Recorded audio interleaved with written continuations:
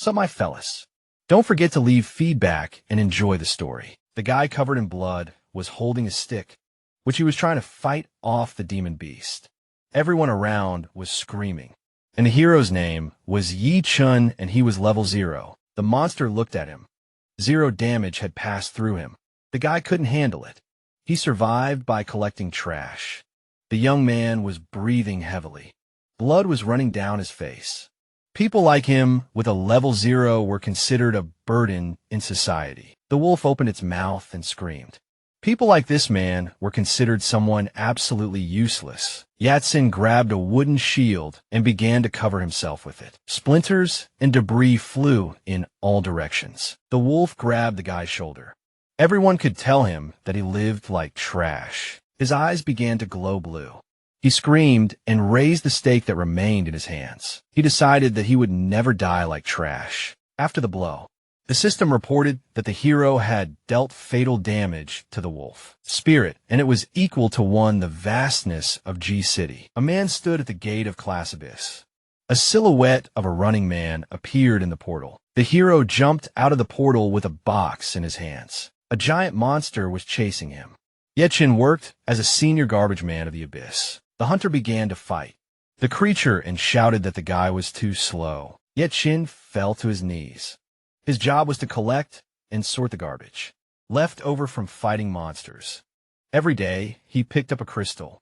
His management did not want resources to leak to ordinary people. He had crystals in his hands. Each of them was worth 50,000 yuan. Someone put his foot on the box and began to curse. The hunter threw his sword over his shoulder and said that they would divide the reward individually. And if the young man stole even 1 crystal, he would not receive money and would go to jail. Junior garbage men jumped out of the portal, dropping crystals on the floor. The work of the Abyss Scavenger was done by those who were at level 0. If the combat team did not deal with all the monsters, the lives of the scavengers were in danger. It would not be an exaggeration to say that this was a dangerous job. Everyone began to return to the base. For returning from a dungeon, you can earn 300 yuan. Each scavenger gets 1,000 of the collected garbage. This is about 600 yuan. 30% is given to the management, and in the end, there is 540 yuan left on hand. The scavenger remembered that his debt was about 700,000 yuan. He needed to work much harder. The worker who was standing next to him offered the guy a job worth 3,000. The man wandered forward and continued to advertise their business. The bus took people forward. Everyone sat and discussed the news that a Class Abyss had appeared in the city center. Everyone began to realize why the fee for the task would be so high. Someone reminded them of those who did not return. The men bowed their heads. One of them said that they would need to take the equipment from the poor guys who had not returned. A complaint was made about the capitalists. Yatsen looked out the window with boredom. The workers were indignant that they had decided to monetize the Abyss. The guy remembered how the first gates had opened 10 years ago. The man had encountered terrible creatures. Only a special class of people could defeat the creatures. There the monsters dropped loot. People had discovered magic crystals and mysterious weapons. So after studying all the continents, the man began to study the Abyss. The economy had changed its direction. Traditional enterprises had closed, and all the funds had gone to supporting a new niche in the Abyss industry market. The guy could not be hired. He begged the doctor to operate on his sister, but he swore and shouted that they were not a charity fund. Yechin waited in horror while they were breaking into his apartment, for which he had not paid. Everyone was yelling at him and chasing him away. The guy was sitting in the rain with scattered refusals, and holding his head. The employment situation was extremely grim for those with a 0 level. One day the boy was handed a mini loan. He looked ahead in fear. He needed money. He slowly extended his hand to the card.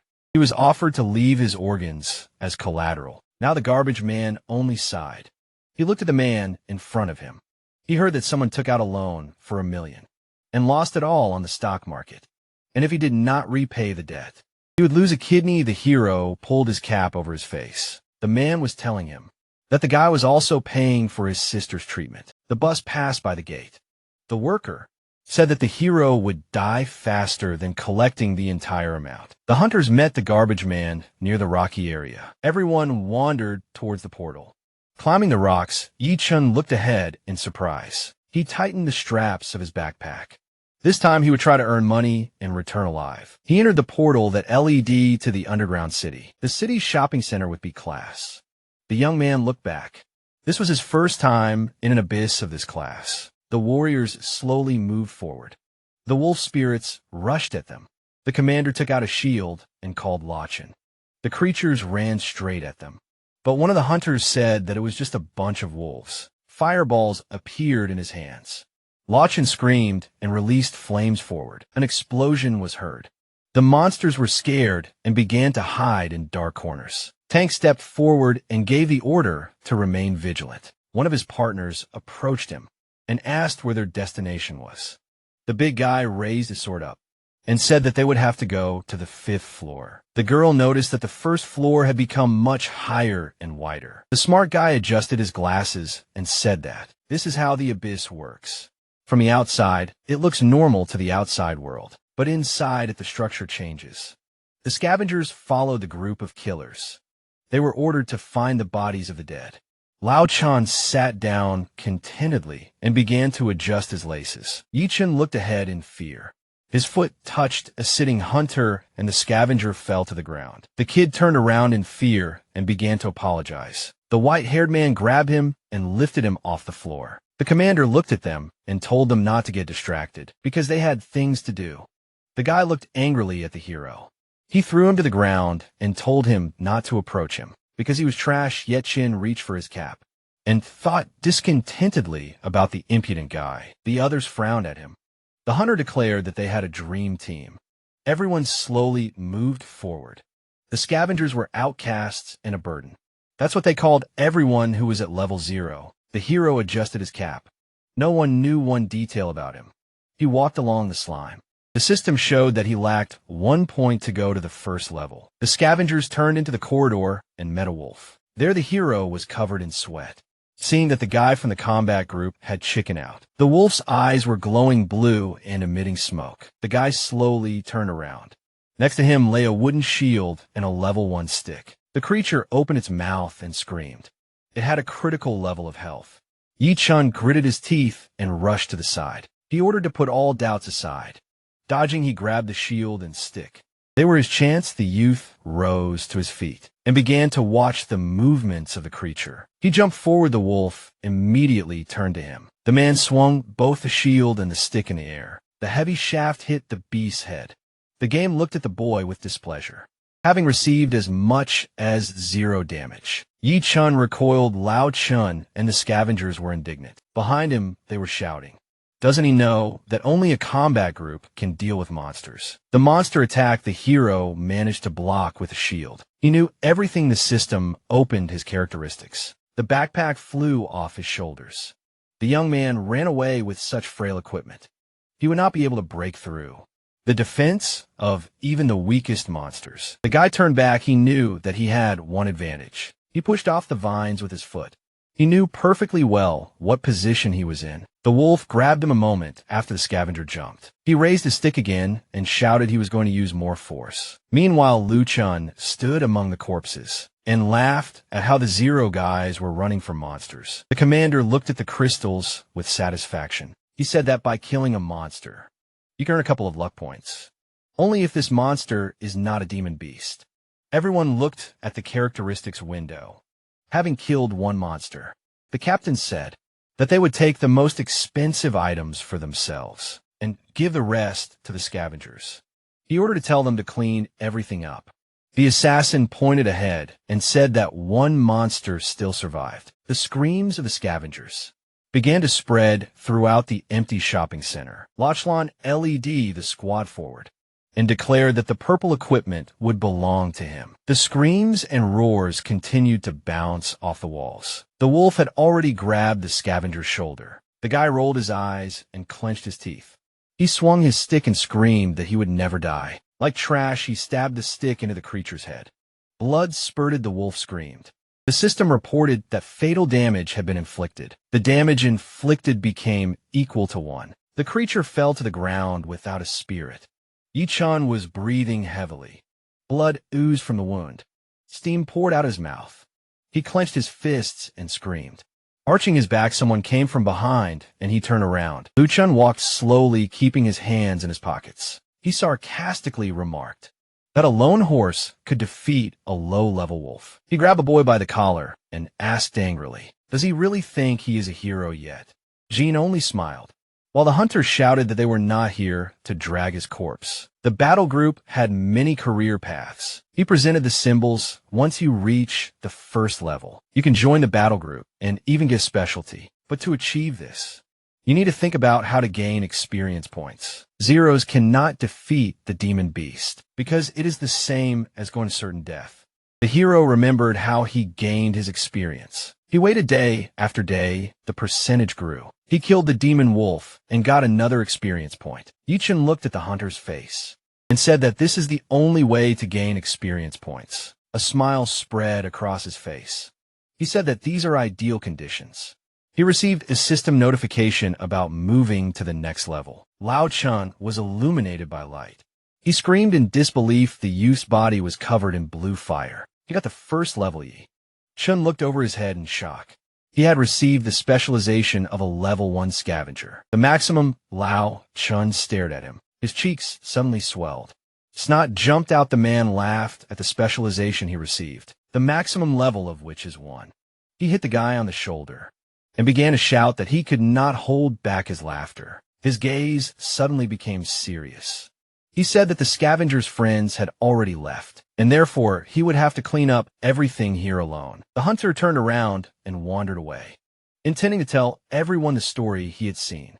Yet Jean looked gloomily at his hands. He thought that if his first level was the maximum, then he would no longer be able to use equipment to climb. The kid began to look around, trying to figure out what kind of gadget the scavengers had. His eye glowed. Blue. The wolf's body slowly exuded an aura. The system reported the discovery of recyclable garbage. The guy looked at the offer of recycling in surprise. He hesitantly opened his mouth and answered yes. A portal flashed in front of him from which black hands stretched out. Yatsen looked around in fear. The hands grabbed the wolf's body and began to pull him into the darkness. Only the backside remained. Outside, everything looked creepy. The hands disappeared and a recycling symbol appeared. The hands showed a peace sign. The recycling was complete. The force pulled out a ghost dash card. The system reported that the hero received 3 points. He began to run his eyes over the system's summary in surprise. He kept looking at his hands and the window. In surprise, the hand converted equipment points into agility points. The card sparkled with green fire. The system opened an offer window. Yi-chan frowned and accepted it. His body was covered in green light. His eyes slowly opened. The kid looked at his hands. He did not feel any visible changes. Someone ahead told him to drag himself here. The boy's foot broke through the tile. The scavenger ran forward at high speed. Screaming in horror, he tripped over a protruding root. Sounds echoed across the floors. The young man lay with circles in his eyes, not understanding whether he had such a skill, before a skill recharge appeared above his face. Yi-chan stood up and sighed. He looked ahead gloomily. His eyes suddenly opened wide. On the platform in front of him lay a pile of monster corpses that he could process. He could get not only abilities, but also equipment. It turned out to be a gadget for a max-level abyssal scavenger. A portal opened behind him. His hands reached for the loot, and the scavenger smiled grimly. Processing was in full swing. The hero was receiving skill points. The hand extended a glowing ball to him. It was 1 point when the kid processed the wolf's corpse. For the first time, he received the ability of a ghostly dash. And since then, no matter how many corpses he processed, he did not get any new ability, and each time he was given fewer points. Yaking pointed to the side and asked, "Is it really necessary to process another monster? To get another ability?" The system opened the statistics of the man. He scored 11 points. The guy looked out the window in confusion and asked which skill would be better for him to pump up. A smile appeared on his face. The guy waved his hand in order to distribute everything equally. The system showed updated indicators. Meanwhile, the hunters were fighting the wolves. Another monster fell to the ground.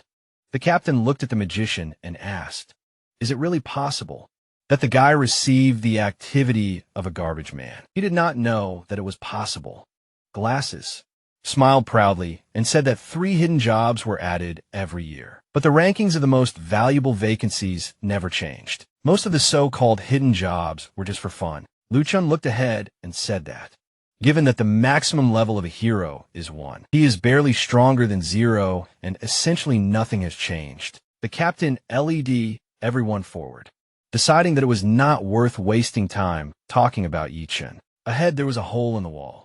It was getting closer. The team stopped at the roots. Raised to the ceiling, horror appeared on their faces. The roots formed a monster with a skull-shaped face. Tank swung his sword and said that the mission target was found, the remnants of the Falcon group. The assassin asked how something so big could fit inside them. All glasses touched the face of the corpse and said that less than 48 hours had passed since the transformation, and the corpses here looked like they were 10 years old. The captain looked around warily. The girl noticed that they only encountered weak demon beasts, and Falcon was AB+ class. How could they not cope? Eyes opened in horror. Dark energy was coming from the passage nearby. A horde of creatures could be seen in it. The host began broadcasting breaking news. She said that the dungeon in Shurfong City had reached the danger level of B, and reported that currently 27 people were declared missing. The swordsman shouted and told everyone to prepare for battle. The dead surrounded the team at the roots. Lachin launched fireballs in all directions. The shield man chopped up the corpses. He shouted that the demon beasts were just a trap. Suddenly the roots began to increase in size. The man looked at them in surprise and said that this is the final boss of this abyss. The carnivorous plant of the abyss of a class opened its purple eyes. The hunter screamed in fear and told everyone to look up. The former hunters turned into the dead. Meanwhile, Yichun was recycling corpses and heard the sounds of battle. He looked to the side. The system reported that he had received an achievement for recycling 50 corpses. A small portal appeared, which was going to give him a reward. The system showed him a card with an ordinary dagger. Yichun was embarrassed and said that even rewards for a scavenger are ordinary junk. Everything around shook. A roar was heard. The hero tensely turned back. His pupils narrowed. He realized that something was approaching with a terrible roar. A zombie with roots from its mouth was running towards him. The scavenger recoiled. He managed to dodge, after which he rolled and did a wheel back, using the skill of excellent evasion. The kid looked forward in surprise and screamed that the girl scared him. He looked at his hands and noticed that he had become much more agile. Is it because he pumped up his agility? Satisfied, he clenched his fist because he really became more agile. The zombie rushed to attack him. The claws almost knocked out his eyes. Yatsen managed to jump back. He was carried back along the smooth tile.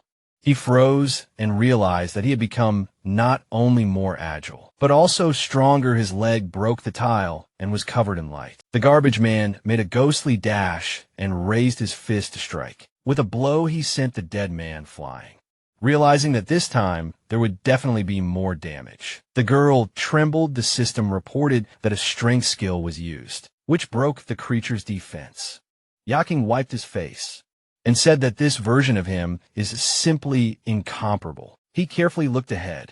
The intelligence skill allowed him to find the enemy's weak points. The zombie straightened up and looked at him.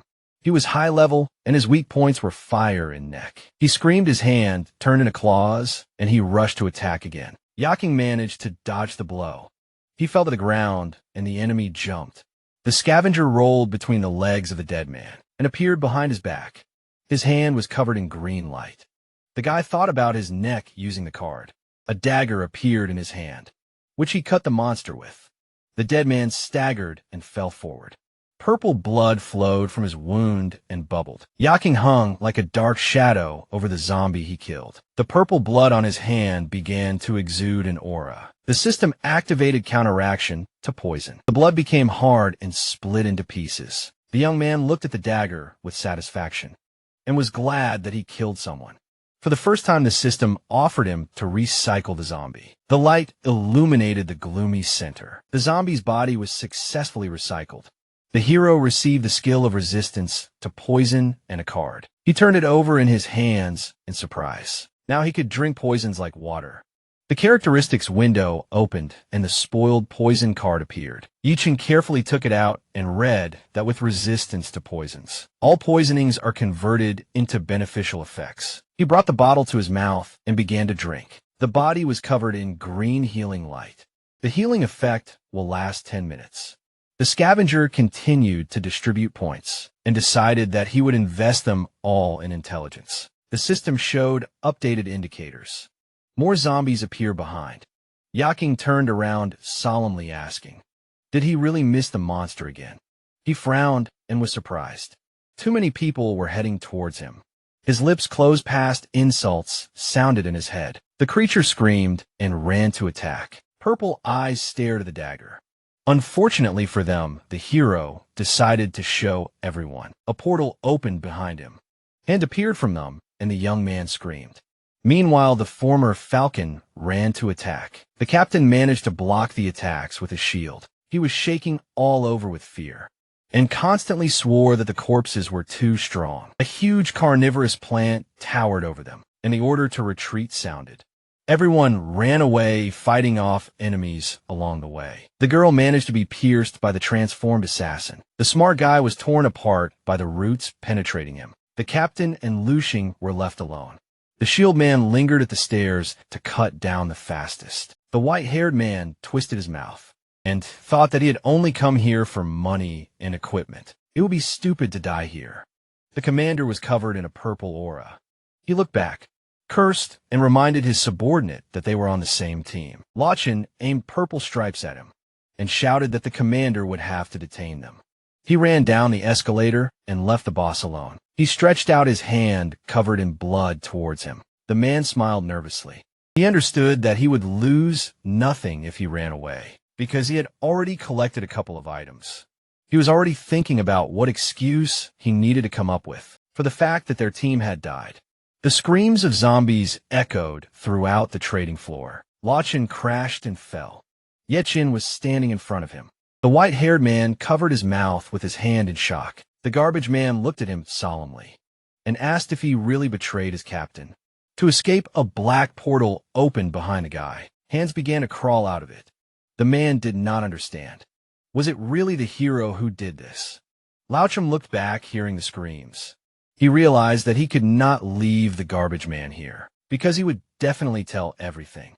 He got into a fighting stance and shouted that if the guy decided to become stronger than him, then now was the time. He ordered to feed himself to these creatures. After that, he kicked the young man in the knee joint, but the system blocked and redirected this damage to him. The knee cracked and Lu Chin fell to the ground. Yechin was covered in a purple aura and cursed. He said that being a traitor is worse than being trash. He pointed his hand forward.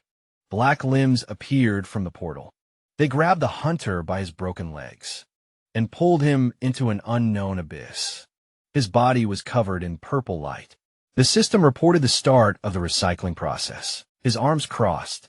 The system reported that this trash cannot be recycled. Lao Chun fell to the ground, and a cool hero sat down next to him and said that sometimes you just need to get rid of trash. He took out a trash recycling skill upgrade card. Now you can recycle abilities with the consent of the trash. Yaking looked forward sarcastically and asked if silence is really a sign of consent. He used the card. His body was covered in blue fire. The skill of the Lord of Flame was obtained. A bunch of zombies began to approach them. The garbage man looked in their direction. He pointed his hand forward and tried to activate the fireball. There was an explosion. The flash filled the center. Only smoke and burnt remains remained, while the young man was indignant that only ash remained. That could not be processed. An assassin appeared on the upper floor. He jumped to attack. Yatsen immediately sensed danger. He easily dodged the sneak attack. His legs carried him along the surface of the floor. The boy looked forward with concentration. He dodged the piercing blow. A dagger appeared in his hand, but this time the enemy parried the blow. The garbage man looked back in surprise, realizing that his close combat skills were lame. he noticed a corpse behind him. The captain's body began to be engulfed in darkness. The system showed a card of a golden shield. The assassin rushed to attack. The young man used a shield. He raised it to strike and cut off the dead man's head with its tip. At the instigation of the garbage man, he was pulled forward a little. Yi Chung approached the corpse. His body was covered in purple light.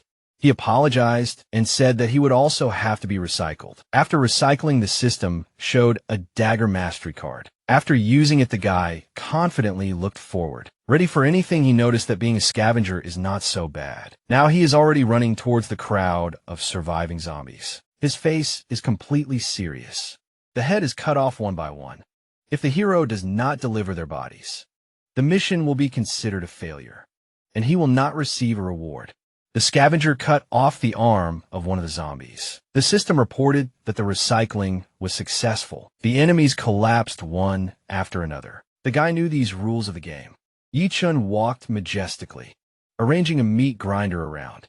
He cursed that the bodies of the missing group had already been recycled when he found them.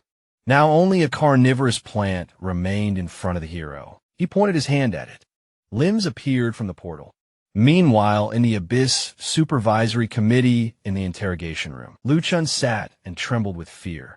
He was the only survivor, and that person does not exist. The committee representatives found it strange that, when they found him, the hunter's level dropped to 1. They had never met such a person before. The man smiled hysterically and shouted that the man had processed his abilities. There was evidence, and it was a garbage man. The agents looked at the psycho warily. They noticed that he had a high level of pollution from the energy of the abyss. And because of this, he could have hallucinations. It became suspicious that the hunter, who occupied the position of the main killer in the team, survived. But he began to shout that it was a garbage man. The team entered the B-class abyss. After what happened, the hero sold all the magic crystals on the black market, but received only about 30%. The business built on these crystals has always been a monopoly, so private transactions are considered illegal. So the black market set a fee of 70%. The magic crystals were barely enough to pay off those sharks. From the past, Yaking walked through the crowd and looked at his hand. He used his ability to recycle other people so that they would not report anything to the supervisory committee. There was now a mark on his hand. The young man brought his hand closer to his face and thought that he needed to earn money while he was still free. He stopped with the hunters in front of the knight. He told him that this abyss had just appeared, and everything was still not completely known. But he decided that they were all aware of all the risks. He said that they would receive a reward in double the amount. He asked those who could change their profession and sign up to come and sign up. Yi Chun pointed at himself and asked if this was someone like him. He was asked what level he was.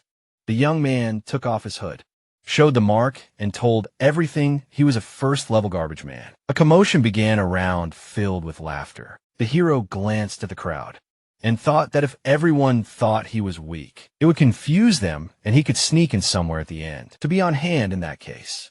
No one would notice him if he started recycling corpses. This was his brilliant plan. Someone stepped towards them. The white-haired girl frowned at the garbage man.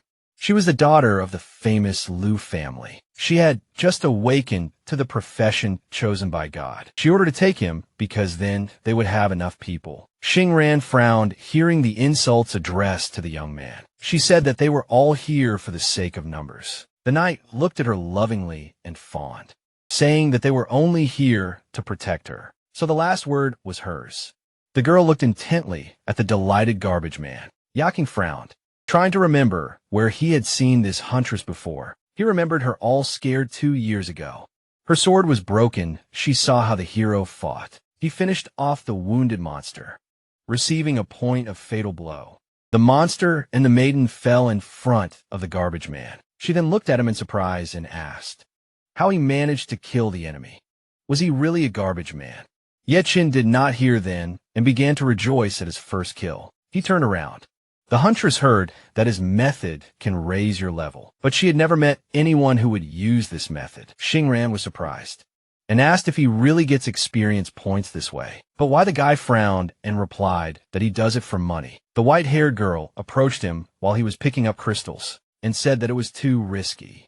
Yeching turned around gloomily and replied that the huntress was lucky with her profession. She couldn't even imagine how others had to survive. He leaned over the corpse and shouted that she had no team and didn't care about life at all. What was she trying to achieve? Xingran put her hand on her chest and said that she was going to become stronger, and she wanted to be the first to conquer that place. The garbage man looked at her questioningly, and she only asked why the kid was trying to change his profession. Yuking proudly pointed to himself and said that he wanted to protect his family. The huntress looked at him contentedly and asked what his name was. The garbage man smiled and said his name. Xingran extended her hand to him, introduced herself, and said that she was sure that one day he would be able to change his profession, and when that happened, she would invite him to her team. She offered to conquer that place together. The guy looked at the outstretched hand in surprise. He shook it and offered not to stop him when the time came. She only answered that he should first change his profession. She said that she already had 30 monsters on her account and only one on his. The agents caught up with the couple at that moment. They grabbed the lady and dragged her away from the garbage man, scolding her Sin-Sun through the magic crystal to the guy. At last he caught it and froze. The white-haired girl smiled and said that this was his reward. Yet Jean silently raised his hand and wandered on. Now 2 years later, he was trying to remember her name. The warrior slapped his comrade on the back of the head and asked why he was standing there, doing nothing if he was supposed to be moving crystals. A purple portal was burning in front of the guys. The main character said that he would try his best not to drag the others down. Sin-Sun looked at him indifferently and asked him to take the equipment, because it was time for them to move. The heroes went to the portal. Yechin frowned and thought that this time he needed to earn some money and come back alive. A dark aura enveloped the man. The guy remembered that he had mastered the golden shield when he was getting out of the previous abyss. The severed head flew into the air. The description of the Dagger Master card appeared. Then crossed axes appeared. These were the abilities of the Berserker. The young man imagined how he dealt a decisive blow to the boss of the abyss. The card of his ability, Super Regeneration, was covered with a purple glow. Having imagined the skill scheme, the scavenger realized that he could choose any profession, and he would not have any disadvantages, and thought about the fact that he divided the additional points evenly after leaving the portal. The protagonist mentally called himself the one who completely recycled all the suitable things in the previous abyss, and wondered what level would be equivalent to 100 points. He should open his eyes wide and use the all-seeing eye skill, which gives him additional perception. A knight walked ahead. The boy realized that he only had 12 strength points, while he himself had 100. And if the strength of a mere mortal is estimated at about 1 point, then he is 100 times stronger than an ordinary person. Suddenly the young man stopped. A brick wall appeared in front of him. The guys looked around and wondered if it was an earthquake. The garbage man put the brick back and said that this underground structure was somehow unstable. The heroes turned away when someone shouted that there was a chest ahead. The squad approached it, and the warrior noticed that this was at least in a class treasure. But their team did not have a dagger master. The protagonist raised his hand and said that he could try to open it. Yi Cheng approached the chest. Several cards flew out of it. The guy thought that it was too easy to pick this lock. The man frowned and said that only a dagger master above level 4 could pick locks. The young man explained that his class could handle it too, because they often found locked chests when they were scavenging. The hunter spread his arms and said that they would split the contents after the mission, and suggested that they continue. The scavenger picked up a stone and asked his ally to stay here, because there was something ahead. He threw the stone into the depths of the corridor. At that moment, walls with spikes appeared. The girl looked at her comrade and asked if he was really level 1. The protagonist confirmed this, and said that he had learned to find traps, because his class often encountered them, which caused a lot of problems when scavenging. Xingran frowned sternly and remained silent. The guys stared at their comrade in surprise. Yet Shin realized that he was able to disarm the trap, thanks to his 100 intelligence points. The warrior handed him the reward and asked him to accept it. With gratitude, the guy looked at the broken sledgehammer and decided that he was still considered useless. The heroes entered the spacious hall and assumed that this was a secret treasure at the end of the level. Someone assumed that there were simply no monsters in this abyss. A stone tablet hovered above the cup. The system reported that the users had entered a special type of abyss. With rewards, the girl asked her comrades to be careful. The knight took the tablet in his hands and realized that there was nothing else here. The man looked back and suggested going back, because this was the main treasure. Suddenly, blood burst out of the cup. The system reported the beginning of the test. The crimson mass enveloped the entire room. Someone shouted that this was not a room with rewards at all, but a trap. The bloody nightmare bared its fangs. The woman took a sword from her inventory and ordered the others to prepare for battle. The monsters surrounded the boys and pressed them from all sides. The young man took out his dagger and realized that he had to use only 25% of his strength so as not to show his real skills. Grinning, the scavenger remembered how indignant he had been when he received the Ring of Weakness and decided that it did not matter how useless the item seemed, since the day would come when it could be useful. Several monsters rushed towards him. Blue flames enveloped the protagonist's body. The squad engaged in battle with the monsters. The huntress looked back and asked, "What was that Yi Chun dealt with the bloody nightmare in just one blow?" When Xing Ran was distracted, the monster attacked her. The girl narrowed her eyes and looked away. She managed to destroy the enemy with one swing of her sword. The knight opened his mouth wide and asked why they only needed one blow to die. The monster grabbed his shield. The man said that it was somehow suspicious. The bloody nightmare took human form. The system reported that these creatures imitate the skills of their opponents and become stronger this way. The hunter cut off its head.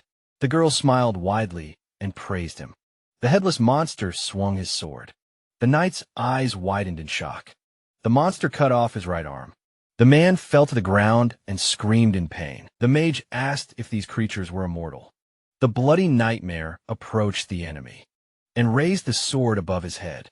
After that, he dealt a crushing blow. The hunter saw the blade in front of him. The woman turned the monster's body into stone and called her allies helpless. She put her hand to the monster's head. It immediately crumbled into small pieces. Xing Ran said that she was very ashamed of her comrades. The girl frowned and called them real weaklings. The bloody nightmare extended his hand forward. The sorceress pointed her staff at him and said that she would not have time to cast a spell because the enemies were too fast. The boy summoned light energy in his hands and decided to finish them off on the spot. Since the sword was useless against them, a powerful explosion was heard on the battlefield. The girl opened her mouth in shock and asked how he managed to cast a C-class spell so quickly. The young man clenched his fist. The guys assumed that it was a bug, because a first-level person could not be capable of such a thing. Two monsters stepped forward. They stuck out their tongues and pounced on their prey. The scavenger spread his arms and screamed loudly. The monsters opened their mouths wide and fell into a state of shock. The protagonist swung his fist and used the berserker skill. With one blow, he managed to destroy the bloody nightmare. Yichen looked around tensely. Streams of crimson energy soared into the air. A giant monster appeared on the battlefield. The mage's eyes widened in surprise and asked what was wrong with him. The boy smiled nervously and noticed that all the creatures had gathered into one large monster. The demon was engulfed in flames. The party decided that something was wrong because it was too strong a boss for AB level abyss. The boy frowned and explained that these creatures could imitate their opponent, and asked who a king level bloody nightmare could imitate. The monster extended its arm forward to grab him. The scavenger jumped to the side to avoid being hit. He narrowed his eyes in disdain and thought that he would not be able to cope with an enemy that imitated him. The woman put her sword on her shoulder and asked him to step aside. The huntress gritted her teeth and declared that she would deal with everything herself. She swung her sword and rushed to attack. Xing Ran jumped onto the enemy's arm. The girl made a dash and thrust the blade forward. A bright flash appeared in front of the monster. After the blow, his hand froze. The protagonist opened his mouth in surprise. The bloody nightmare swung his hand. It was rapidly approaching the woman. The huntress frowned tensely. The sword woman parried the blow and jumped back. She managed to stay on her feet. The The squad leader wiped her chin and concluded that she was too weak for such an opponent. Some time ago, when the heroes were standing at the portal, the bodyguard warned that the energy of this abyss was very unstable and asked if his mistress was sure that she wanted to go there alone. Xing Ran tightened the bandages on her hand. Sitting on the ground, the girl remembered that her goal was to conquer the highest level of the tower of the end and realized that her progress was still too far from the progress of her older sisters and brothers. The woman put her hand in her pocket and concluded that she could not even get close to them. The enemy's tentacles approached her. The huntress decided that she was not worthy of her family name. If she had difficulty clearing the abyss, her eyes widened. The swordswoman summoned a protective ice barrier around herself. Her squad members watched from the side. A banner appeared behind the team leader. The frost flag pierced the ground and applied a speed buff to allies. The ground beneath it was covered in ice. It filled the entire room and enveloped the enemy's body. The monster was immobilized. Xing Ran swung her sword. The girl lunged forward and thought that the ice would at least slow the enemy down, if not kill him. The woman cut the air in front of her and used a comet strike. Squinting, the protagonist realized that this was the god chosen, Class C profession, and now he began to wonder who would be stronger. The hunters widened her eyes and wondered why her attack had no effect at all. The monster broke free from the ice and loomed over her. Its tentacles shot out the sword. Woman dodged its blow and thought that her strength was still not as good as her siblings. The leader of the group flew into the air and called herself the weakest link in the family because she was always criticized. The people smiled widely and called their relative a disgrace to the family, saying that she should not leave the house because the abysses were too dangerous for her. Xing Ran raised her sword above her head and realized that she had to become stronger, even if it meant starting from an easier abyss, because that was the only way to get past everyone. The girl dealt a crushing blow and realized that she had to handle this on her own. At the moment of impact, her sword split in half. Yicheng raised his eyebrows in surprise. The woman's eyes widened in confusion. The monster pressed her into the wall with its hand. Blood gushed out of the huntress's mouth. The mage opened her mouth wide and shouted that they needed to run, since the C-class man couldn't handle this boss. The bloody nightmare swung his arm. The boy gritted his teeth angrily. He jumped up and blew up the enemy's arm. The severed limb fell to the ground. The squad members managed to run to the side. The swordswoman jumped to her feet. The squad leader opened her eyes wide and realized that something was wrong with her ally. The young man jumped high into the air. His eyes lit up thanks to the use of the all-seeing eye skill. The scavenger swung his burning hand and realized that the enemy would be able to survive under any conditions if he reached the royal level, and some places that were initially weak would no longer be vulnerable. The protagonist clenched his fist and realized that there was no point in holding back anymore, and that he needed to activate all the characteristics to the fullest. An explosion was heard near the monster. The bloody nightmare opened its mouth and bared its fangs. Yicheng ran to the side to avoid his attack. Xing Ran drank a healing potion. The mage called her ally very fast. The guy jumped up to dodge the enemy's attack. He landed on his feet and jumped back. The young man got into a fighting stance and realized that he needed to find the enemy's weak point to save himself and everyone else.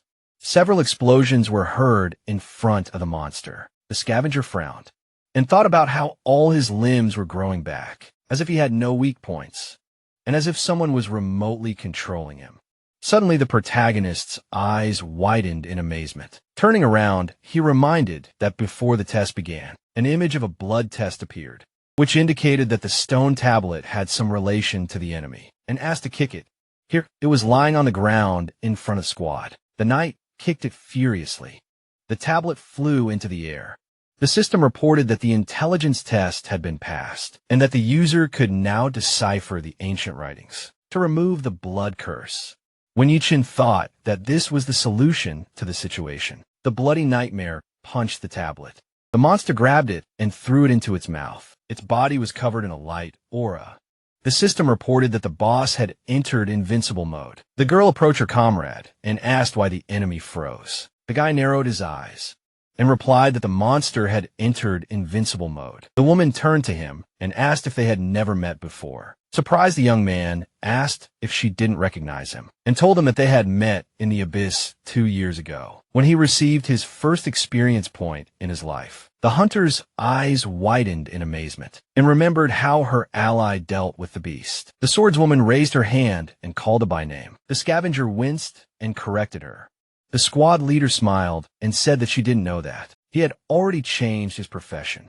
The protagonist crossed her arms and declared that he had become a level 1 scavenger. Xing Ran pursed her lips and thought about how her friend had risked his life and accumulated points over and over again, and became so strong Yichen scratched his cheek in confusion. Raising her weapon, the girl realized that even the scavenger was stronger than her and said that it still didn't sound cool. The woman stabbed her sword into the ground and explained that she could freeze the enemy because the stone tablet would circulate inside his body, and at that time an ally would be able to find it. The huntress glanced at her comrade when he agreed with her. Clenching his fist, the guy asked his friend to consider that half a point as her reward and offered to defeat this monster together. The swordwoman looked at him in surprise. She raised her fist and asked her ally to stay out of her way. The guys standing behind them so that they were also ready to fight to the very end, even if they were not that useful. The hero stepped forward. The young man said that they would all go together, because that way they would definitely get out of the abyss alive. The bloody nightmare spread his arms. The stone tablet was in his body.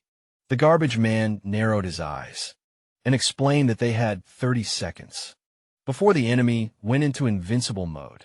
Otherwise, he would go berserk and the massacre would begin. The main character looked back and shouted that this was their last hope to return alive. The squad members trembled with fear. Suddenly, the knight swung his blade and said that they would definitely return home. His fighting spirit increased. The team leader was enveloped in a blue aura. A buff was placed on her suddenly. Xing Ran turned around, while her friends were cheering. The girl smiled and concluded that she should not underestimate even a common scavenger. The woman held out her blade and ordered the soldier to watch the monster's fury. The man approached the monster and made an obscene gesture. Powerful tentacles swung in the air. The huntress raised her hand and ordered her ally to aim at them and cover the scavenger. The girl summoned a cloud of energy in her hands. Streams of mana fell on the bloody nightmare. Several flashes flashed in front of its face. Yi Chun frowned and explained that only the stone tablet would help end this trial, and that they must not allow it to be destroyed.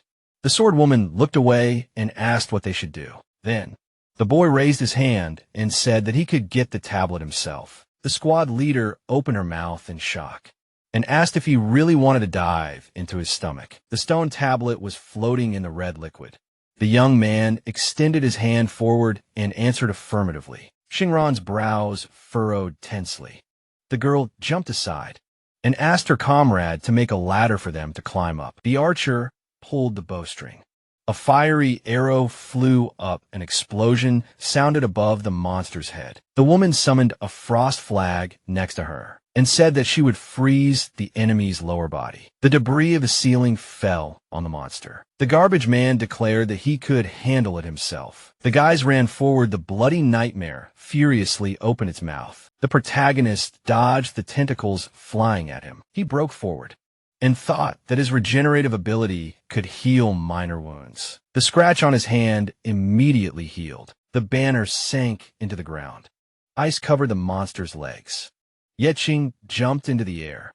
The huntress asked him to aim for the chest, because it was much easier to hit that way.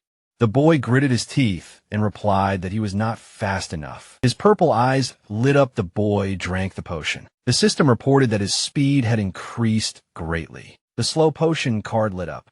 The garbage man was glad that he finally had use for it. He spread his arms and shouted that this was his finest hour. The bloody nightmare began to wave his arms. As the enemy approached him, the tentacle rushed forward. The protagonist opened his mouth wide and realized that this was bad. The tentacle pushed him aside Xingran opened her mouth in fear. A strong blow threw itching back. The boy raised his hands and realized that he had missed his chance. Squinting, the boy thought that nothing else should have been expected from his class, and was upset because he actually thought that he would succeed. The garbage man grinned and decided that this would be the case. A dark rift opened beneath him, due to the activation of the refining ability. He opened his mouth and called himself a refining item. A smile appeared on his face. Clawed paws burst out of the void. The bloody nightmare widened its eyes in horror. The boys opened their mouths wide, not understanding what was happening here. The protagonist confidently frowned. The system reported that it was impossible to refining a living organism. The hand grabbed the owner, yet Jean ordered it to throw him away since he could not be refining. The guy grinned decisively. The demonic hand threw him straight at the monster. The young man made a hole in the enemy's chest. A stone tablet appeared in his hand. The monster fell to the ground. The garbage man squeezed the tablet in his hands and recited an ancient spell. The body of the bloody nightmare turned to dust. The system reported that the user passed the blood test. Xingran spread her arms and asked what it was. The girl's eyes widened in amazement and asked if they had really won. The mage and knight, enveloped in light energy, were overjoyed at their victory. Their level had increased. The boys raised their hands and began to rejoice. The girl looked at her body and asked if she had really managed to increase her level. The protagonist scratched his head when the system reported that his characteristics had already reached the maximum value. A burning chest appeared in place of the bloody nightmare, and the squad member realized that this was the real reward. The lid of the chest opened and several cards flew out. Yichun grabbed one of them. It depicted a shining dagger for which level 10 was required. The guy smiled nervously and reminded that his level could not become higher than the first. The young man looked at the pile of cards in disappointment and realized that he did not even have the opportunity to use his reward. The woman confidently frowned and decided to hand him the right to distribute the loot. Among the participants of the cleanup, the garbage man raised his hand and said that he had something to tell her. The men in black gathered in front of the portal. The man picked up the radio and asked his colleagues to contact headquarters and prepare to send a rescue team. The hunters appeared on the other side of the portal and shouted that there was no need. The swordswoman and her squad emerged from the abyss. The bodyguard burst into tears and called out to her, holding the microphone. The journalist said that nothing else could be expected. From her family, the squad leader pushed her guard away and said that there was nothing she couldn't handle. Xingran smiled and reminded them that she was a C class when they were still in the dungeon. The protagonist raised his hand and asked how rich her family was. Spreading his fingers, Yi Chan wanted to sell his cards to his ally and promised to give her a discount so that she would only have to pay 500 magic crystals. The boy frowned and asked her to pretend that he had never been here and that she had cleared this abyss herself. When they came out, the girl stared at him in amazement but agreed. The young man turned away and asked the party to go on without him. The woman looked at him from under her brows and realized that he wanted her to remain in his debt. The dungeon was empty and dark. The garbage man was sitting in front of a stone tablet. The protagonist extended his hand to it. An unknown creature appeared from the crack. Yatsen smiled contentedly, putting his hand on his knee. The boy concluded that even such a pathetic monster did not want to be like garbage and allow others to step on him, and offered him to become his strength. The black cloth was enveloped in dark energy. A hand burst out of the crack and grabbed him. The card with the image of a bloody nightmare lit up. The system reported that the user would now be able to summon a creature that would imitate his skills. Crimson tentacles appeared behind the young man. The scavenger confidently frowned and thought that he couldn't wait to use this ability. People were standing on the terrace. The protagonist was sitting at a table in a cafe. A system window with a description of skills opened in front of him. Squinting, he remembered that he had given all the equipment that required a high level to Xingran and decided that observers would definitely notice him if he had a lot of cool equipment.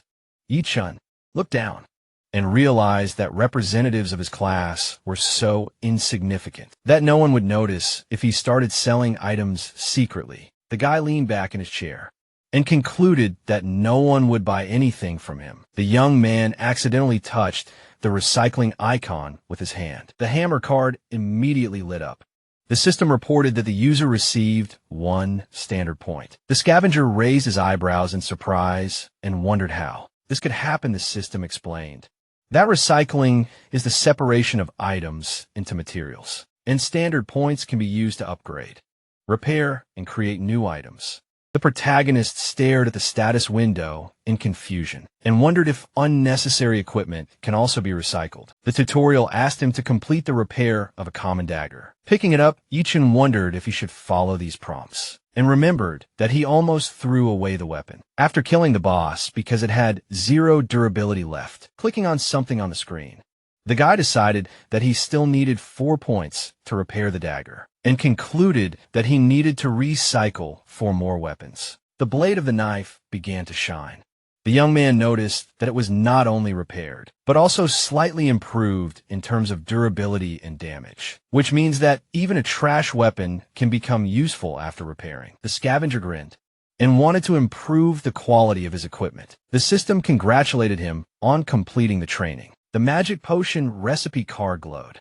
A notification asked the user to win a reward. The second option was to improve the characteristics. Frowning, the protagonist thought that he did not need attribute points now, and remembered that the main problem in the abyss was the lack of mana. The exhausted fighters walked along the corridor, yet she realized that magic bottles are often the key to the survival of the group, and their value makes it clear. The guy smiled.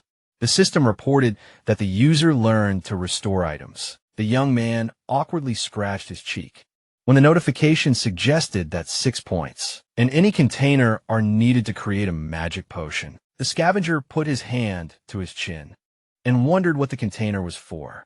Raising his hand, he called out to the cook and asked him for some container. Empty glasses stood on the table in front of him. Realizing that he had managed to recycle all the trash, the protagonist looked up and saw a strange minigame. The waiter was watching him closely from around the corner. Yichin wiped his forehead as 5 glasses of potion appeared in front of him. The guy picked one up and decided that it looked strange, but was quite usable. The young man took a sip. He immediately spat it out and said that the potion tasted like rotten eggs. A blue aura enveloped his body. The garbage man felt his mana increase and his physical weakness disappear. The protagonist left the cafe and wanted to clean up another abyss. The stranger smirked and called out to him. Yichin looked at him silently. The man put his hands on his waist and said that only a few days had passed, but his behavior had noticeably changed. Putting his hand on his shoulder, the bandit asked if he had managed to find the crystals among the trash, and said that he had been looking for him for a long time, and even wanted to file a missing person report. The guy walked away from him and reminded him that he had already paid off all his debts. Leaning towards him, the scoundrel explained that their contract was still in effect and asked him not to try to jump over his head. The stranger gritted his teeth and asked who he was trying to fool when he pretended to be so tough. The man knocked the glass of potion out of his hands, grabbing the contractor by the shoulder. The bandit asked if he was so pathetic that he couldn't even hold a glass, and said that they both knew how this would all end. His accomplice cracked his knuckles and said that the debtor was always disgusting to look at. A surveillance camera was pointed at them. The garbage man remembered that according to the rules of supervision, ordinary people are not allowed to use their abilities outside the abyss, and concluded that he needed to find the blind spot of the cameras. The protagonist looked at his offender. The scoundrel offered him to eat the pearls one by one and then lick all the spilled drink. Yeching clenched his fists in displeasure. The stranger promised to help him pick up all the pearls from the floor, since people should help their smaller brothers. The guy frowned and agreed to do this only if he kissed his feet. The man was indignant and swung his fist. Someone stepped forward suddenly. The bandit trembled. Caesar squinted menacingly and his eyes lit up. The leader of the group grabbed his subordinate by the tie and asked if they managed to gather enough people. The scoundrel replied that they needed one more person. The hunter opened his eyes wide and asked where the last person was. The man looked back and called out to the young man. He put his hands in his pockets and took him into his party. The bandit smiled nervously and warned the boss that he was an ordinary garbage man. The protagonist looked back. The scoundrel closed his eyes and suggested that they needed a person who could fight in the party. Caesar reminded him that when entering the abyss under the red moon, all the monsters would be extremely ferocious. So he needed cannon fodder, and everything else did not matter. Yi Chun frowned. Tensely, a blood moon appeared in the sky. During the full moon, monsters fell into a berserk state, and rare monsters also appeared. The portal turned red. The rewards that fell for killing monsters would be doubled, and the quality of the magic crystals dropped would also increase. The ice broke into many pieces. The guy took off his hood and agreed to go into the abyss. The leader of the group smiled confidently and praised him for his intelligence. Standing to the side, the hunter asked the newcomer to come to him. The boy looked back when he heard someone scream. Lachin pointed at him and recognized him. The garbage man's mouth dropped open in surprise. He shoved his acquaintance in the face and asked him to shut up. The boys began to fight in front of the Blood Oath members. The heroes approached the column. The man frowned and was indignant that they met. The protagonist reminded them that they only survived. Thanks to his skills, Caesar peeked out from around the corner and asked if they really knew each other yet. Jean quickly denied it. The hunter turned away and decided that it was not. Surprising that a man who killed his team members had no friends, the boy looked away and asked how he managed to get out. Lishan's mouth dropped open furiously, and he replied that the committee wanted to sentence him to 15 years in prison, but he paid a fine to be released, and stated that the scoundrel should compensate him for the damage, since now he would have to start all over again. The purple energy shrouded youth asked him to shut up and threatened to recycle him as trash. It was dark outside the Sea City subway. The heroes approached the bloody portal. Raising his hand, Xiao Tong greeted the newcomer to the ranks of cannon fodder and asked what their profession was. The garbage man narrowed his eyes and introduced himself, as did his old acquaintance. Putting his hand on the protagonist's shoulder, the boy explained that no one here would laugh at him, adding that they themselves chose to exchange their lives for money, and there was nothing humiliating about it. Raising his hand, the bar decided to introduce the other members of their suicide club and put forward his candidacy for the title of team leader, holding a staff in his hands. Lao Zhu agreed to obey since he had the highest level among them. Lao Huang stated that he had no objections either, with his hands in his pockets. Caesar explained that, in addition to the 6 core members of Blood Oath, there would be 5 temporary members joining them, and said that the cannon fodder was simply being used as live bait to reduce the losses of the core team. Holding the key, the team leader explained that this abyss was shaped like a labyrinth, with many traps, and stated that the cannon fodder would have to find a passage to the boss's room as quickly as possible and convey this information to the rest of the team. The man opened the rift and said that he did not have high hopes for them. Standing in front of the portal, the hunter added that they must stay alive to get the money, and if only one survived, all the money would go to him. Lao Zhu brought his fist to his mouth and coughed. Lao Zhang asked what happened to him. The healer furrowed his brows sternly and explained that he could not retreat because he had 4 daughters at home to feed. The warrior looked down and said that he had to take a risk. Since his wife was dying, the boys went into the abyss. The man looked to the side and noticed that there was a newcomer among them. His comrade explained that when someone dies in the cannon fodder squad, someone else always takes their place. The main character had a smile on his face. The hunter noticed that this newcomer looked too relaxed and said that it was the first time he saw someone go to their death. So calmly, the boys entered the dark castle. Xiaodong looked back and asked if it was strange that they had not met any monsters yet. Lachin asked him not to say that.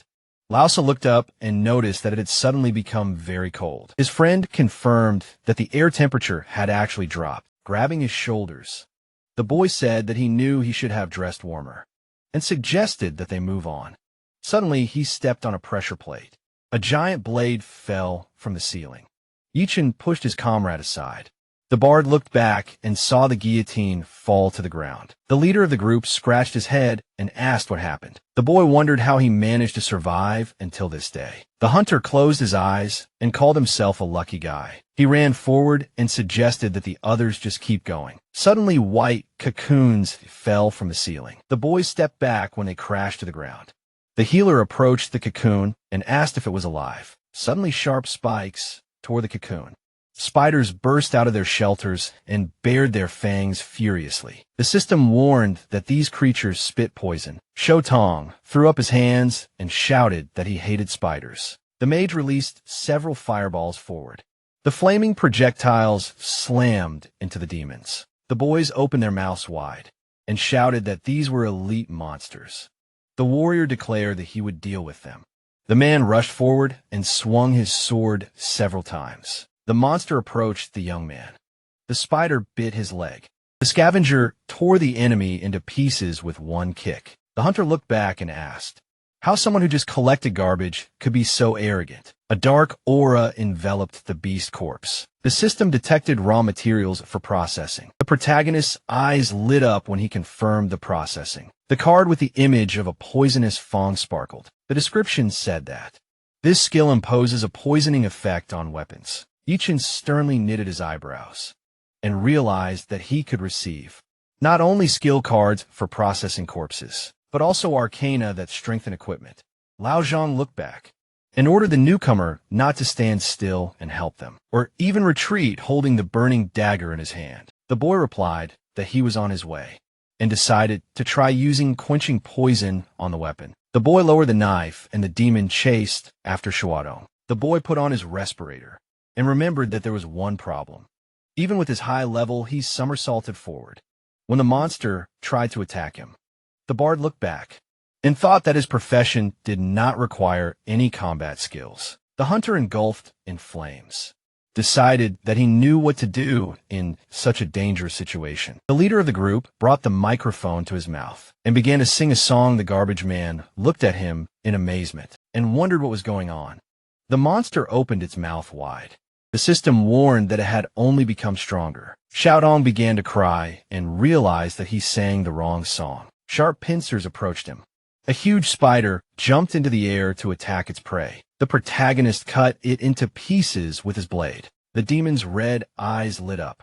Lao Zhang opened his mouth wide and shouted that they should retreat. Lao Chun continued to shoot fireballs at the enemies. Yichun dashed forward. The monster bared its sharp fangs. In an instant, its limbs were cut off.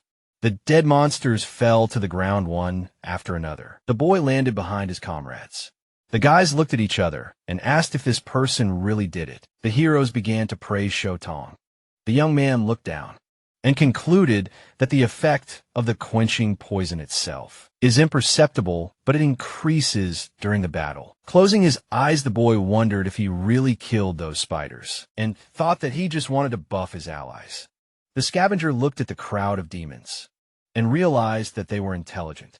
As they did not attack a target they could not see, he squinted and decided that the enemies would turn around and run away. Suddenly, the monsters trembled with fear. The monsters hurried away, holding a clod of fire in his hands. The magician informed his comrades about this. The healer was indignant that the first location had already turned out to be so frightening. The protagonist scratched his chin and remembered that he had already processed enough arcana and left only one card just in case the card sank into the rift. The system reported that the user received 54 attribute points, holding a torch in his hands. The bard suggested moving on, raising the torch in front of him. The hunter explained that their mission was to advance as far as possible and asked his comrades not to fall into traps. Yechin squinted and thought that this primarily concerned himself. Suddenly, the guy noticed a strange portal to the side. Blue energy emitted a glow. The system suggested that this was the Berserker's secret zone. Looking back, the boy remembered that such zones appeared due to the red moon and wondered if he should explore it. The scavenger raised his hand and summoned a bloody nightmare. An exact copy of himself appeared next to him. The clone smiled when the protagonist asked him to follow the Blood Oath Squad. Xiaotong looked back and saw his comrade asking where he was. There was a noise behind the double. The boy asked him to keep up. A bright light burst out of the crack. Yi-chun found himself in a cave. Clouds of dust rose in front of him. A huge spider sat on the ceiling. The boy looked back and gritted his teeth. He had to jump to the side when the demon fell to the ground. The boy narrowed his eyes in displeasure.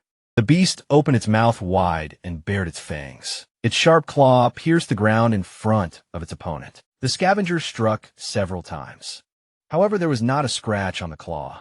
The protagonist's eyes widened in shock, and he realized that his enemy had too much defense. Against physical damage, the monster cut the air with its paw. The powerful blow threw its victim back. Yaking crashed into a stone wall. His eyes lit up thanks to the all-seeing eye skill. The spider loomed over him. The system reported that he was level 20. The guy wiped his chin and decided that he could get some elite abilities if he recycled it. The tarantula shot out a web. It fell to the ground. The young man jumped high into the air. The scavenger lowered his hand and used the Big Bang skill. A wave of fire fell on the beast. The monster with glowing eyes turned its head. The demon shot out a web again. The protagonist easily dodged it. He looked to the side and concluded that his enemy was not afraid. Even of flames, Yi-chun jumped to the side and took out a dagger. The guy swung it and decided to kill his enemy in the classic way. The monster's eyes widened. The young man cut its body with a knife and dealt critical damage. The spider began to shake its head and roar, loudly smiling. The garbage man noticed that his opponent, unlike previous enemies, was resistant to poisons, and realized that it was not surprising that this was his weak point. The tarantula opened its mouth furiously. The protagonist assumed that this had something to do with the changes in their defense, since they no longer rely on their own abilities, and called it ironic that their own poison was fatal to them. The demon released a web from its mouth. Yi-chun's eyes widened, and he thought that. He did not know that such a thing would be possible. The dense threads threw him aside. The guy was trapped and immobilized. The monster slowly approached him. The young man grinned and activated the berserker state. He managed to free himself from the web. After that, the garbage man immediately made a dash forward. He hit the enemy hard on the head. The monster's body was torn into many pieces. The car with the access caught fire. The system asked the user to choose an upgrade for the skill. The protagonist clenched his fist and assumed that many would choose the second option, which increases the skill's duration. Yatsen imagined himself trying to hit the spider and concluded that this was no ordinary monster. The guy imagined himself and the tarantula smiling and thought that the first option improves the berserker's condition. But the gradual decrease in health is too harmful a side effect. The young man, enveloped in a bright aura, decided to choose it because with his ability to regenerate, this side effect will be less noticeable. The skill card began to glow. The scavenger realized that he would be able to harm those with strong resistance to physical damage, thanks to the splash of blood. Several reward cards appeared in front of the monster's corpse. They immediately went to the rift for recycling. The protagonist picked up the card with the sword and decided to sell it for 15,000. The hands burst out of the rift. Bright particles appeared in the air above the monster. Yatsen smiled and asked what skill he would get from his boss. A card with an image of a small spider appeared.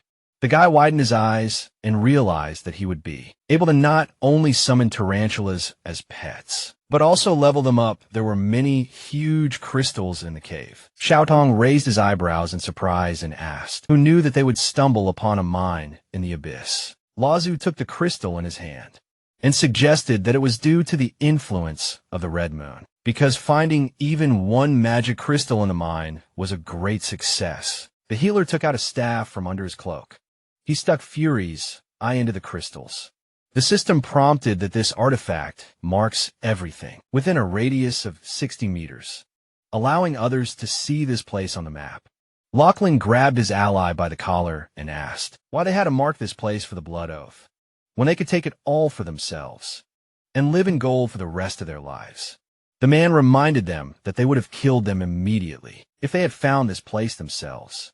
Lachlan walked up to them and said that the cannon fodder's job was to pay the way. So if they died here, the management would write it off as an accident because to them, cannon fodder was trash. The mage gritted his teeth in displeasure, but remained silent. The man remembered how he called his comrade trash, and threw him to the carnivorous plant. The hunter smiled widely and said that he was not trash. In memory, his eyes widened.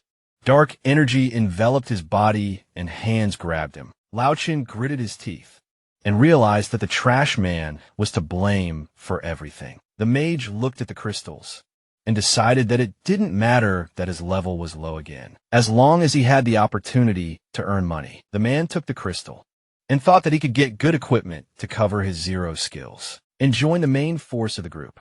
The hunter smiled widely and wanted to steal some crystals. A flash of light flashed under the ceiling. The system warned that the user was trapped. A beam of bright light flashed past the heroes. It pierced Lauser's head through and through. His body immediately fell to the ground. A member of the squad asked what just happened. A blue aura enveloped the portal. A small tarantula appeared on the ground. Sitting next to it, the protagonist realized that at the initial level, they looked completely defenseless. The spider blushed embarrassedly. The system reported that the user must raise his level 2 at least, the 5th, so that he could survive on the battlefield. Yachin squinted and decided to share his glasses with him. The beast opened his mouth in surprise. A purple aura enveloped him, and he had a new skill web. The boys looked at their fallen comrade in horror. Lao Chen smiled and said it was an accident. Lao Zhang grabbed him by the collar and accused his ally of killing the healer. The warrior opened his mouth in rage and said that Lao Zu did it for his family, but died because of him. The mage frowned menacingly and explained that he also needed money, because his level had dropped to 1. The man raised his sword and called him a traitor. The hunter said that in this world, everything is about money, and that everyone acts in their own interests. He opened his eyes wide and said that his ally would have done the same if he had been paid enough. Someone clapped their hands and praised his priorities. Caesar smiled and offered the mercenary a blood oath. Lao Zhang's eyes widened in shock. The scoundrel looked at the healer's corpse and noticed that it was still warm.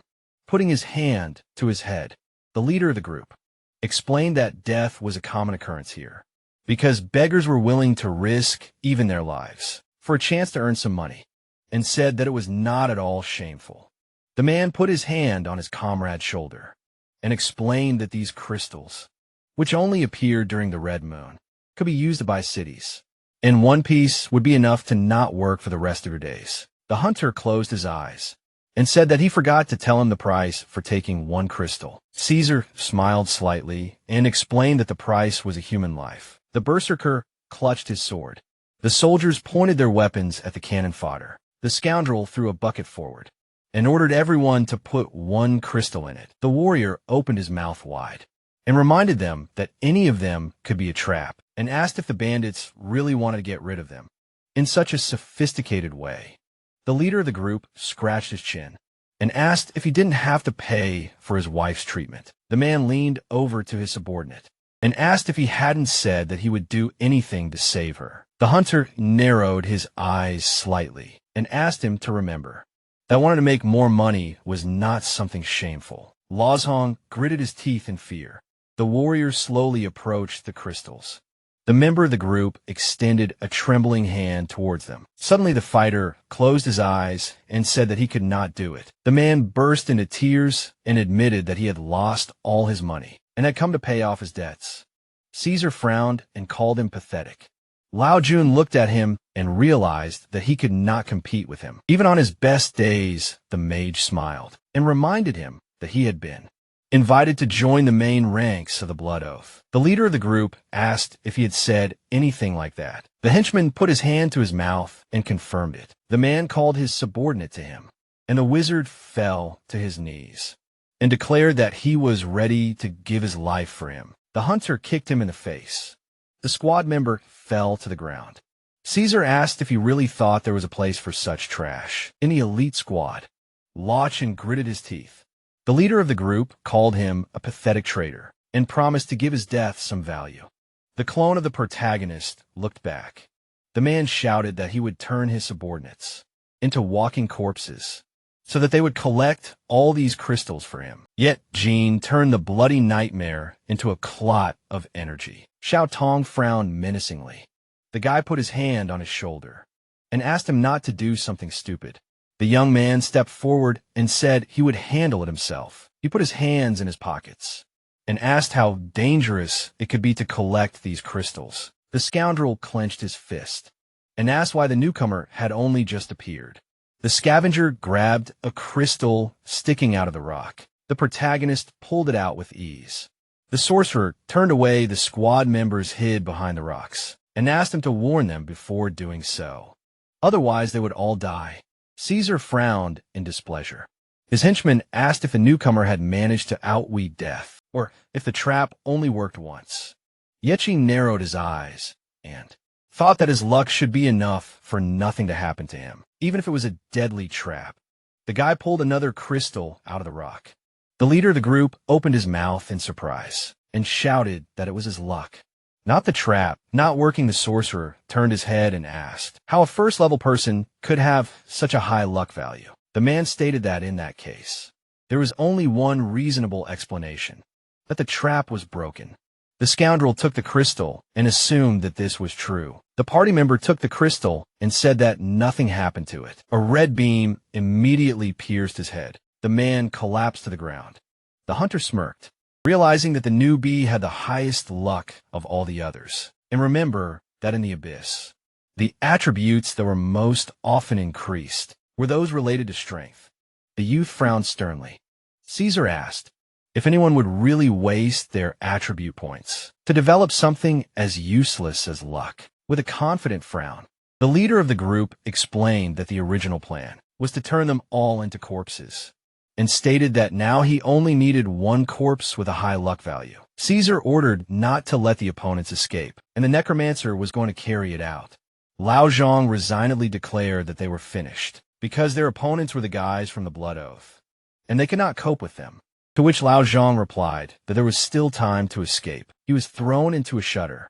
Then the guy turned around and ran away as fast as he could. Yet Shin did not understand why he ran away, and said that they could take them by numbers.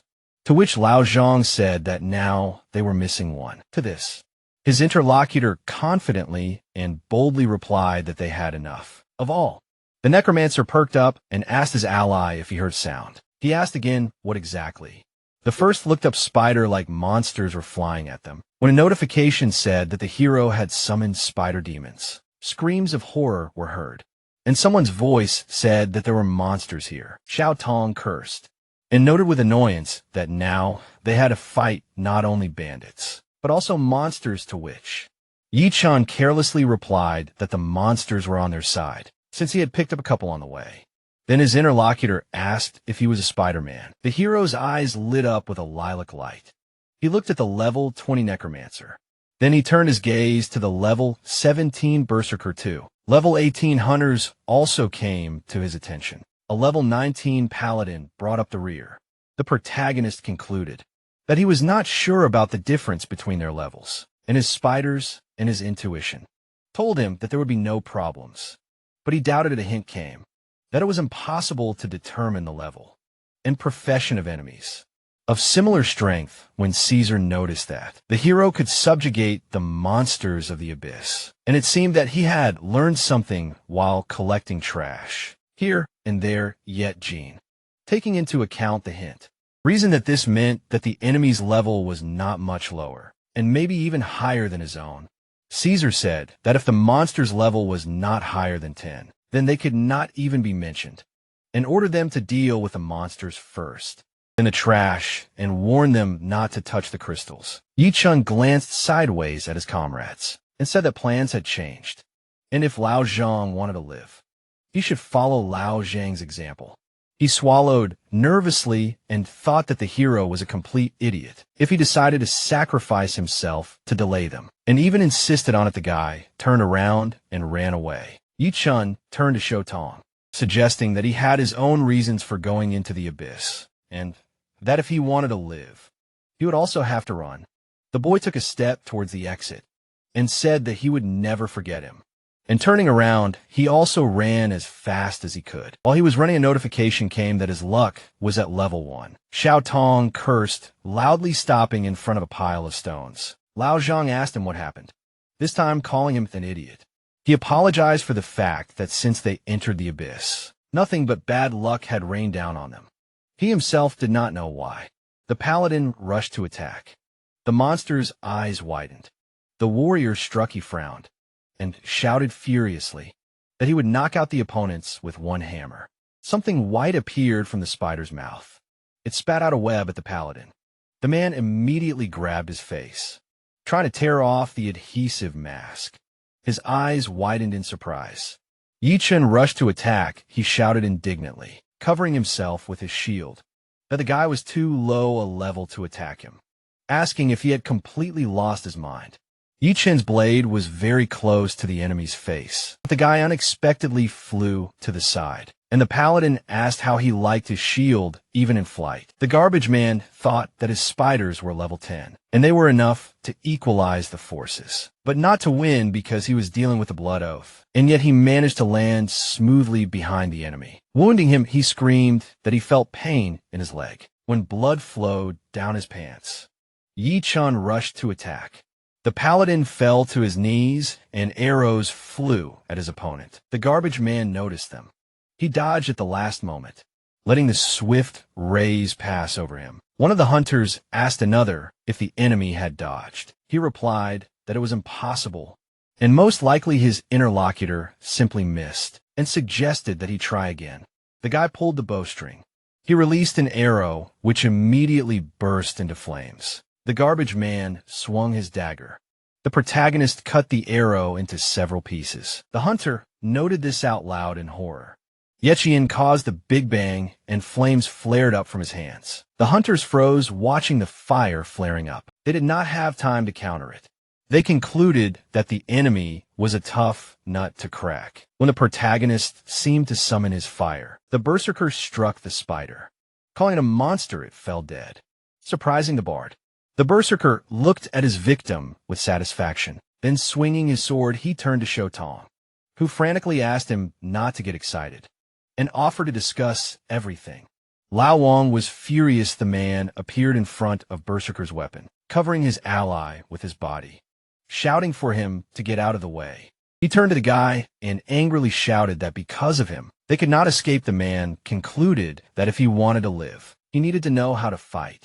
While Berserker raised his weapon for another blow, the opponent noticed this. Lao Hung put up his shield, but the blow was so strong that he flew off and hit a rock. Blood immediately dripped from his nose and mouth. The sword sank into the ground very close to Shotong. Berserker went to finish off the enemy, throwing the sword over his shoulders. He rose to his feet with difficulty, smiled sadly and regretfully, concluded that he should not have looked into the abyss because he would have been killed anyway. The berserker stopped in bewilderment. Lao Zhang shouted that deaths are not asked from the dead, and asked to do it quickly and painlessly, ordering the enemy to kill him. The berserker did not move. Then he raised his weapon to strike and attack the enemy. He attacked, making a wide swing. However, the berserker suddenly shouted that he could not move, and asked if it was because of the guy standing behind him. Shotong held the microphone in his hands, and psyched himself up to try again. Then shouted, addressing Lao Zhang, who was holding his enemy.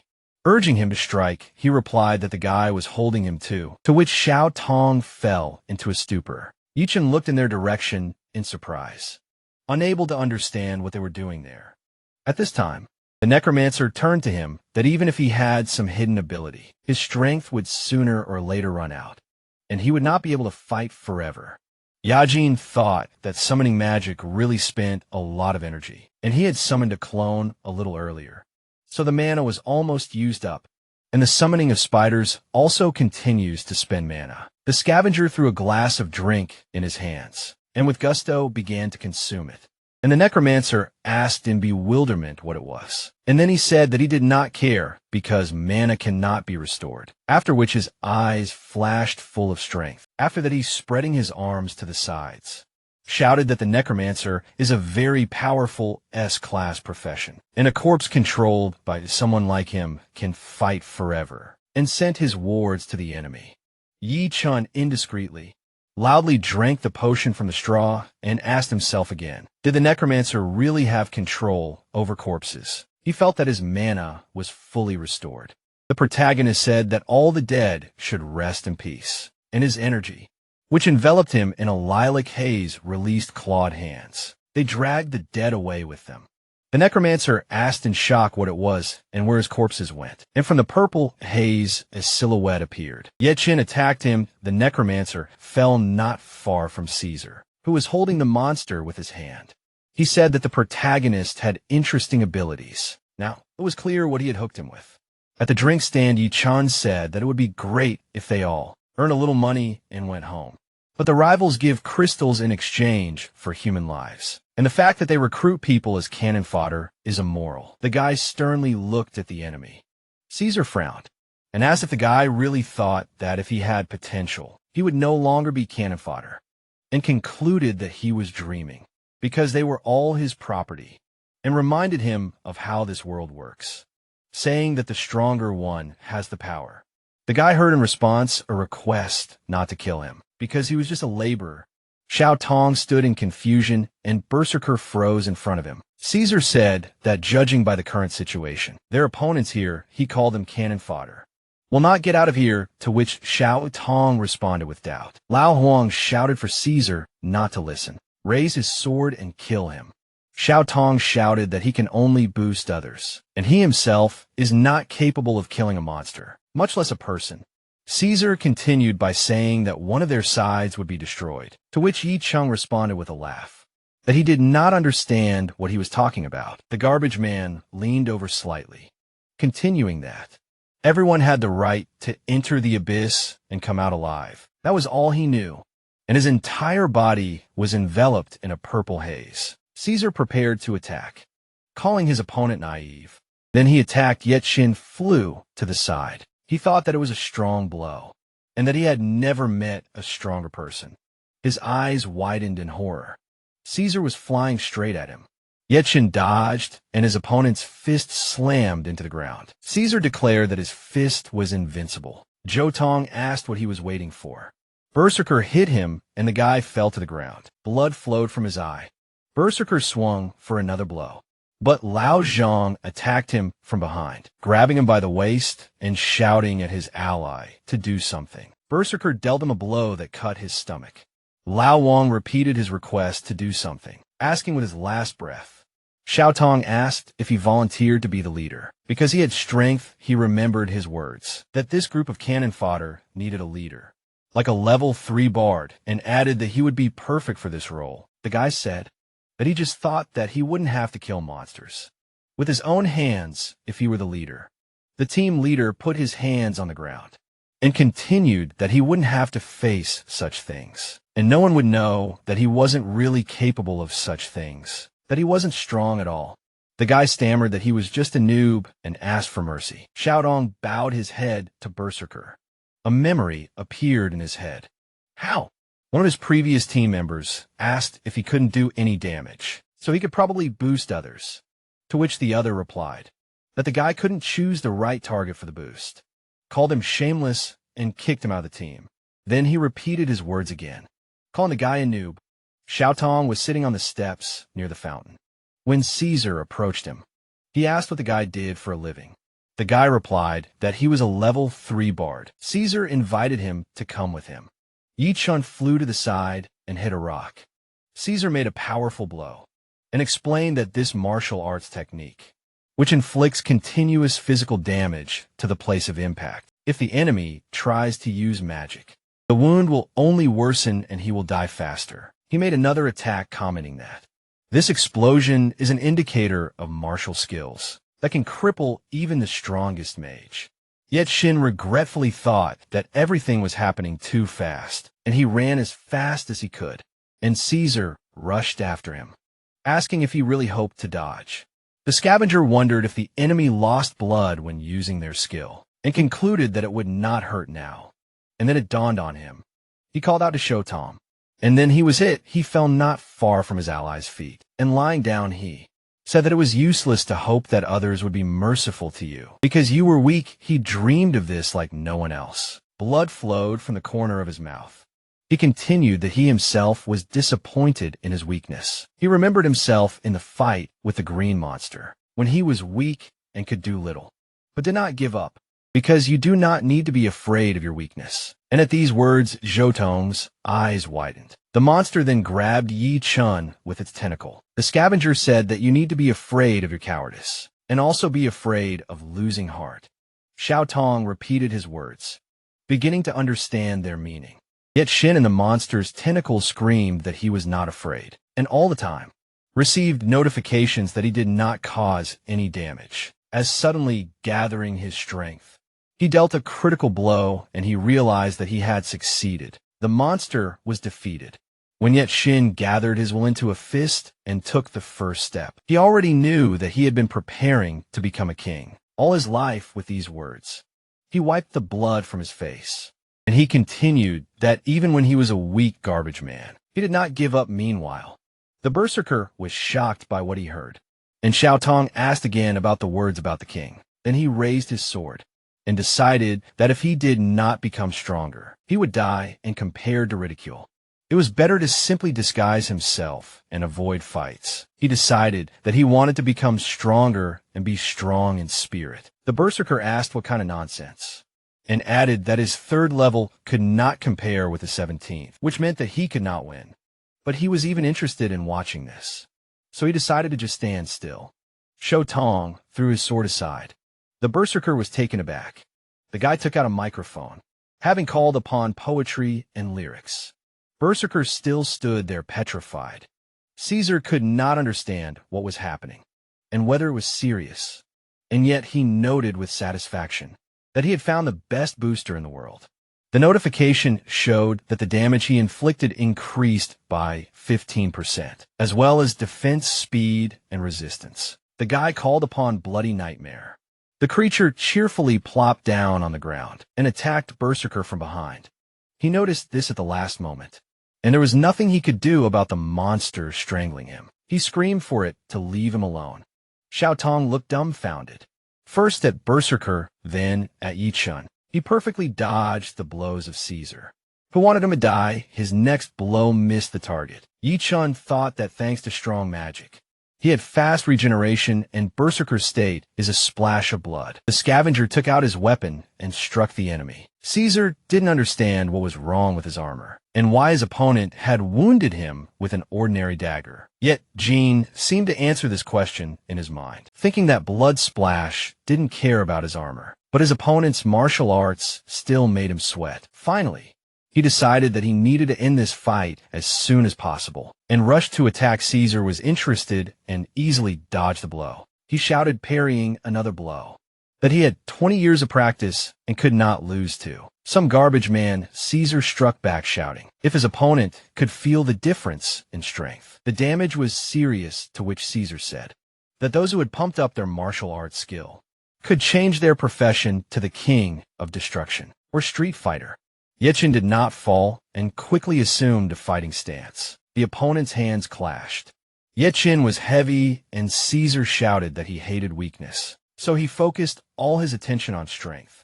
One of them caused an instant strike that crushed the heavens, and Yi Chun flew to the side. An explosion was heard. The garbage man was alive like Caesar, who said that it was stupid, and assumed that the opponent wanted to meet his instant death blow head-on, and asked if he really thought he would lose to him in strength, calling him a brat and laughing. Yet Jean ordered all the unallocated points to be added to the strength. 176 points were added. Caesar couldn't believe his eyes, asking again how many points were added. Yichin was pleased because the strength increased instantly. Even a muscle mass was gained. Caesar furiously rushed to attack, laughing and asking, so what if the opponent gained strength? The garbage man thought that he was still behind in martial arts technique, but at least now he had enough strength to hit properly, and he prepared to attack. Caesar also attacked. Their fists met, and Caesar was weaker. He screamed, how is such a blow possible? Xiao Tong was surprised by the strength of his ally. Caesar fell, but yet Shin did not leave him. He attacked again, saying that he would not leave a wet spot of the enemy. His eyes widened, yet Shin said that from this day on, Caesar was cannon fodder 8 years ago. Caesar was given the order to scrub all the equipment for those who would go down into the abyss deeper, and had a try-hard day. The hunters with lion hearts had such rules that the strongest is right, and if the guy wants to join their ranks, he must show what he is capable of. He accepted the order, but then the commander added that, judging by the current circumstances, he will forever remain only cannon fodder and laugh. And on the battlefield, the monster fought with another member of his team. The guy decided that if he proves that he is worth something, he can take a higher place in the hierarchy. He promised himself that he will prove his worth to everyone, and rushed into the attack. After it, Caesar decided that it was not so difficult. The monster stood in front of him. Suddenly his eyes lit up with a green flame, and he attacked. The guy was defeated in the lab. They listed that his lower jaw was crushed. 8 ribs were broken, his heart was pierced through. His liver, spleen, and kidneys were damaged. Then, they concluded that a lot of crystals would be needed to replace it. Caesar was in a flask filled to the brim with liquid. He slightly opened his eyes. The doctor said that technology now allows you to extract valuable cells from the monsters of the abyss and transport them into the human body. It so happened that the patient's DNA has many similar fragments with the monster's DNA, which means there is good news that the guy will live.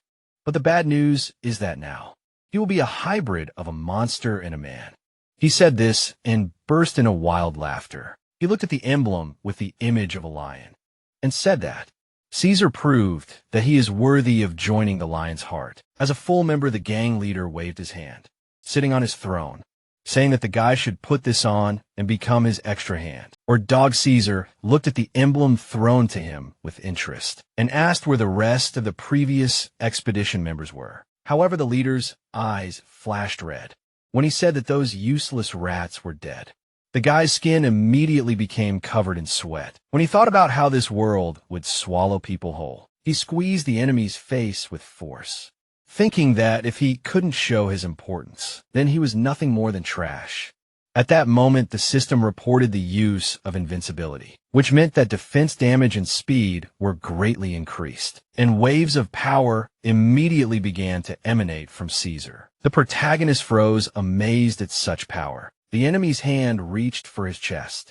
With a mad laugh, Caesar dealt a crushing blow to his enemy. The protagonist flew back a few meters. Caesar began to gather power in his hand and say that the hallmark of magic crystals is rich energy and seething magic power enduring the blood moon. These crystals are especially strong.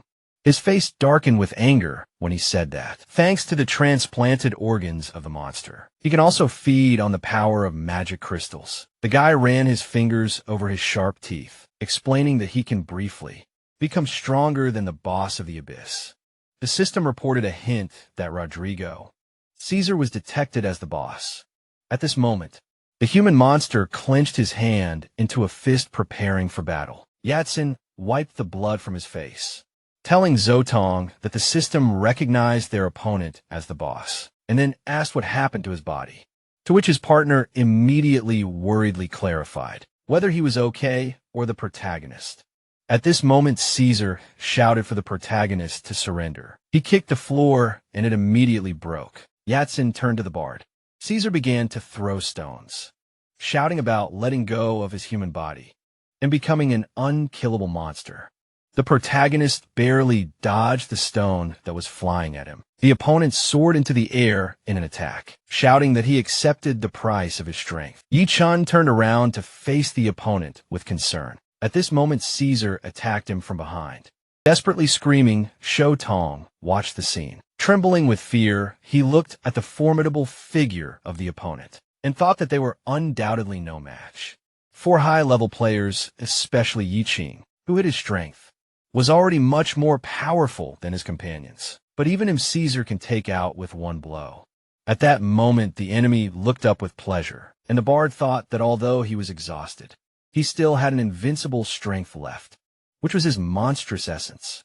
And at that moment, Caesar said, that this fight would be characterized as weak against strong. His eyes flashed with rage when the guy said that. In order to become stronger, he had to show this ugly part of himself and then burst out laughing. Suddenly, he stopped as if he remembered something.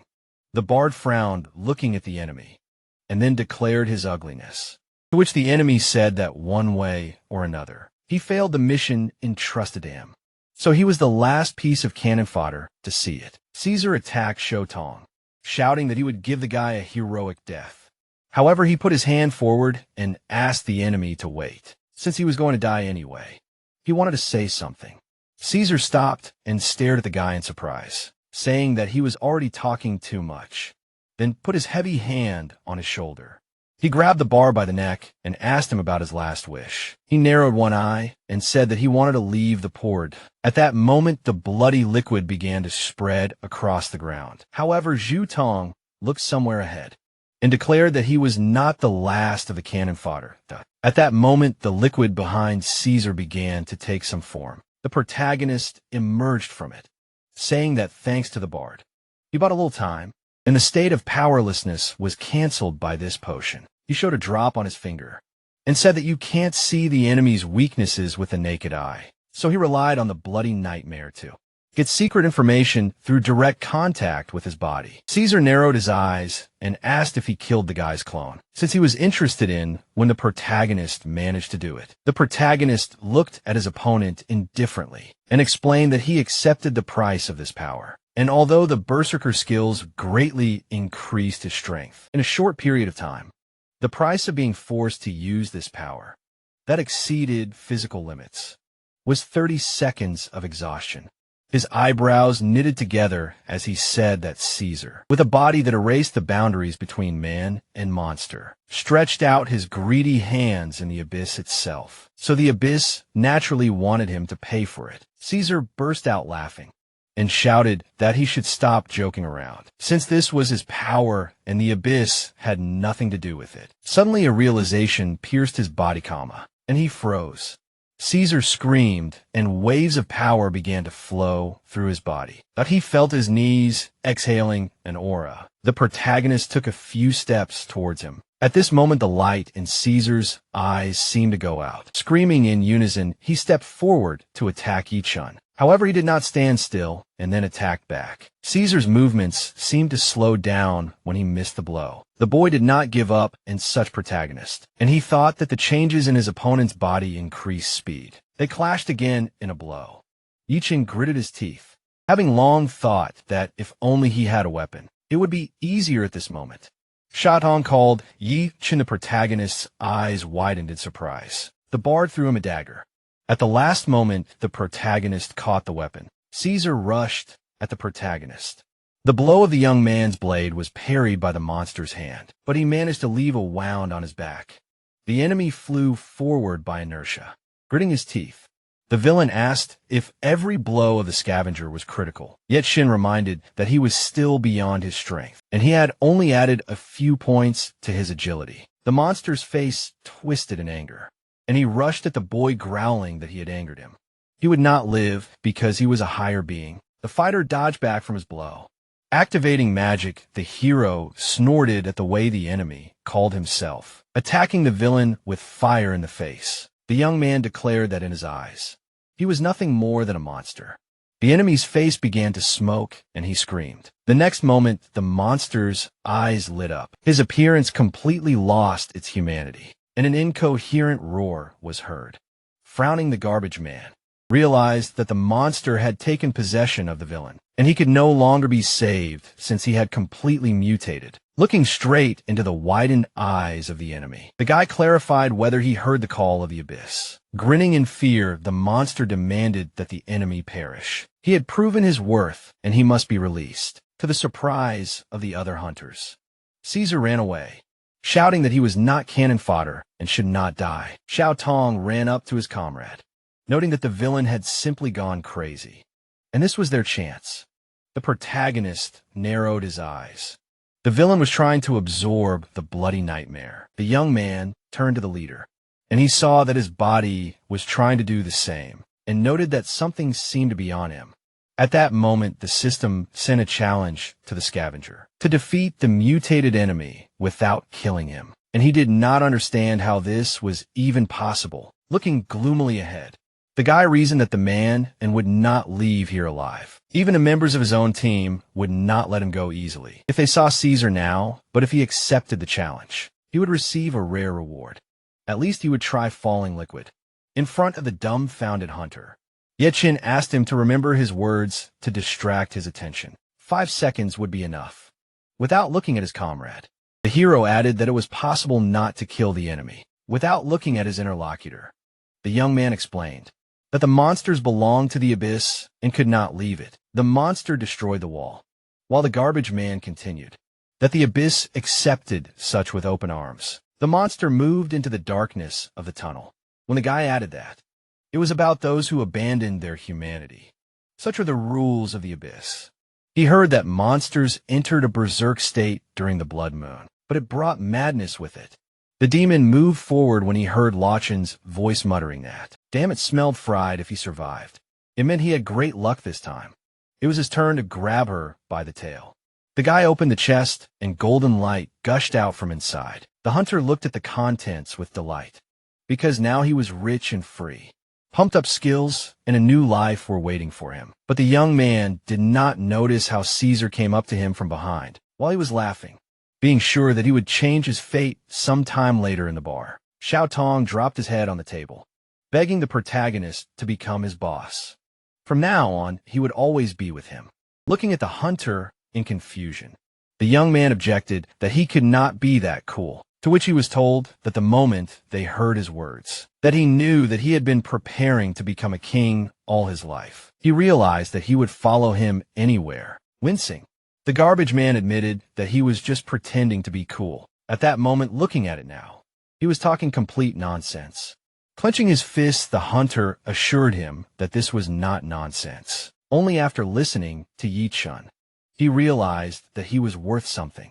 He had goals. The young man raised an eyebrow and asked what goals his interlocutor was talking about. And he recalled that the other man had called him the best support, but the other man did not remember it. Looking forward resolutely, the hunter declared that he wanted to become the king of support. Looking at the guy without interest, the garbage man thought that with 2 agility and 1 luck, he miraculously survived on the battlefield. If he continued to inspire him, it could only harm. Clenching his fist, Xiao Tong suggested, imagining his comrade is the boss on the front line, and he himself strengthens him in an ambush. This is a great team. To which he heard that. He did not want him to continue to go into the abyss. Confusedly staring at the hero, the hunter asked why without changing his expression. The young man thought that if his friend could strengthen others, but he himself still needed protection. This is SOS support. He felt sorry, but he just did not want him to risk his life. He extended his hand to his gloomy comrade, after which he handed him 1,000 crystals and said that these were all his savings. This should last for a long time. So he asked him a promise that he would not set foot in the abyss. Lowering his gaze, the hunter was forced to admit that this was the reality, but then he raised his determined gaze back and said that he still did not want to live like trash. Even when he died, he did not want to be looked down upon. Yatsen smiled faintly and, thinking that he could see from his eyes that the interlocutor was determined, asked out loud if he could not protect himself. How could he help others snatching a blade from his inventory? The hero clarified whether he remembered correctly, that his microphone could be held in one hand, and the hunter recognized the lolly sword. The young man rested the tip of the blade on the table. Rising to his feet, the scavenger added that judging by what he knew about bards, this profession was a balance of physical and magical power. He could inflict magical damage using weakening and strengthening spells, and he could also inflict physical damage if he pumped up his combat skills. While the guy looked at the speaker with wide eyes, he added that if he had previously handled the sword poorly, now was the time to learn, and he would be able to repay the creator. Grabbing the hilt of the sword, the bard said that he did not need these crystals. Clenching his fist, the protagonist asked, in this case, to give them to the Laoli and Lao families, and in the future they would earn more. Placing the blade on his shoulder, The hunter resolutely agreed.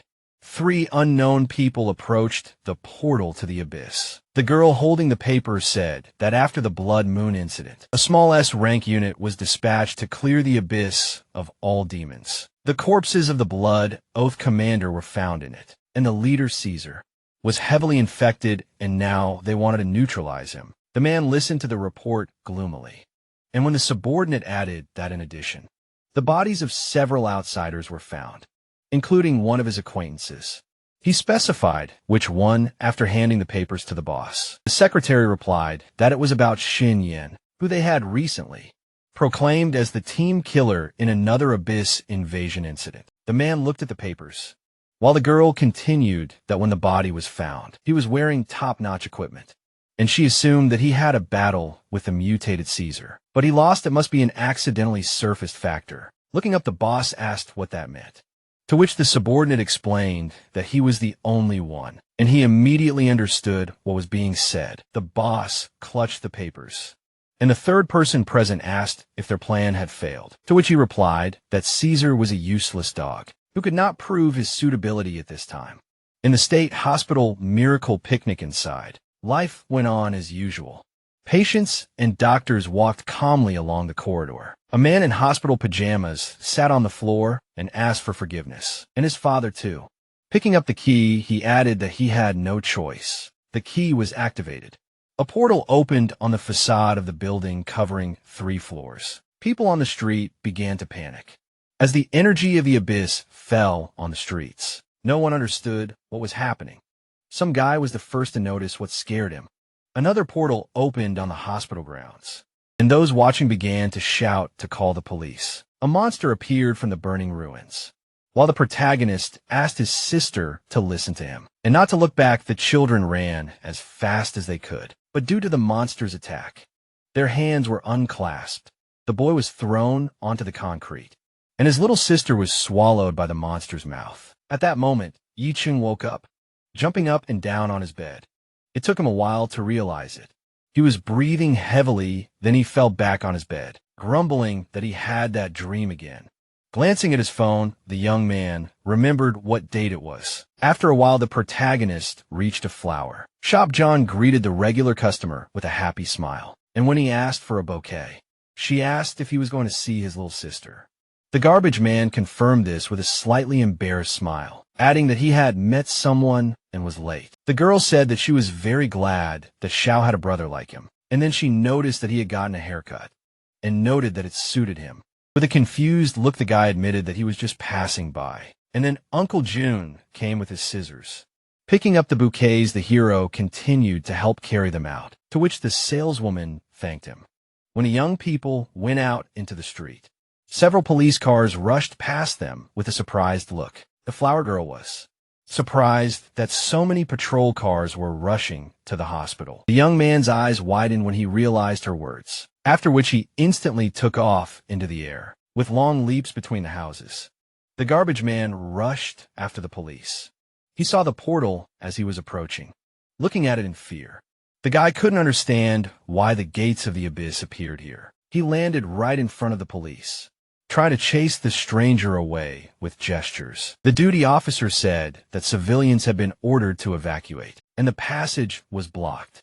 But then the officer's face reflected fear. Therefore, no one prevented the protagonist from entering inside. For this, the policeman received a slap from the captain, who demanded to explain why the hell he was letting civilians in. Turning to his superiors, the officer explained that this guy, like the others who entered, they couldn't handle them, and he had nothing to say in response. Resolutely entering inside, the young man begged the nurse to wait. This time, he wouldn't be late. Walking inside, the garbage man noticed that the gates created another space. Inside, the hospital much larger than the area of the entire building. Just like last time stopping, the guy added that the room was empty. The job changer squad must have been here before he arrived. Picking up an empty bottle from the floor, yet she noted that this potion was not available to ordinary job changers, meaning they were not that simple. After checking, the hero realized that it was a regeneration potion, throwing the restored bottle into the inventory. The young man realized that if he went to look for Xiao Zhu alone, and the consumption of magical energy would be huge, it was worth preparing for everything. At some point, the garbage man came to a fork. Therefore, he activated the observation eye. Squatting down, he thought. The system reported that he would not be able to return once he chose a path, so he had to choose one direction. Because the one-way route from the fresh tracks left, one could assume that this was the route laid by the previous rescue team. It was better to choose another path to increase the chances of survival. Heading towards the desired corridor, the boy added that the abyss was vast. He did not know how long it would take to reach the end, so the worst thing to do was to try to go through all the branches. Frowning, the protagonist continued that he did not have time to think about it. Ordinary people would not last long here. It was worth acting quickly. Running along the corridor, the young man concluded that this clean, red path meant that he was here. First glancing back, the garbage man noted that the return path was swallowed by darkness. There was no way to return. Summoning the Eye of Argos, the boy muttered that he had already seen the power of this object. If he found himself in the labyrinth, he would be able to mark places he had already been to with it. Squeezing the artifact in his palm, yet Shin asked him to show a map. But in response, he received a warning that it was impossible to display a map outside the area. Frowning, the hero now understood why they marked the road with a sword. The device did not work in the abyss. This must have been the legendary abyss of rules. But then a living red mass crawled out on the stand. Young man, and he decided that this was a trap room. Snatching the blade, the garbage man noticed that he did not hear any sound of the mechanism, which meant he was wrong stepping back. The guy muttered that it was even frighteningly quiet here. The next moment, some monster swung at him from behind. The protagonist managed to jump back from the blow of the scythe and land on both feet, after which he cut the enemy in half. But then the enemy gathered back, and the system warned that it was ineffective. Looking at the monster with alarm, the young man realized that he had physical immunity. The Reaper soared into the air and directed a magical scream at the garbage man, covering his ears. The guy noticed a notification about the deafness status and realized that he could not hear anything. His perception was significantly reduced. Looking at his opponent, Yeching realized that he had somehow underestimated the danger of this place. Gritting his teeth, the hero decided that he had encountered a monster of the same rules as 3 years ago. Dark figures were bursting out from under a pile of stones. The young man sat right on the slabs looking at them. His face was distorted with horror, and he was breathing heavily. The faces of the stone statues were so creepy that he almost died of fear.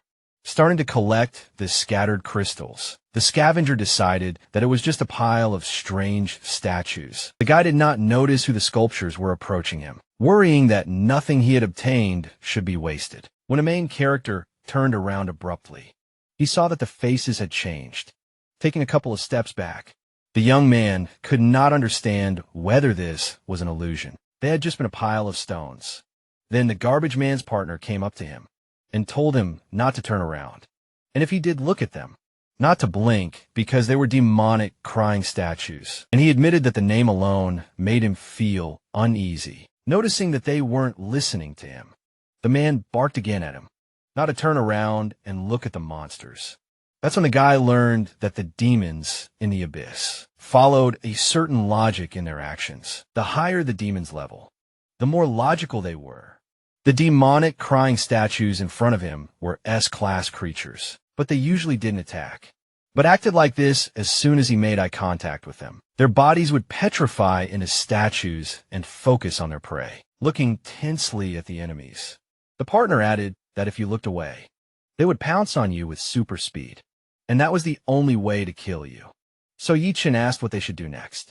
Putting his hand on the young man's shoulder, the man asked him to listen to him, to step back slowly, and not to blink until they left the room and he understood him. So they walked to the very end of the corridor. But the garbage man tripped over the threshold. He flew backwards, and the crystals scattered across the floor. The demons immediately rushed forward, while the guy was frantically collecting the loot. His partner grabbed the lever in the wall and abruptly pulled it down. The lowered door even cut off the hand of one of them. The protagonist looked at the door in horror. Falling on his back, the young man thanked his companion with relief and admitted that he would have died without him. And he said that this time they were lucky. Ordinary attacks did not cause them any damage, but they killed as soon as he looked away.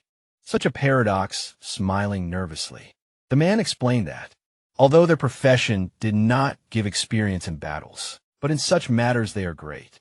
The garbage man jumped to his feet, remembering the words of the man, that he was no worse than some job changers. Concentrating magic in his palm, the guy decided that if this monster was immune to physical attacks, maybe magical attacks were its weakness. When the Reaper began his attack again, the protagonist began to prepare a large explosion. But the next moment, he glanced at his palm in surprise. Throwing the magic aside, the young man realized that his hand was burning. Really, in this place, even fire could not be controlled. Throwing himself away from a monster, the garbage man blew on his burnt palm, realizing that the only magical attack he had was fire. But then he remembered something. The guy jumped to the side from the side, flying at him, wiping the blood from his face. Yichin realized that time was short. He still didn't know where his target was. He couldn't hang around in the first room for long. This monster was physically invulnerable, and his attacks were mostly aimed at one type of damage. The logic seemed strange. The demon stubbornly flew straight at the man. The hero jumped away from another attack. The enemy raised his side again. The young man parried it with his dagger. The all-seeing eye lit up in the garbage man's eyes again when he realized that he could dodge the Reaper. Jumping to the side, the guy finally understood what he needed to do, because the monster materialized only after the attack. Seizing the moment, the protagonist guessed the right time to strike, realizing that before the sickle swung, the enemy lost protection from physical attacks. Moreover, this was his weakness. The Reaper began to dissolve. The young man landed on his feet. But then the demon's energy began to gather again. The enemy appeared again, but it looked much more powerful. Looking at it tensely, the garbage man realized that the monster had a second form. The enemy raised his hands up, and the guy was covered by darkness. Looking around tensely, yet she noted that he had just lost his hearing, and now he could not see properly. Was it worth activating the clone in advance to save his life? The Reaper was still somewhere here, and the hero decided that if he used the clone now, it would take 30 seconds to recharge, and he would not be able to cope with the monster with the remaining magical power. The next moment, blows were dealt to the young man's shoulders, grabbing his wounded shoulder. The garbage man thought that luck was on his side a little more, and he would have been a corpse. It was too difficult. He could not cope, even with the set of attributes he had, to activate super regeneration. The guy was illuminated by a dim green light, which healed the wounds and removed the state of deafness. He needed to restore health so as not to die. But then the demon suddenly got scared. Looking at the fleeing Reaper, the protagonist realized that in the second phase, the enemy was afraid of light. Even the weak one did not allow him to get closer, lighting a flame in his palm. The young man said that he understood everything. The demon grinned. The garbage man clenched his fist. Then he directed the flame at himself. The fire engulfed his entire body, and the guy clenched his teeth. Yichin's eyes widened, and he realized that he could see something now. He then rushed straight at the monster, and it rushed away from him. Frowning, the hero realized that the demon was afraid of flames, because darkness was its life force, but its fire abilities were cursed, making them unusable. But that was for those who did not know how to cast spells. He pulled out a soul dash card, flying straight at the Reaper. The young man shouted that he would then become fire himself. Wide-eyed, the magic caster used a large explosion again. The hall shook from the flash. A flame, the scavenger, was thrown aside.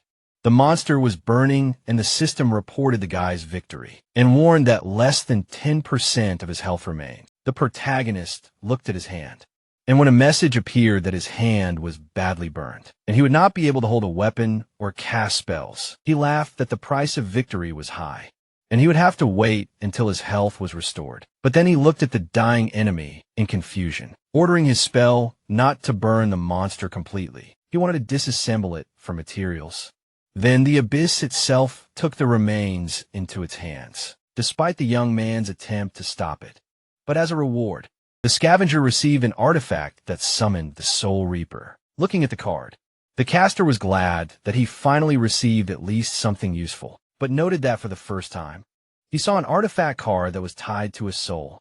Raising a frowning look forward, the guy reasoned that it looked like the side of souls could convert a killed target into health points and mana. If you use it in a battle with a large number of opponents, then they will have no chance.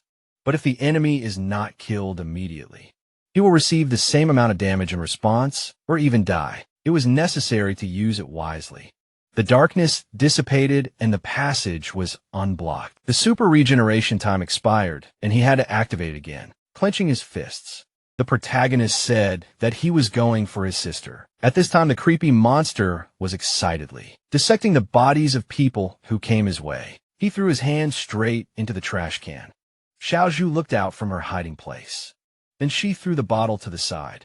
The demon immediately turned around and went towards the noise. The girl strained to get out, but her legs did not want to obey, and she fell. The sick girl turned over on her back, clutching her head, trying to reach the teddy bear. The girl muttered that she would not let her brother be hurt, but the villain stepped on the toy. The monster towered over the poor guy and let out a furious roar. The demon moved straight towards his victim, looking at the villain in fear. The girl called her brother for help. The butcher swung his cleaver, but suddenly his face was cut in half. The stranger destroyed the monster with one blow of his blade. The sick girl screamed. An unfamiliar hunter stood in front of her, clutching the hilt of his sword. The girl breathed a sigh of relief, but he simply turned around and walked away. The poor girl grabbed the guy by the leg, begging him to help and pull her out of here. The man glanced at her and said that the monster was gone and she could go. And if she went with him, she would definitely die. Frowning, the girl said that she had to get out for her brother, all because of that conversation. 7 years ago, Yechin sat opposite a doctor who explained that the spinal nerves were badly damaged. He expressed fears that his sister would never be able to walk, like before a miracle if she could even move her upper body. Looking at the doctor in confusion, the boy asked if she really wouldn't even be able to stand up in the future with an indifferent face. The man replied that such a severe spinal nerve injury was theoretically incurable, and the hero latched onto this word. Looking at the doctor with hope, the future garbage man asked if he wanted to say that there was a chance for recovery, what he should do for this. The doctor closed his eyes and said that theoretically, it meant that science was already useless here. He knew of cases when the blind regained their sight in the abyss. It could cure diseases that were incurable. In reality, this mysterious power did not correspond to known scientific theories. If the boy's sister's disability was caused by a monster from the abyss, then the cure could also happen there. Looking at his palm, the boy thought about the abyss. If there was a cure for this disease there, then he could cure his sister there. The man put his palm to his forehead and added that only those who change professions could enter the abyss. If the youth went down there, he would die, he suggested, thinking about something more realistic. The cost of ordinary treatment in the hospital required a lot of money, at least 8,000 yuan per day. Bowing, the protagonist promised to find money. When the boy was already leaving, the doctor promised to try his best. Just let him pay everything on time. And he assured that he would cover everything as soon as possible. As Yechin walked along the corridor, he heard the nurse talking about himself. He pushed the door to the ward again, listening to how both his parents died that day, and his sister became disabled all alone. An almost credible smile appeared on the boy's face when he heard about self-pity. When the future garbage man entered the ward, telling his sister that he was here, the girl's look was anxious when she asked about the delay. He sat down on the bed carefree and said that he had gone to the doctor and that her brother was going, by the way, to a place called the Abyss. The little girl raised her eyebrows and asked if it was safe there. Smiling, the hero assured her that it was, while his sister looked at him with distrust. The boy said that this place was completely peaceful, and he would see that they would cure her. Getting up from the bed, the boy said that he almost forgot. Smiling, the hero handed Xiao Zhao a teddy bear and explained that he would not be able to visit her often, So when he was not around, he allowed this teddy bear to protect her, instead of him clutching the blanket. The little girl reminded him that her brother was all she had left. She did not want him to expose himself to danger, and begged him not to go where the monsters were. Leaning over his sister, the future garbage man told her that he had found a job and would soon earn a lot of money. Then they would cure her leg, and if she waited for him, she would be able to walk again.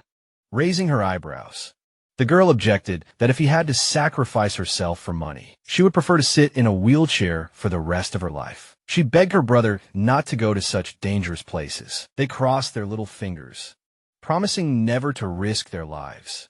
Continuing to hold the mercenary's leg, the girl explained that if she stayed here, her brother would definitely go to the abyss after her, and she did not want him to risk himself, so she could not die. Stubbornly looking at the guy, she repeated the word cannot, glancing at the annoying girl. Human noted her thirst for life, after which he lifted her by the scruff of the neck, agreeing to help but warned that if monsters attacked, he would not protect her once in the wheelchair. The patient was glad that the wheels were still intact, placing the sword on his shoulder. The mercenary continued that since she was not his client, he did not care whether she was alive or dead, and the girl promised that she would not interfere. Raising his eyebrows, the man said his name, and added that he was a warrior with a two-handed sword. At this time, Yi Chun continued his way along the corridor, recalling that when he worked as a garbage man, he saw many potions that could restore physical injuries, healing only those parts of the body that were damaged by the creatures of the abyss. One of the rules of the abyss was that one could not go beyond the physical state. Upon entering, that is, if the burn was inflicted before entering the abyss, it could not be cured frowning. The hero added that otherwise, he would have found a way to heal his sister. But then something caught his attention. Looking at the bodies lying there, the young man guessed that there had been a fierce battle. The level of these monsters was higher than that of the warriors. Apparently, they had been destroyed by a group of monsters. Looking around, the magic caster noticed that there were no living demons to be seen, meaning there were survivors. His eyes widened seeing the giant cut down. The magic caster couldn't believe that he had been hacked to death with a sword. But the Eye of Insight didn't find anything useful. Looking around at the corpses, the scavenger figured that most of the dead were not strong in either agility or strategy, apparently relying only on brute force. The guy smirked and came to the conclusion that he was much stronger than this bunch of job changers. To be more precise, he was simply an unkillable creature. The mercenary and Xiao Zhao continued on their way. Suddenly stones began to fall at their feet. Woman noticed how the shells were flying at them. They all hit their target to the horror of the girl, but the warrior remained on his feet, after which he opened his eyes, and the hole on his forehead began to heal. With panic in her eyes, the sick girl asked if he was okay and if he was in pain, but in response, she received a heavy look. The man remembered the events of 4 years ago that had happened in the tomb of the ancients, where the king of corpses had grabbed his partner by the head. The man screamed his head had simply been torn off. Humming himself was clenching his teeth looking at this horror. The client behind him was screaming that they were all idiots. He had spent so much money to hire them and all for this. Because for a mercenary, the main thing is to get money and fight to the death. The old man pointed his finger and screamed that he had paid double the price for their lives, throwing a sad glance at the monster. The man then reminded himself that since he was a criminal, he had no legal status, and he could only get into the ranks of the common people. As a mercenary among these desperate ones, there were those madmen who did not care about their lives. They committed suicide, asking for double the reward. Still frowning, the rich man shouted that he would give them 100,000 if they killed the demon king. They had already come this far. He would not refuse the final treasure, although he immediately added that he would pay his killer 200,000, while the other mercenaries rejoiced. The man continued to think that money could solve any problem. They kept asking for more, so much so that the numbers were simply staggering, but their lives were just small change. As the monster moved towards them, the rich man screamed that he would agree to 250,000, and the rest of the fighters decided that they should not let the others get their money. The boss let out a howl, and after him came several more mummies, killing one of the demons. The bald guy shouted that 250,000 was at stake. Let them die. Two of the guys reached the king. The monster's face was distorted with anger. With one blow, the demon cut both into pieces, and a swordsman appeared in front of him. The mummy swung his fist and threw the enemy back with a blow to the jaw. Then he turned his attention to the rich man. The old man shouted that he was being protected. They would be able to get the money only if he himself remained alive, returning his jaw to its place. The man looked at the villain, while he reminded that he had paid for their lives. The king of corpses did not immediately feel that they were running at him from behind. Human let out a battle cry and chopped the demon in the side. Frowning, the guy shouted that he finally could. An artifact hovered over the chest, but the villain pushed the mercenary aside and demanded to let him open the chest. Coughing up blood, the swordsman reminded him of double payment. Grinning vilely, the fat cat noted that the idiot was almost dead. Why did he need money, and where was he going to spend it? Grabbing the edges of the chest, the old man laughed that he would get rich. The information he bought about this dungeon paid off, but when he threw back the lid, he froze in shock, feeling the bottom of the empty chest with his palm. The scoundrel asked why there was nothing here. The rich man's face swelled. He had invested so much in this, and the chest turned out to be empty. But to the mercenary's surprise, the old man continued to swell more, after which he simply burst like a ball of sand, becoming a victim of the sand curse. Sweat ran down the mercenary's face when he understood everything, but then finding that instead of blood, sand was flowing from his eyes, he realized that he had gotten it too. Pressing his palm to his mouth, the guy decided to pick up the sphere that fell from the king of corpses, holding it in his hands. The swordsman read that it was an immortal artifact that turns the owner into undead, and only holy and healing spells will harm him. Throwing the armor piece aside, the man admitted that the price of the transformation was the loss of his sense of pain, an emotion looking sadly ahead. Wu Ming realized that he had become a man who could not die. Xiaozhu looked at the narrator with huge eyes, asking if his blood had turned into sand, and if that meant he was cursed. He cast an indifferent glance at the girl when he closed his eyes without answering. The sick girl was indignant at being ignored. Broken weapons lay in pools of blood. A whole crowd of monsters rushed forward. Yi Chun rushed straight at them, cutting down the closest ones, thinking that, since he was in a hurry and could not properly distribute the points, he could only continue to evenly pour in the points he had accumulated earlier. Now, there were almost 200 of them, gritting his teeth. The hero thought that this was not enough. While plunging his blade into the neck of the largest demon, he continued that it was impossible to find out information about the monsters in the next room until he entered it. If he forgot about his health, even for a short while, it would most likely end in death. The enemy swung his axe at him, and the young man realized that, although the monsters in the abyss were strengthened, they were not able to withstand the physical strain of constant battles. The magic caster ran over the heads of the enemies, chopping their necks, but several demons remained on their feet, punching his way through with madly sparkling daggers. He received a notification that the amount of mana was less than 5%. Biting his lip, the garbage man realized that he would not be able to use skills. Throwing away the blade, he decided to act differently. He clenched his fist tightly, after which he brought down blows with his bare hands on the enemy, deciding to take him out hand to hand. Seeing that more enemies were running towards him, the guy cursed that there were more and more of them. Frowning, the protagonist figured that after 4 battles with monsters, he was completely exhausted, and now his mana was almost at 0. He used up all the light magic potions in his backpack. Only the large bottles found in the abyss remained. Rushing at the next demons, the young man decided to save them for critical moments. One monster's eyes bulged. The second one's jaw was dislocated by the blow. The third one also experienced the loss of eyeballs. The caster grabbed the fourth one by the neck and simply tore off the enemy's head. The scavenger landed in front of the remaining ones. He took out the Soul Reaper card.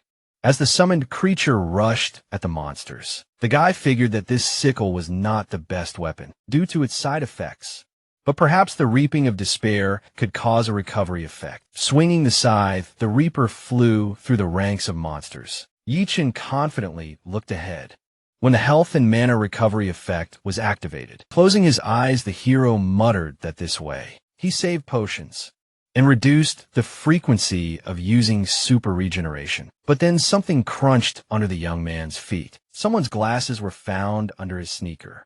Looking back at the strange sound from the barrel, the sorcerer wondered where they came from. Then the barrel fell, and someone from inside extended a hand, begging the man to save him. The man who looked out asked if the garbage man had seen his glasses. The guy handed the glasses to the stranger, and the latter introduced himself as a research doctor named Chin Shan, looking pitifully at the protagonist. The man said that he did not understand what had happened, but monsters had suddenly appeared in his ward, the very same ones that he had just killed. Rising to his feet, the doctor continued that he had been so scared that he had run into a completely unfamiliar room, and in order to stay alive, he had hidden in the barrel. With an indifferent look, the young man asked if he had seen other survivors. The doctor cast a surprised glance at the spellcaster and noticed that this abyss was huge.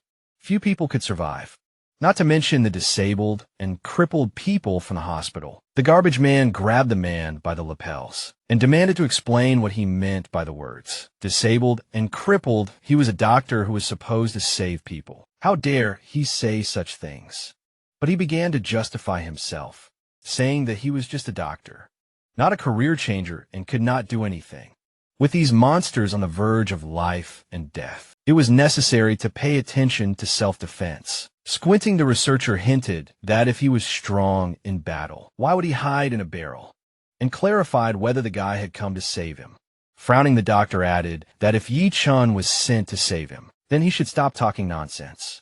Lionheart must have promised him an amazing reward for his life. The hero responded with the same look, not understanding what they were talking about, and remembered Caesar. Then his friend picked up some emblem, and when asked what the enemy had dropped, he suggested that he had seen it before, and it resembled the emblem of the Lionheart hunting party. Then he looked at the badge without much interest, remembering that this party called itself the clan of the strongest, and that the bar for these powerful hunting groups was too high. The young man simply turned around and walked away, while the researcher shouted after him that if he had come to save him, then why was he leaving? Glancing back, the cultivator asked if he had really come here from the ward, and Chishan replied that he had. But he did not understand why he needed to save these patients, since they were all poor and he would not make any money from them. Visibly irritated, the garbage man replied that he needed to save his sister. The doctor looked after the guy in fear and realized that he was not there to save him, and he was not a monster hunter either.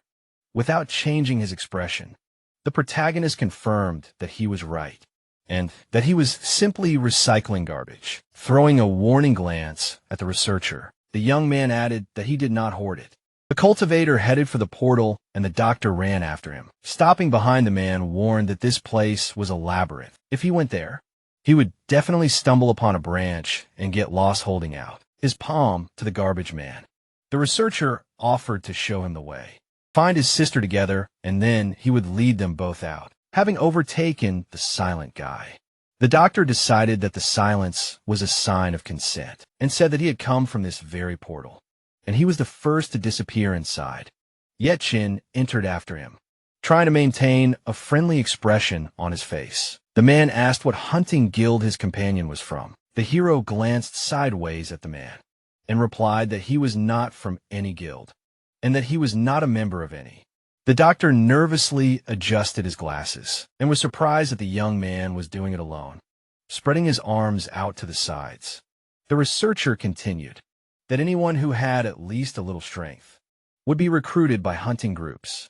Tattoos, Lionheart, Cloud Edge hunters in them received the highest salaries, and also united to fight the most dangerous opponents. He even offered to introduce him to the best guilds after the exit. After all, he helped him a lot, no longer hiding his irritation.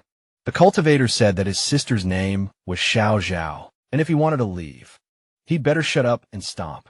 Panic showed on the man's face when he heard the familiar name. He remembered the two documents and how he asked how their experimental couple was doing, because according to the records, they were both minors with a smirk. His interlocutor said that there was nothing to worry about, because their families didn't care about them. One was called Xiao Zhao, and she lived with her only brother, continuing to smirk. The fat man added that he went to work as a garbage collector to save up for her treatment, and she wouldn't even know if he died there. Pointing to the second, the scoundrel continued that the second was called Su Yang, whose family went bankrupt after her father was released from prison. In order to survive, he had to borrow money from everywhere. Putting the documents aside, Shinshan asked how he had convinced these girls to agree, to which his interlocutor did not immediately understand the question. Taking the documents, the man said that the family simply wanted to finally be free of the burden. The father did not have a job, so supporting and paying for the daughter's treatment was too troublesome. Showing the girl's face again, the fat man noted that although it was unpleasant to say this, but recently the father began to visit her less often. The daughter must have become a burden for him. Then he pointed his finger at the face of the second one, clasping his fingers together. The scoundrel told Xiao that her brother risked his life every day to pay for daily treatment. Did not she want to ease his burden? Squeezing the teddy bear, the girl could not help but agree with the speaker. With a confident smile, the man told the girls that they had a new treatment that would help them stop being a burden to their families and help them start changing something in their lives, and asked if they were ready to try it. Both patients raised their hands. Both wanted to get back on their feet and stop burdening their families. Pointing to the contract, the fat man called them good girls and they could sign. Watching Su Yin immersed in the flask, the scoundrel said that it was easy to deceive these naive girls, to which the researcher admitted that they would be useless without it. And he did a good job. Everyone present watched closely, waiting for a reaction, and the man added that the result of the study could help people gain strength and power, and this would only benefit society. Stretching out his hand, Sean laughed that every cell of the abyss could be sold for hundreds of millions of dollars. This could be the shortest path to becoming stronger. This was the greatest contribution to the future, and his interlocutors suggested that they begin testing, already injecting the energy of the abyss into the four. The lab technician announced test number 1. Blood gushed from the girl's pores. Everyone in the room was alarmed. Gritting his teeth, the doctor wondered what was going on. The assistant at the monitor turned around and reported that the subject's body had rejected the abyssal cells and no hesitation had been detected. The poor thing's body had practically dissolved in the water. It was clear that the injection of abyssal cells had failed. Grinning nervously, the researcher decided not to panic. It was just an experimental body, so nothing terrible had happened. They had more, but then the girl looked at the authorities again and reported that someone was causing a commotion outside. The monitor showed the girl's father waving his fists and demanding to know where they had put his daughter, irritably glancing at the fat man. The doctor ordered the offender to be brought in. The man was pressed face down on the floor. When the scoundrel asked what they were doing and how they could beat a patient in a hospital, after which he said that he had been asked to be brought in, the father irritably set his jaw. When the fat man reported that his daughter was inside, the researcher calmly turned around and said that he was the head doctor of this hospital and that his daughter was here, looking at the remains in the flask. With darkened eyes, the man repeated his question and the doctor showed him inside. The man's eyes widened as the bastard calmly explained that they were acting according to an agreement, apologized, admitting that something went wrong during the test, and they would compensate for the expenses according to the contract. Tears streamed down the man's cheeks as the researcher added that they still had to take the body out and study it. The heartbroken father punched Shin Shan in the face and demanded that his daughter be returned. Screaming why, they dared to conduct their horrible experiments on ordinary people. Like them, where was their humanity? Clutching his nose, the researcher barked that instead of living his meaningless life, it was better to sacrifice his body and contribute to society. The death benefit stated in the contract was enough to pay off all his debts. It would be better to thank him and get lost. With a face distorted with grief, the father screamed that his daughter was still a minor.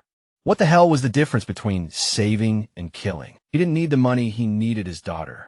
Frowning, the doctor ordered that this board be taken away. While the man was being taken away, he screamed that they were all scum, and he would send them all to hell, and they would regret it. Turning to the fat man, the scientist asked what was going on with the second girl. Glancing sideways at the second flask, he replied that there had been no energy fluctuations. It looked like they would have to wait a little longer. After which he asked would this girl's brother make a similar scene. Gritting his teeth, the man replied that there was nothing to worry about. He had a 0 level, and besides, he was just a garbage collector. And now the same brother peered into the face of the scoundrel, asking if he knew his sister. Pulling away from Yechin, the researcher nervously lied that he was hearing it for the first time, and even assumed that she was from another department. The man could not contain his panic. He remembered that he was told that the girl's brother was a simple garbage man. Why was this kid so strong? Maybe there was no monster in the room. Gritting his teeth, the doctor realized that if this guy was really so strong, then he was finished after all. He left that girl alone with a bunch of monsters, and he himself ran away, continuing on his way. Jin Shan avoided looking at the protagonist. He stepped forward and repeated his question again, trying to hide his nervousness. The man lied that he was hearing it for the first time. He was just afraid that something would happen to her. Then so many monsters appeared in the war that he had to run away as quickly as possible. Looking away, the doctor almost cried, continuing to think that he was finished, and decided that if the girl turned out to be dead, he would simply blame everything on the monsters, like he himself was not involved. Suddenly the young man heard a rumble ahead. He grabbed his unwitting companion by the collar and dragged him along. The next moment, a huge sword flew right in front of them. Looking at that place, the sorcerer said that this time it was not a monster, and the scoundrel asked who it was. Then the guy who came out to the people apologized, explaining that he mistook them for locals. Human recognized his client and said that he received an order from Lionheart. So he came to save him, putting his hands in his pockets. The garbage man realized why he was there, while the researcher was indignant that the mercenary almost cut him into pieces, and now he was talking about saving him. Frowning, the guy noticed that. He should have guessed that those marks near the entrance were from a mercenary sword. Without a team, he was able to break through alone into the very depths of the abyss, which means he was strong. Closing his eyes, the man said his name and said that he worked here for double pay. For the sake of money, killing several teammates was like nothing to do. Frowning yet, Jean remembered that he had seen mercenaries with double pay before. These men were ready to sacrifice their lives for an additional reward. According to the rules, they could get the entire payment alone if all teammates died. And at that time, the doctor said that since he came to save him, then they need to get out of here. Grabbing the scoundrel by the collar, the hero said that it seemed that this man was not here for this. His sword had a murderous aura. Adjusting his collar, the doctor noted that he did not feel anything like that, and the young man said that he was not going to interfere with him on his assignment. But there was one thing. Looking at the mercenary, the sorcerer explained that he had been promised to show him the way to his sister. Glancing sideways at the garbage man, the man said that he had seen a girl there.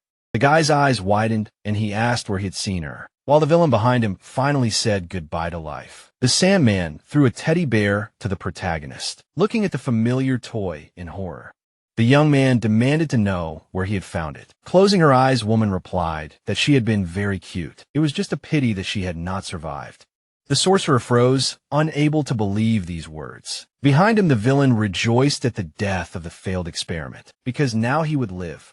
Throwing the blade over his shoulder, the mercenary added that he had warned Xiao that if she was attacked, he would not protect her, and said that he did not care whether she survived or not, but also promised that he would convey her last words if he was lucky enough to meet her brother. Turning away, the man told the garbage man that his sister had asked him to tell him that she hoped to meet him at the hospital gates before she came to save her, that she would be fine and that there would be no reason to take risks. Again, the boy's gaze was full of malice. He rushed at the Sandman, shouting how he could just stand there and watch when he could have saved her, to which the Sandman replied that a mercenary's duty was to strictly carry out orders and receive a reward for it. He did not care about anything else.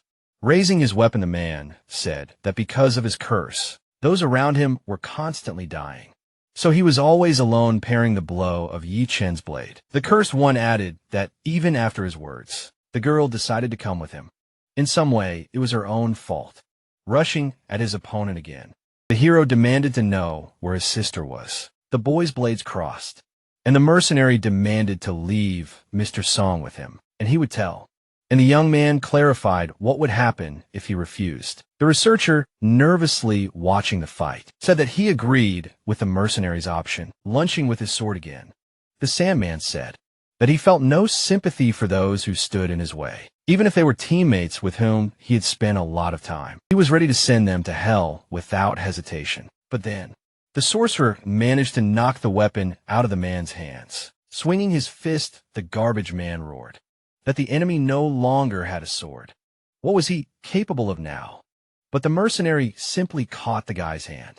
He swung his blade, but the damned caught this hand too. The dagger fell from the protagonist's palm, and the system notified about the disarmament, after which the mercenary simply crashed his forehead into the young man's forehead, barely staying on his feet.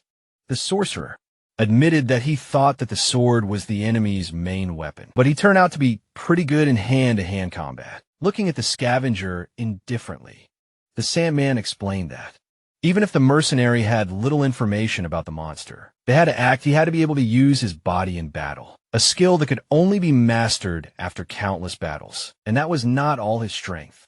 Pointing his sword at the boy, the damned one declared that he could not defeat his blade. Glancing at the blade, the mercenary activated the rock destroyer, carefully observing the enemy. The guy noticed that although the sword was powerful, it was quite difficult to swing due to its weight, which meant that he had to strike before it attacked. The energy of the abyss converged on the man's huge blade. Yeching closed one eye, realizing that the enemy in front of him was too powerful. Jumping up, the hero launched a summoning card. Monsters immediately crawled out of the portal, and the mercenary noticed that the young man knew how to summon spiders. Began to spit webs. It seemed that the Sandman was immobilized, but with one thrust of his weapon, the man cut the bonds, breaking forward. The damned one laughed at the attempt to defeat him with a bunch of monsters. Then he brought down Rockbreaker on the magic caster, and when the enemy was behind, the mercenary said that if he thought that this would hold him back, then he underestimated him. Looking back in time, the man managed to repel the attack. Taking a step back, the Sandman added that if his sword was not charged with 100 points of power, this blow could have killed him. Looking at the youth surrounded by the abyss, the damned one admitted that he was clearly not one of those incompetent garbage men whose level is 0. Lowering the sword, the man noted that the magic caster's power was much more powerful, but he replied that he was not going to yield to him. Let him have no doubt, gritting his teeth. The garbage man growled that he was asking for the last time where his sister was, and the Dan remembered that while he was breaking through, the girl told him that he was so strong, and she didn't even know who was stronger, him or her brother, which is why he was interested in this. Smiling confidently, Xiao Zhao told him that she had the best brother in the world. He was just a garbage man, and worked hard every day to become stronger and change the life of their family. She admired him very much, and also dreamed of becoming as strong as he was. Glancing sideways at his companion, the damned reminded that all garbage men were level 0. What kind of strength was she even talking about? And she was indignant that she knew better. Smiling embarrassedly, the girl admitted that his serious look was enough for her to understand how strong he was, and the Sandman even wanted to look at him, and she promised to introduce them. Looking straight at the protagonist, the man noted his look. Yes, only those who had gone through countless trials in life could have such a look, and expressed his respect. An empty bottle fell to the floor. Wiping his mouth, the young man thought that the last potion should only be used at a critical moment. First, he should find out more information. He already knew that the man standing in front of him was a two-handed swordsman, with a lot of health. Looking closely at the enemy, the magic caster figured that if he hit the weak points with critical hits, he could defeat him in 3 exchanges. Looking at the mercenary's fighting stance, the garbage man realized that, however, He was different from those he had fought before. He had nothing but a sword in his hand. Not even armor when the enemy rushed forward again. The guy could not understand why he was attacking with all his might, and did not even think about defense. What a crazy fighting style. Yatsen jumped away from the cursed sword's launch. Then he tried to attack from above with his dagger. But the Sandman turned around with burning eyes. His blade passed right over the hero's ready. The young man glanced sideways and noticed that the mercenary had a very fast reaction, so he used a soul dash with a deft movement. The caster managed to successfully deal a critical blow to the Sandman, after which he turned around, being sure that he had hit him. Raising an eyebrow, the garbage man noticed something strange. The mercenary did not even think about dodging, only taking the blows, but then the man simply jerked his head. Several grains of sand fell from the crack on his neck. The guy's eyes widened when he realized that the cursed one had sand instead of blood, and he could not understand what was happening. With a loud roar, the Sandman rushed at the main character. The young man had to jump again, so that the sword did not cut off his head, while the caster was falling back. It was as if he had snatched the abyss itself from the void. The hand from the portal grabbed the man, but the mercenary easily grabbed even them, which shocked the garbage man even more. The cursed one brought down a powerful blow on the abyss, after which a powerful explosion was heard that could not shake the figure of the Sandman. Yet Shin crouched closer to the ground. Looking down, Woman said that he could not be killed by ordinary attacks, lowering the corners of his lips. The protagonist asked if his opponent was immortal. Clenching his fist, the opponent explained that the abyss can grant things that modern technology cannot even understand, after which he added that these can be a profession, skills, characteristics, and equipment. Closing his eyes, the guy said that he had something more special, namely a curse, and then added that this was a divine punishment that had to be endured in order to gain unprecedented power. A divine being appeared behind him, and the young man said that he had not been afraid of death for a long time, because having received someone else's share, he swore to take everything for himself, but God suddenly noticed him. But maybe he just wanted to laugh at fate for fun. Dropping his jaw, Woman said that the Almighty gave him the power he had been waiting for a long time, opening his mouth wide.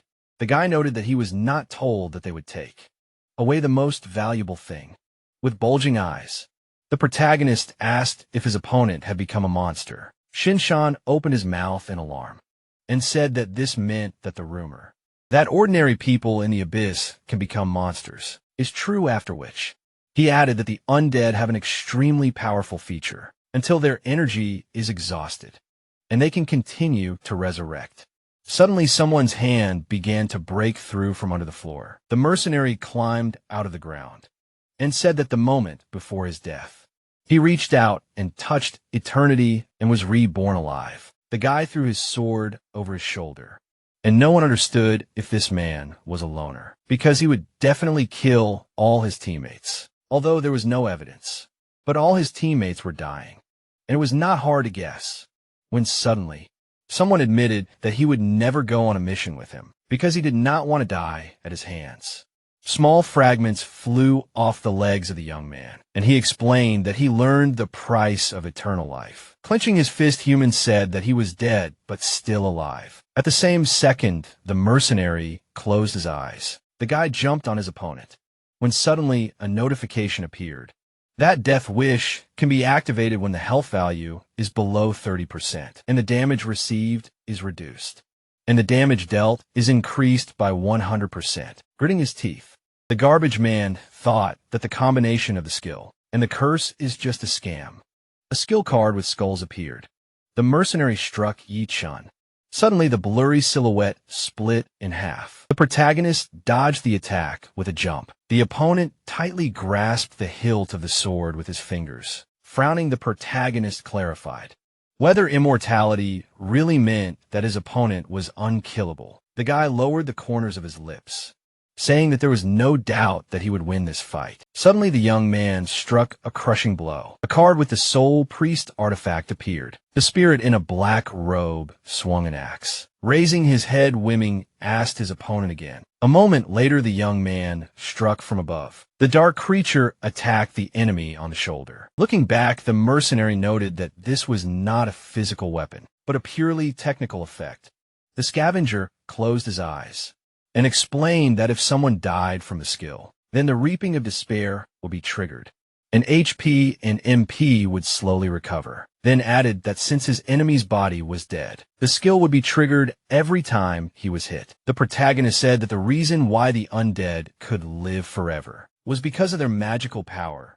In other words, the HP bar was just a decoration for those who had become monsters. Then asked if it was true that his actual HP bar could not be seen, to which he lowered the corners of his lips in confusion. The mercenary closed his eyes and admitted that he did not think his opponent would guess, and it seemed that his ability to analyze was much better than that of ordinary people. Ichin opened his mouth and said that for every seemingly insoluble riddle, there must be a way to solve it. Then added that a strong person can be clumsy, and a weapon can have a fragile frame due to its enormous power. A magic blade appeared under the protagonist's palm, and he noticed that everything had its weaknesses, and his enemy did not wear any armor, and preferred to rush into an attack without a second thought, sacrificing himself to mislead enemies and make them fight to the death. Lowering the sword, Wimming said that his opponent was right, because everyone has weak points, and therefore he is no exception. And among the 6 main characteristics of strength, agility, intelligence, body, will, and luck, there's always one that is given less attention, to which he thoughtfully asked him again. Lowering his eyebrows, the protagonist apologized and said that he was a little different from ordinary people, and then exclaimed that he needed to end this before the enemy's wound healed. Stretching his hand forward, the garbage man thought about the fact that his speed, strength, and reaction were much higher than other professionals at his age. Gritting his teeth, the mercenary decided that whether it was fancy tricks, powerful strength, or even an underestimated trash talent, he could use it all. The boy slashed with his sword, and the protagonist said that physical attacks could not kill him. The protagonist cut the enemy's back with a magic blade, raising his hand to the ground. The trash man noted that the continued consumption of mana was enough to slow down the opponent's reaction, and then added that his mana would gradually be depleted, and then he would die completely. Suddenly the youth pulled back his sword. Ichin held the skill card between his fingers. A moment later, the dark spirit tore off the enemy's arm. Wimming lowered his head and said that waging a war of attrition was his advantage. The corners of his mouth turned down. The protagonist noted that, as his opponent said, every seemingly insoluble puzzle has a solution. Closing his eyes, the guy said that his weakness is not in the fight, but somewhere outside the fight. Turning his head back, the protagonist asked if it was a teddy bear and who had left it there. Suddenly, the opponent jumped up. The young man pressed the opponent's head to the ground, frowning. The fighter explained that he had no sympathy for those who stood in his way. Be it his teammates, he would send them to hell without hesitation, and then muttered that his enemy was different. The protagonist's eyes widened, and his opponent noted that he had the character of a person, a living person, and even knowing that his customer was a complete scumbag, he still couldn't stop him.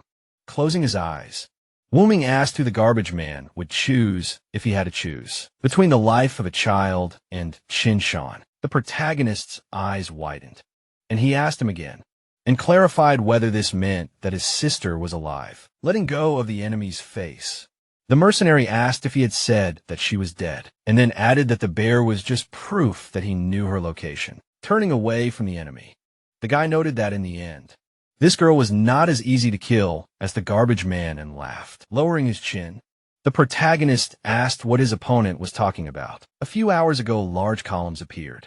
A huge orc grinned viciously. Xiaozhu hung in the air behind the monsters. The girl recalled how the mercenary grabbed her by the neck and said that if the monster intended to harm her, he would not protect her, and since she was not his client, he did not care whether she lived or died. Gritting her teeth, the protagonist's sister recalled how her brother said that he found a job and could now earn a lot of money, and this was enough to heal her leg.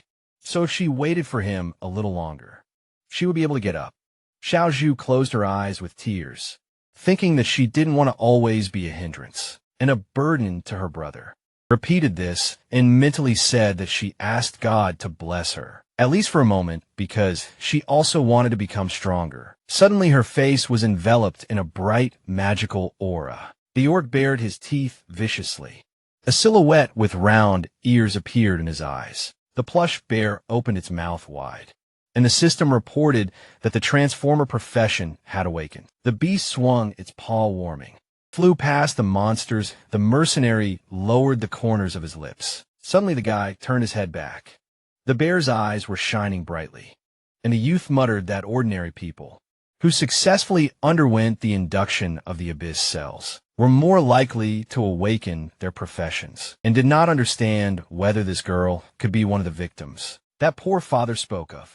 Tears flowed from the eyes of the soft beast with her paw outstretched. Xiaozhu in her monster form began to scream loudly. Frowning, the young man remembered that it was said that the changes caused by this abyss would cause the owner to lose consciousness and become like a monster that would attack everyone indiscriminately. With her mouth wide open, the protagonist's sister asked what was wrong with her, and whether she was imagining things or had grown taller, and then said that she could walk, and that it was very strange closing her eyes. Woman asked if the girl was still conscious, and then asked her to state her name.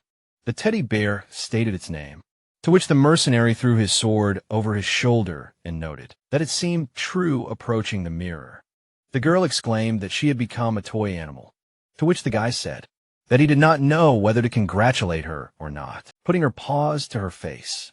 The protagonist's sister, in the form of a monster, began to scream and said that now she didn't even look like a human being and didn't understand how she could appear to her brother and what to do. To which the young man replied that this was her profession, and he had no way of knowing that. Turning his head back, Woman pointed out that if the girl did not want to go with him, it was okay since she could continue her mission and finish it, presenting a small toy to the mercenary.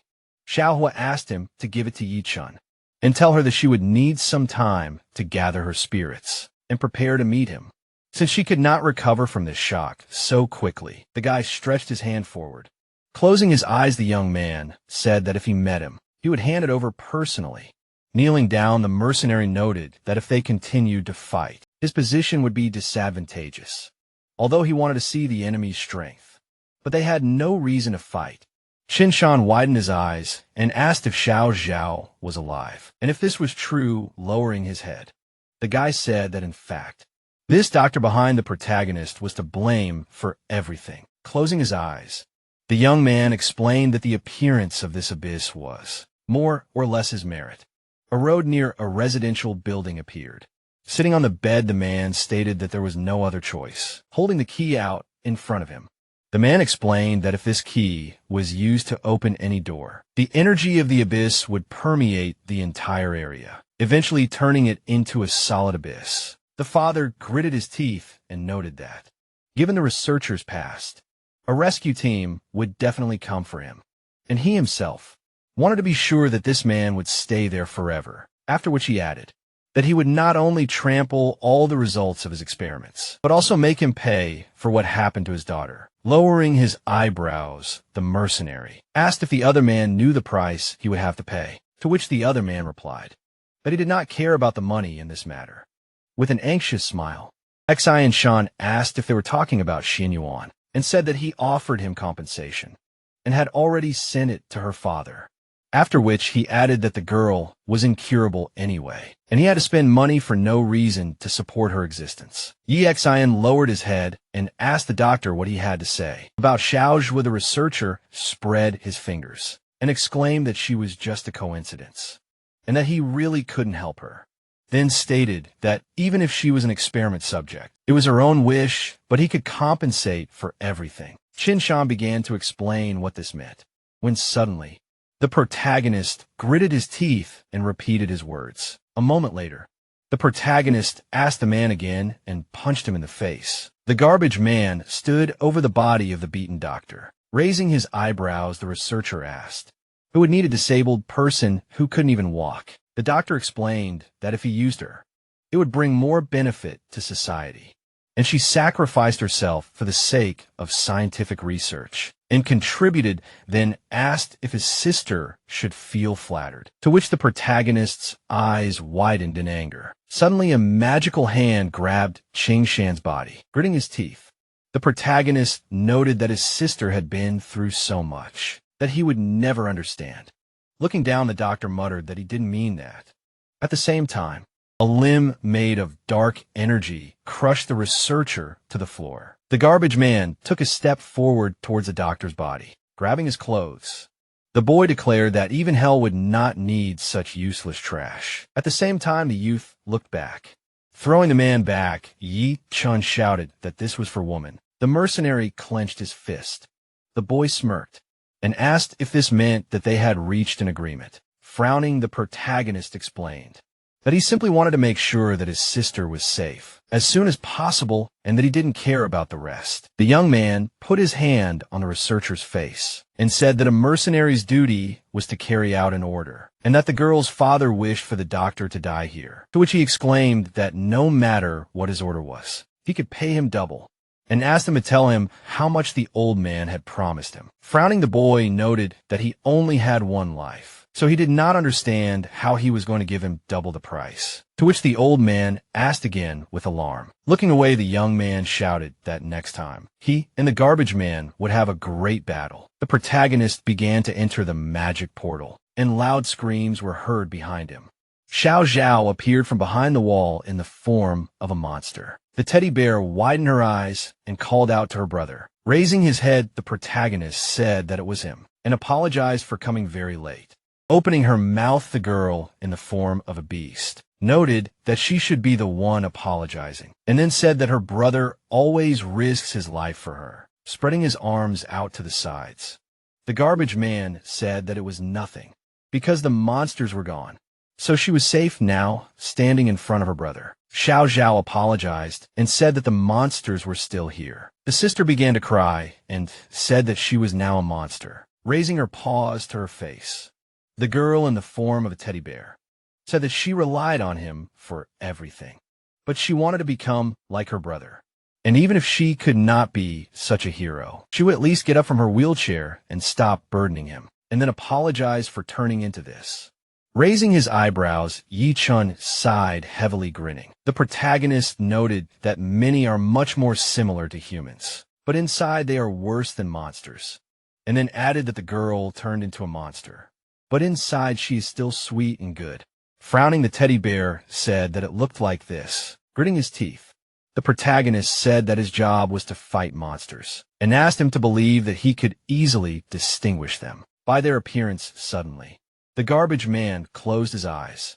Turning his head, the guy asked if it seemed to him or his sister that he had become stronger.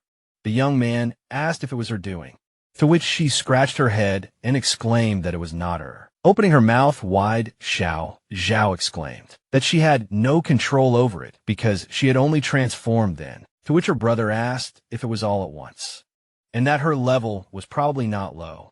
The teddy bear's paw began to dissolve. Suddenly the girl took on a human form. With her eyes widened, the sister did not understand what had happened, after which she cried out that she had returned. Sitting down on the floor, Yichin explained that the transformation requires constant consumption of magic power, and when the mana is exhausted, the person transforms back. So she is not a monster, and this is just her ability. And then exclaimed that she will be able to calmly turn into a bear, and back, closing his eyes.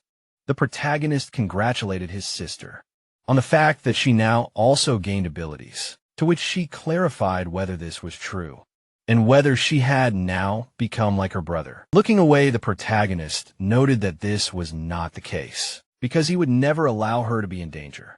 When suddenly the girl asked if he had ever met a strange guy here, the garbage man clarified who he was talking about, to which Xiao Zhu pulled the skin near her eyes and explained that the man looked a little like him. Smiling broadly, the girl said that she was told that he wanted to meet him in person and that they would have something to talk about. to which the young man asked if it was true, and the sister added that. He also said that it should be as difficult to kill him as it was. Streams of dark magic hovered around the protagonist's silhouette, and he admitted that he did not think they would have anything to talk about. With him, residential buildings were visible on the street. The protagonist was sleeping on a bed, bringing the phone to his ear. The garbage man answered the call. When suddenly the interlocutor asked when the guy was last at work, the young man rolled his eyes, and he was told that they had not seen him since that mission at the People's Shopping Center. And then a rumor reached him that he had completely believed in himself and began to work alone, closing his eyes. Yetchin apologized and explained that he simply did not have enough money, so he began to look for a more profitable job. The interlocutor asked if the protagonist was still collecting trash, to which he lowered his head and replied that this was exactly the case. The uncle exclaimed that he was a young fool and reckless, and was worried about him and his safety, after which he asked him to at least think about himself, although his sister also relied on him, when suddenly the protagonist gritted his teeth and thanked him for his concern. Suddenly the garbage man lowered the corners of his lips. At the same second his eyes widened. A message came to his phone that Xing Ran had transferred him 2.5 million yuan, to which the guy exclaimed that it was a whole 2.5 million. And as expected, everything was done very quickly. The young man pressed his finger on the message icon, in which the hunter asked him not to forget to thank her when she sold everything else. Smiling, the protagonist was surprised by the number of zeros. The protagonist closed his lips and said that he had put up for sale some of the resources and equipment he had received during his recent visit to the abyss on her behalf, and after all, he was a celebrity, and no one would dare to question the origin of these things. Last night the roofs of the buildings appeared. The equipment items were enveloped in magical currents. Xingran widened her eyes and asked what the scavenger did to snatch so many good things. The guy grinned and said that he was simply collecting trash in the abyss, and found all of this, to which she asked him to repeat. Closing his eyes, the young man admitted that he really couldn't use these rare items now, and asked if he could therefore ask her to help him sell them, putting her hand in front of her. The huntress asked if he was still a first-level scavenger, after which she laughed loudly with bulging eyes. The lady noted that his body seemed to have become much stronger, to which he replied that he had been through a lot, so he had bulked up a bit. Xingran put her fingers to her chin and admitted that she thought that a scavenger was just a profession that was not yet included in the list of main ones, after which she added that it seemed like the level could not be improved, but he somehow managed to become stronger. Yetching closed his eyes and asked if it was logical that even a garbage collector could become stronger. Raising a finger, the hunters asked if the man had thought about going to a global guild to get a hunter's license, since the treasures he got in this abyss of his needed legal identification. Closing his eyes, the protagonist asked if he could only enter the abyss as a hunter, if he got a license, to which the hunters replied that it was true, since he had managed to rob the abyss before as a private hunter, and if anyone found out, he would be thrown in jail. Grinning, the girl explained that the test would consist of convincing the examiner of his competence to be a hunter with his first level, and then said that she had no doubts about his strength. Raising her eyebrows, the lady pointed out that a recommendation was also needed for the hunter's annual evaluation, so she would take care of it to make sure everything went smoothly, to which he asked if he could handle it. Xingran pursed her lips and asked the guard to report that she had obtained all of these items herself, to which he began to fulfill her request. Lowering her chin, the huntress explained that the protagonist had helped her, so she would repay him for the favor. Scratching his head, the protagonist muttered that he felt like he owed her. There was a box on the floor, and the garbage man wondered if it was a delivery. Xiaojuan's eyes widened, explaining that his apartment didn't even have a kitchen, so she had to order food.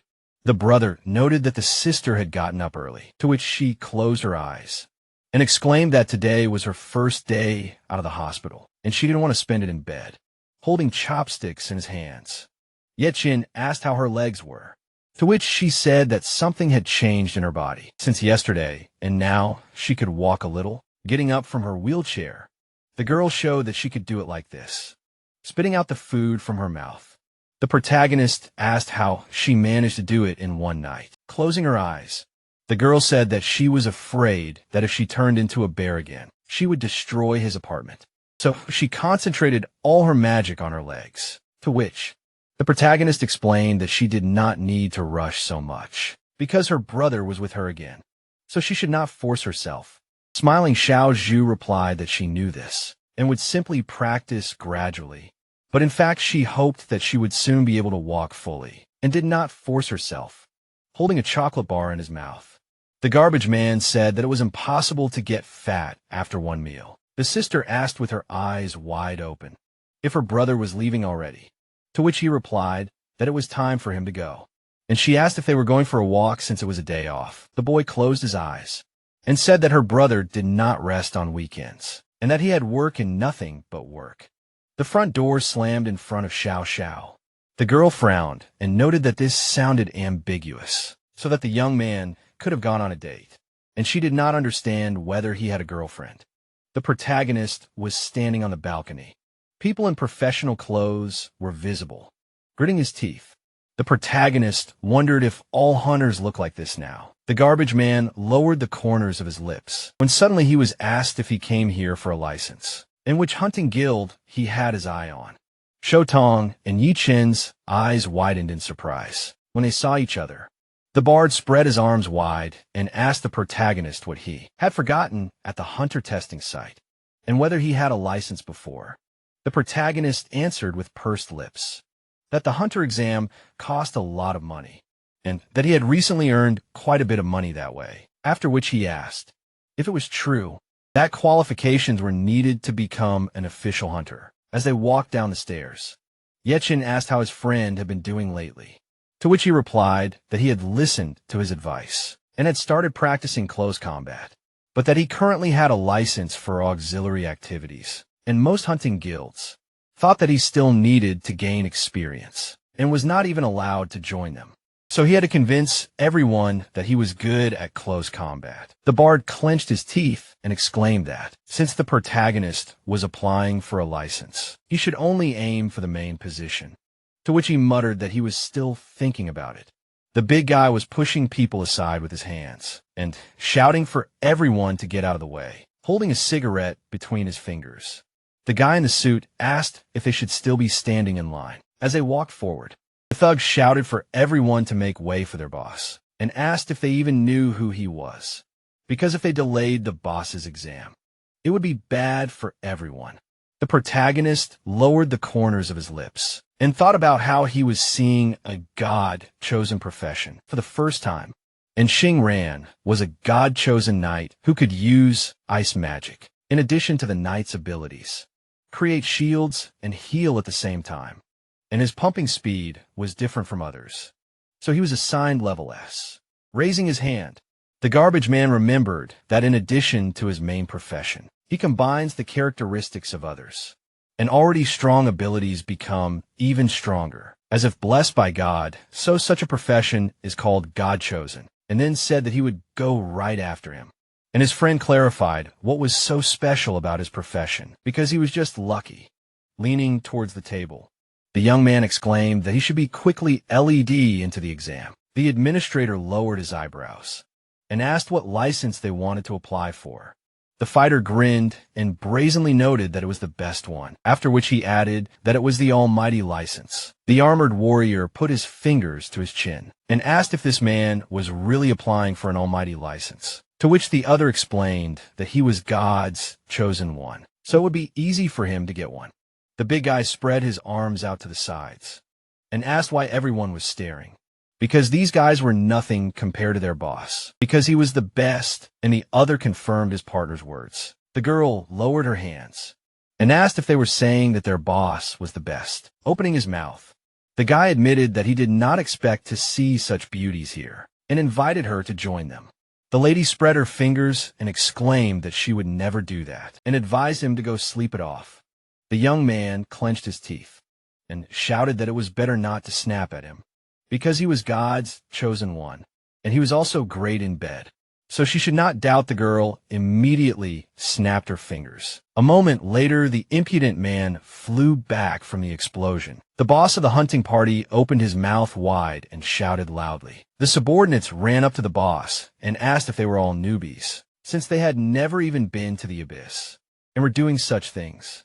And this lady didn't even know how strong their boss was. Yi-chun lowered his eyebrows and said that it was an explosive flame technique, which meant that she was definitely not a newbie. The god's chosen one gritted his teeth, and the people laughed at him and asked them to just look at him. The guy narrowed his eyes and shouted that they were bastards. The young man crossed his blades and said that this girl had made a fool of him in front of everyone, so he needed to teach her a lesson. Suddenly someone put a hand on his shoulder. The boss of the hunting party turned his head back, not understanding what was happening and whether he was tired of living.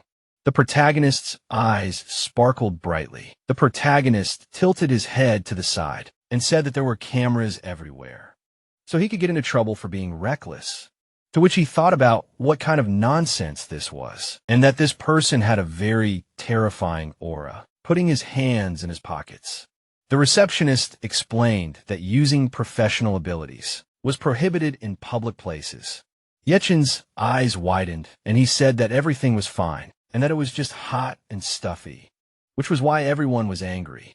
The girl closed her eyes and apologized, and said that this guy had crossed the line, to which the receptionist said that if she broke the rules again, she would be arrested according to the law. The employee asked her what profession she had and what license she was applying for, to which she folded her arms and replied that she was an elemental fire mage and wanted a license to use spells. A magic crystal appeared above the guy's hand, and he noted that given her uncontrollable behavior, they were forced to conduct an inspection. The girl put her fingers to the magic stone. The crystal began to crack, and the administrator said that the strength indicator was abnormal. Turning his head, the registrar said that recently there have been cases when unregistered hunters with high abilities left traces of destruction in the abyss, and this time they would be stricter. So he asked her to follow him. The mage lowered the corners of her lips, closing her eyes. The lady said that the detector must have made a mistake and asked to touch it again. A bright aura enveloped the magic stone, and the employee asked what it was then, because now the indicators were normal.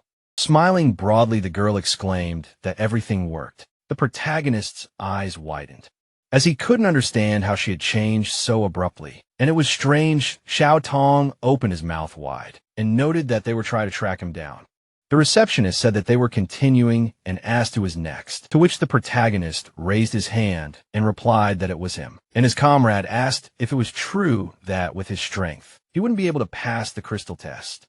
The employee closed his eyes and asked what kind of license the guy wanted, to which he replied that it was an almighty one. The administrator frowned and asked what his profession was, since he chose an almighty one because it wasn't for everyone. The young man closed his eyes and said that he was a first-level garbage man. The people around him smiled widely and shouted that this garbage man was also a newbie, and this profession pales in comparison to their professions, to which Xiao Tong cried out that his brother could destroy them with one finger. And Yi-chun explained that he just wanted to take advantage of the opportunity to get a profession that is suitable for any team, so that if something goes wrong, he can always help opening his mouth. The administrator noted that there was nothing wrong with the application and asked if he knew what the quest was for obtaining such a full license. The protagonist clarified whether there was also an exam, to which he received an affirmative answer, while the girl's eyes bulged and did not understand whether the garbage man was a new profession, pointing his finger upward. The registrar said that with a regular license, participants create a team to explore the abyss based on their chosen professions, but he would have to do everything alone. A scroll with a key to the advanced difficulty exam appeared. An employee said that even on the easy difficulty, only death awaits those who are alone.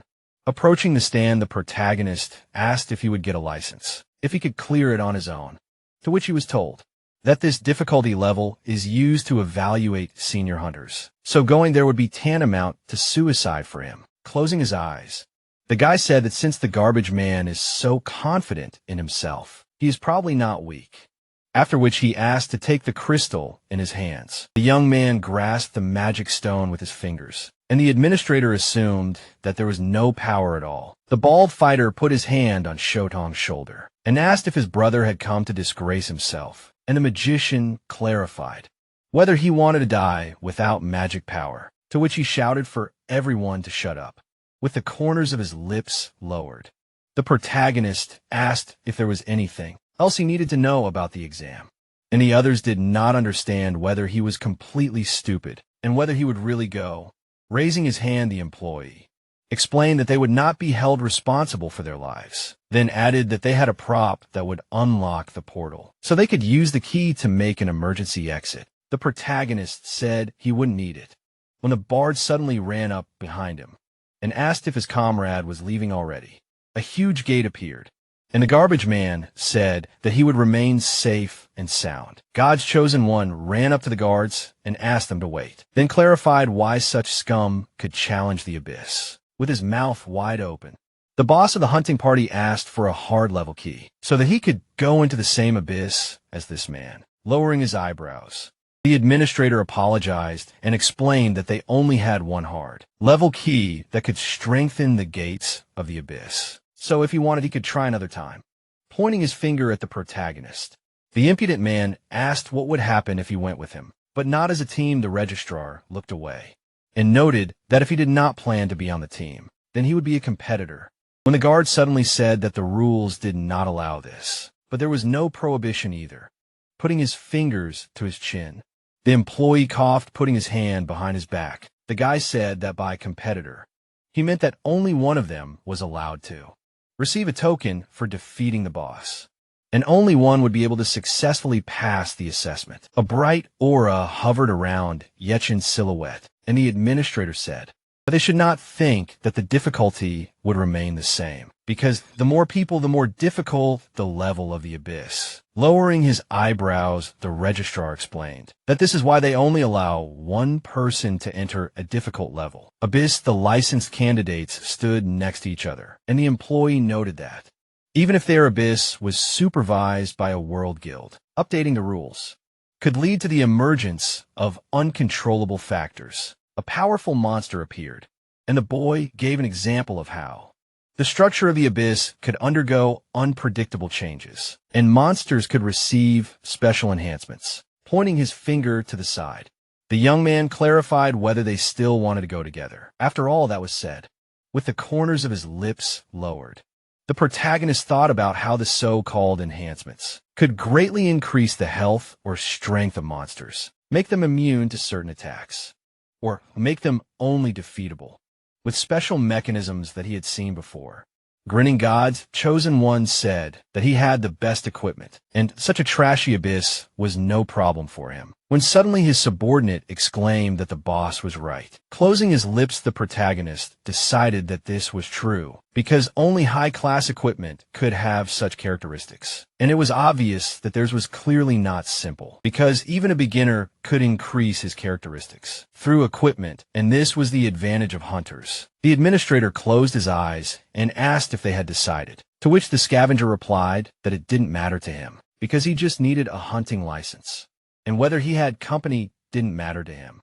Frowning, the protagonist decided that if the level boost LED to the appearance of rare monsters, he would be able to get more interesting rewards. Zhotong widened his eyes and asked his comrade to think twice, because what if the boss appeared at an unexpected moment where the magic was blocked, and even the dispel spell would not be able to remove such anti-boost? To which he replied that this guy's equipment had its advantages, so he could use it if necessary, and he shouldn't worry. God's chosen one said that they were competitors, so if he got into trouble, he would not help, and he should not forget that only one of them would be able to pass the test. When suddenly Yi Cheng threw him the key and said that since he loved to brag so much, he would give him the right to open the gate, because he believed that he would be able to knock out good conditions for them. Gritting his teeth, the impudent fellow noted that the protagonist still knew his place, holding out the key to the gate. The boss of the hunting party exclaimed that in this case, he was sending his divine hand forward, when suddenly, the system reported that the difficulty level was difficult. The number of monsters had been increased by 300%. Their health had been increased by 150% and their damage by 70%. The passage was filled with an unusual aura, and a notification appeared that the enhancements that appeared in the abyss were being strengthened by 300%. With his mouth wide open, God's chosen one did not understand what this was. Holding the flask in his hands, the guy exclaimed that he had specially prepared the potions and planned to drink them to pass the test. But he would still take a little, to which the garbage man thought that, while not only the potions had been weakened, but the passive health regeneration had also been reduced. Looking away, the protagonist realized that what was even more frightening was that the effect of severe blood loss could be even more burdensome and even negative, so he should be careful. The young man, his jaw dropped in alarm, said that he had bought the largest backpack to fit all the potions, and now he would have to go light, having changed into armor. The boss of the hunting party said that he could still crush all the monsters with his cool equipment, with his arms outstretched. God's chosen one shouted that he would go first. Streams of dark magic flew out from the gate, and the system announced that a second participant had joined the test, and the difficulty had increased to hellish. Flames were visible from a passage, and a notification appeared that a legendary monster would appear in the abyss, and if you defeat it, you can get legendary rewards. The garbage man, with his eyes bulging, shouted that this was a legendary test, which even with 300 points of luck, appeared with a probability much less than 1, after which he clarified what level of luck this guy had, and the employee ordered to immediately inform the authorities that a legendary test had appeared. In the exam to obtain a hunter's license, suddenly an unusual room appeared. A simple level abyss gate was visible. Xiao Tong shouted that they must also succeed. The bard, with sweat on his face, said that he hoped that Big Brother could return safe and sound. A fire was burning inside the magic portal. The boys walked towards the monsters, and it was heard that after opening the room, you immediately got into a super spacious room, and it was almost like his mansion, with an area of 2,000 square meters. The boss of the conglomerate, with his mouth wide open, asked what kind of stupid ruins this was, because there was nothing here at all, and it did not even come close to comparing with the atmosphere of his garden. In front of the house, Yashin, raising the corners of his lips, replied that this was the boss's chambers, to which he received a question, whether he wanted to say that they entered it immediately after opening the gate. A moment later, the boys raised their heads. 2 huge monsters appeared, and the system reported that they were immortal, and they had extremely fast attacks, constantly causing bleeding, and were also incredibly strong. Taking out the magic card, the protagonist muttered that they had obtained 4 attributes, which made it a nightmare-level dungeon, and that these guys would be hard to deal with. Then added that he would summon a spider to distract them, and then use his speed advantage to attack from behind. The protagonist, sharply swinging his hand, whispered that the Knights of Purity had a lot of armor in the front, and their weak points were in the back, and therefore he would not be able to use Berserk now, because he needed to attack the vulnerable points first. God's chosen one, suddenly pushing the scavenger, exclaimed that he would let them die, and also would not let them get the things that the boss left behind. The guy quickly approached the enemy. The candidate for the hunter furiously opened his jaw and shouted that today they would see the king of the crusher in action. Yi-chan, with his eyes bulging, said that his opponent had gone crazy. It was visible how the young man parried above the monster's head. One of the monsters grabbed the sword tightly. A second later, the boss of the conglomerate hit the huge cleaver. The guy clenched his jaw in pain. A moment later, a bright flash appeared. God's chosen one, falling to the ground, objected that where is it customary to hit so cruelly from the very beginning? And the protagonist thought that his armor withstood the blow, but it was a miracle that it did not break. From the blow of the Knight of Purity, the protagonist turned his gaze to the side in surprise. Suddenly, one of the opponents swung in his direction. The garbage man, jumping high, noted that now they began to attack him, and therefore the plan was over. Yet Shin was flying near the large head of the monster. A second later, the protagonist was able to dodge the blow with the cleaver. The monster quickly began to swing its weapon. The protagonist, biting his lips, said that the attacks of the Knight of Purity lead to constant blood loss. And in other words, even the slightest damage would be fatal in this abyss. The boy, with his mouth wide open, asked why he was also being hit. If only the garbage man was being attacked. Yi Chun, with his eyebrows lowered, replied that the knight didn't care, and if he was in pain, he should hide in the corner. Clenching his fists, the young man asked if his opponent dared to hint to him that he was balanced, after which he explained that he had merely slipped. The monster swung its axis sharply, and the system reported that it had destructive power. The protagonist, with his mouth slightly open, muttered that he easily overcame defenses, and therefore thought that the enemy was designed to fight tanks. The protagonist abruptly jumped to the side. A car with the spirit of Dash appeared. God's chosen one, rushing from his place, said that his opponent was useless, and therefore he would do it himself. The garbage man whispered, with his eyes wide open, that this guy was reducing the tension of the battle, and that he was not completely useless, and added that since there were two bosses here at once, they should fight together as a team. A moment later, the young man flew back. Yechin squinted and said to himself that it would be useless with his defense broken, and now the monster became even more angry. Biting his lips, the protagonist noticed that he was indeed born to take damage, and at the same time, the candidate for the hunter exclaimed that it was very painful. Suddenly, an unusual aura appeared around the monster. The protagonist sharply raised his hand, and the artificial intelligence wrote that the taunt skill can only damage the caster, and the target spell will be forcibly redirected to the performer. Clenching his fist, the garbage man said that they cannot focus on just one monster, but must also try to defeat the other knight, who is even bigger. A second later, one of the monsters opened its mouth. Yichun quickly began to climb the enemy's body, and the system reported that the defense reduced all damage by 95%. Baring his teeth, the protagonist noticed that the dagger attack had no effect on him. The conglomerate boss, jumping high, asked why he was so different from those he had fought before, because usually the monsters in the abyss die from 1 or 2 blows. Suddenly, the evil spirit swung its sword forward. The protagonist, lowering his eyebrows, realized that the other had also decided to join the fight. The garbage man, falling to the ground, asked his opponent if he had spent all his points on defense, after which he added that he did 0 damage, and also asked how he had managed to level up so much without attacking. Opening his mouth wide, the guy replied that it was because he had already spent them and had risen solely thanks to his strength. The young man turned his head, hearing that he was an idiot and should not be distracted in the middle of the fight.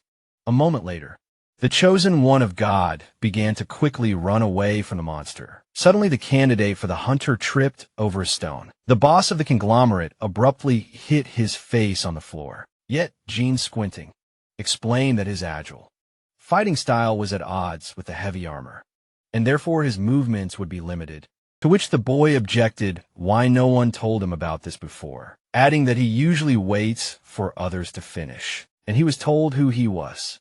Suddenly, the monster powerfully attacked with its sword, and the protagonist asked his opponent to step aside, frowning menacingly. The protagonist exclaimed that the abyss was never a place for fun, because here people earn their living with sweat and blood. The garbage man quickly rushed forward and said that, since normal blows didn't work, he would have to resort to the most primitive method, namely brute force. A moment later, Yichin flew towards the enemy. Clenching his fist, the protagonist said that even one boost from strength would be enough to inflict real damage. The protagonist attacked the monster with his hand, saying that this was a favorite tactic of the poor. The chosen one of God, with his mouth wide open, asked if he had just thrown back a monster in such heavy armor with his bare hands. It was visible how the garbage man ran along the giant's hand. A second later, Yi Chun parried over the head of the evil spirit. Suddenly, the protagonist hit the enemy with his elbow, and the system reported that it was a weak pinpoint strike. The protagonist's eyes widened, wondering if he had stunned him in just one hit. since his luck status must have played a role. At the same time, the AI notified him that a critical hit to a weak point had a chance to stun him based on his luck status. It seemed like the scavenger parry in midair. Suddenly, Yi Chen's body split into two. The guy's jaw dropped, surprised that his opponent had just been torn apart. Suddenly, a dark spirit appeared above him. A moment later, the protagonist descended to the ground. The protagonist lowered his eyebrows and muttered that Sanji's DPS was too low to maintain the monster's aggression, but his damage resistance was also too low to be a tank, and he didn't expect him to be of any use anyway, since he still had to control the battle himself. The scavenger extended his palm and asked his opponent to step aside. Suddenly, Yi Chen did a backflip. A magical glow appeared in his hand. A second later, a magical beam hit the monster's back, and the system reported a critical hit on a weak point. One of the monsters fell down sharply. A moment later, the protagonist flew high. The protagonist quickly dodged the enemy's attacks. Suddenly, the garbage man powerfully hit the monster's leg. The boss of the conglomerate muttered through sweat on his face that this guy simply avoided all areas with heavy armor and aimed every attack at weak points. And his technique was more precise than any expert he had ever hired. The boy extended his finger and asked if Yi Chen was supposed to be a newbie, and how could he use such complex techniques? The protagonist turned his gaze back and replied that, as a fighter of a new class, he was considered a newbie, but years of fighting monsters as a scavenger helped him accumulate points and sharply increase his skills. And in the end, his current level multiplied all the instincts he had honed, with blood and sweat by 100 times. The young man, with his eyes wide open, said that he didn't understand anything, and then asked if he didn't become stronger depending on the items. Raising his hand, the protagonist explained that equipment was just a thing that changed as the level increased. The giant's angry faces were visible, and the system gave a description of each of them. Yaking smiled slightly and said that his main equipment was just a body that continued to become stronger. Clenching his fists, the protagonist wondered if this was another mechanical monster, and at the same time said that reflecting damage and dealing damage in close combat would also reflect an equal amount of damage from the reflection, and they could only counter the thorns with long-range attacks. God's chosen one, opening his jaw, said that it seemed like it was his turn to shine, and his opponent should not think that he was limited to swords, only because of his tank class, because he could also use magic, especially against long-range monsters, and also added that the protagonist would have to rely on him. Suddenly, an unusual force swirled around Sanji's hands, and he shouted that he could cast such an amazing spell. As a lightning arrow, the boy opened his mouth wide and exclaimed that he would let the monster taste his lightning. A moment later, a powerful explosion was heard. God's chosen one lowered his eyebrows in confusion. The scavenger flying up on the giant whispered that when the spikes were activated, the enemy's resistance to all elements was reduced, and therefore it was easy to deal critical hits. Yi Chen stretched out his palm and spoke about the outbreak of the Great Flame. A second later, the monster's head fell to the ground. The young man, with his eyes bulging, asked if it was fire magic, and was also very surprised by the instant explosion of the Great Flame of the third level, even without casting a spell. The boss of the conglomerate, watching the battle, said that it was impossible because melee fighters usually cannot learn elemental magic, and then clarified how he did it. Suddenly, it seemed like the monster swung his axe. The protagonist calmly dodged the blow. One of the monsters was headless, and the AI wrote about the skill thorns. Suddenly, the neck of the evil spirit began to crack, and at the same time, the system notified that all damage was reflected. Sanji, through the sweat on his face, did not expect that his opponent would use thorns to counterattack. It was seen how the protagonist quickly ran along the ground, clenching his jaw. The garbage man exclaimed that spiritual dash was still on cooldown. A card with a shield emblem appeared. A moment later, protective equipment appeared in front of Yi Chen, and he decided that he would just take the blow. Suddenly, the enemy's weapon hit the shield. A thick smoke formed in front of the monster. The protagonist trying to stop with his feet muttered that the knight's attacks are unpredictable, even taking into account the weaknesses of the players, and his strength surpasses any elite monster he encountered before. And if his body did not have enough attributes to withstand this, he was afraid that he would be killed. The giant's eyes glowed purple, and the protagonist thought that the knight's attack speed would continue to increase, and would only slow down after a successful hit. The scavenger, frowning menacingly, realized that this was the knight's hidden mechanic. Namely, the more he tried to dodge, the easier it would be to get hit, and so he just had to endure it. After which he added that this justified the hellish nightmare level. Suddenly a sharp dagger appeared in Yi Chen's hand. The conglomerate boss, opening his mouth wide, asked whether his opponent was going to take a direct hit from him, and whether he wanted to die. A second later, the protagonist released a particle of fire. A powerful explosion was heard in front of him. The monster, bulging its eyes, screamed sharply suddenly.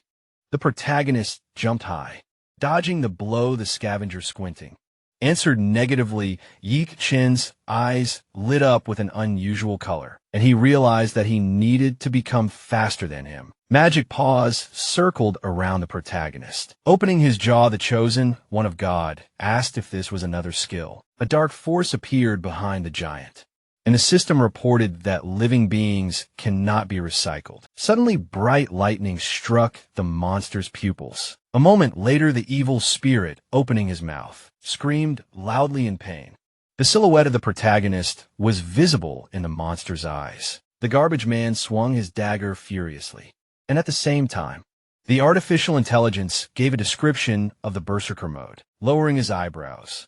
Yi Chen exclaimed that the enemy should take this blow with full force. A second later, the protagonist plunged his weapon into the enemy's eye. The giant's second pupil sharply narrowed. The protagonist bared his teeth menacingly, and the system notified about the armor-destroying blow. Opening his mouth wide, the garbage man said that he did not have time to kill him before he bled out completely, after which the computer wrote that he had 20 seconds of life left. The monster could be seen putting its hand on its head. Suddenly, its body glowed green, and the system reported that it was instant regeneration. The boy clenched his jaw, wondering if only 70% of his HP had been taken away by his attacks, and also noticed that the boss's buffs were still accumulating, and if he couldn't finish this quickly, he would have to fight an even stronger boss with additional buffs. Covered in a dark aura, the boy thought that if he stopped fighting, he would die, and if he gave up, he would die, and if he began to doubt,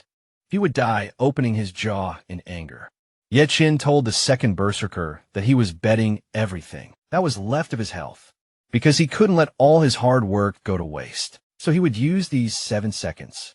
And the AI wrote that the double health loss effect reduced the berserker's duration to 7 seconds. A moment later, the protagonist suddenly rushed towards the enemy, saying that he would finish this with one blow.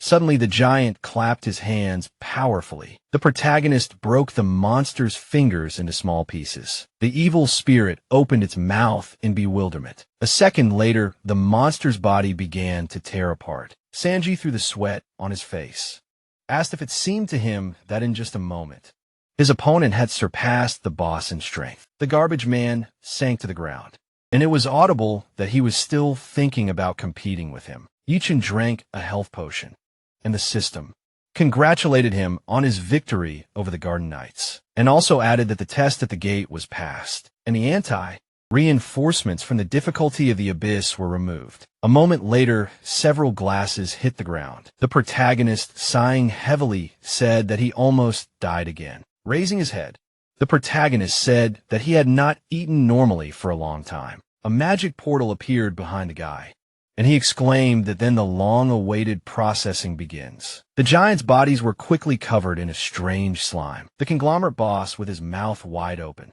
said that these were the monstrous hands that appeared earlier, as well as the knight's corpse, and then clarified that he was really being swallowed by the void. Looking at his opponent, the God's chosen one said that this guy was eating the boss's corpse, and this must be some strange class skill that he had never seen before. Through the sweat on his face, the young man muttered that this guy was even scarier than the monsters.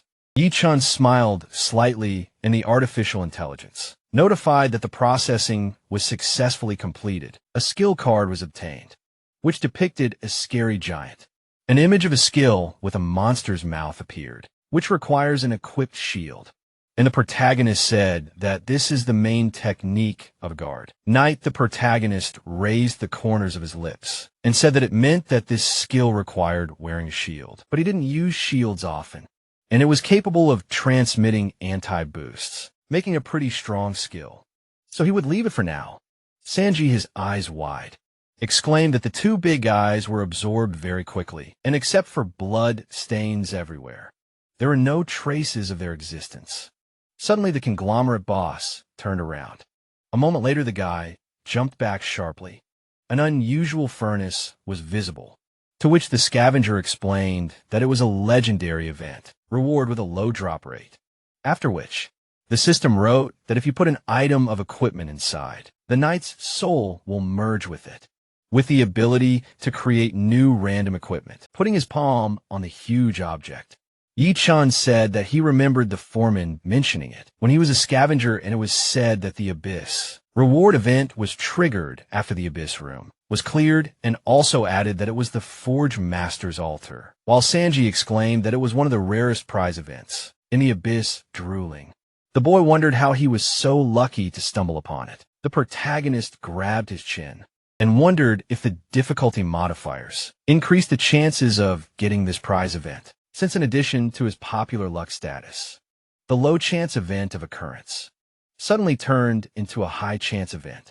Taking the dagger in his hand, the protagonist explained that the more he pressed himself, the more surprises he would receive beyond his expectations, and offered to test it with his old weapon. The youth extended his palm and said that he should use his best equipment, adding that he should have at least a few purple-ranked weapons or armor, to which he received the answer that the only weapon he could use now was the starting one, and he usually sold any equipment with a requirement higher than level 1. The conglomerate boss clenched his jaw and whispered that he almost forgot that he was only level 1, and then asked if this meant that he had been fighting without any high-level equipment. All this time, the scavenger threw down his knife and said that it turned out that there was no other way, and therefore only he would have to level up. A red blade appeared, and at the same time, the artificial intelligence notified that the upgrade had a chance of failing, and the failure rate depended on the value of his luck stat and the base level of the weapon. And also, the predetermined requirement for the weapon's level was level 1, and therefore the expected success rate was 200%. Yatsen lowered his head and asked if it meant that the chance could exceed 100%. The system asked the protagonist if he confirmed the attempt to improve, because by improving the dagger with the knight's soul, he would turn it into a long sword, to which he extended his finger and confirmed the improvement. Suddenly, two weapons appeared in front of the protagonist, and it was said that his weapon had been improved to legendary trash. The guy smiled slightly and said that it was not bad, and it really looked legendary. An image of a trash sword was visible, as well as its characteristics. A perfect replica of the blade was also shown. The young man took the daggers in his hands and exclaimed that he liked them. Sanji, putting his hand on his side, said that the characteristics of these swords looked extremely tragic. The garbage man and turned his head and objected that for the opponent they were trash, but for him they were perfect. The boss of the conglomerate spread his palms out and asked not to tell him that his opponent had never seen God-grade equipment.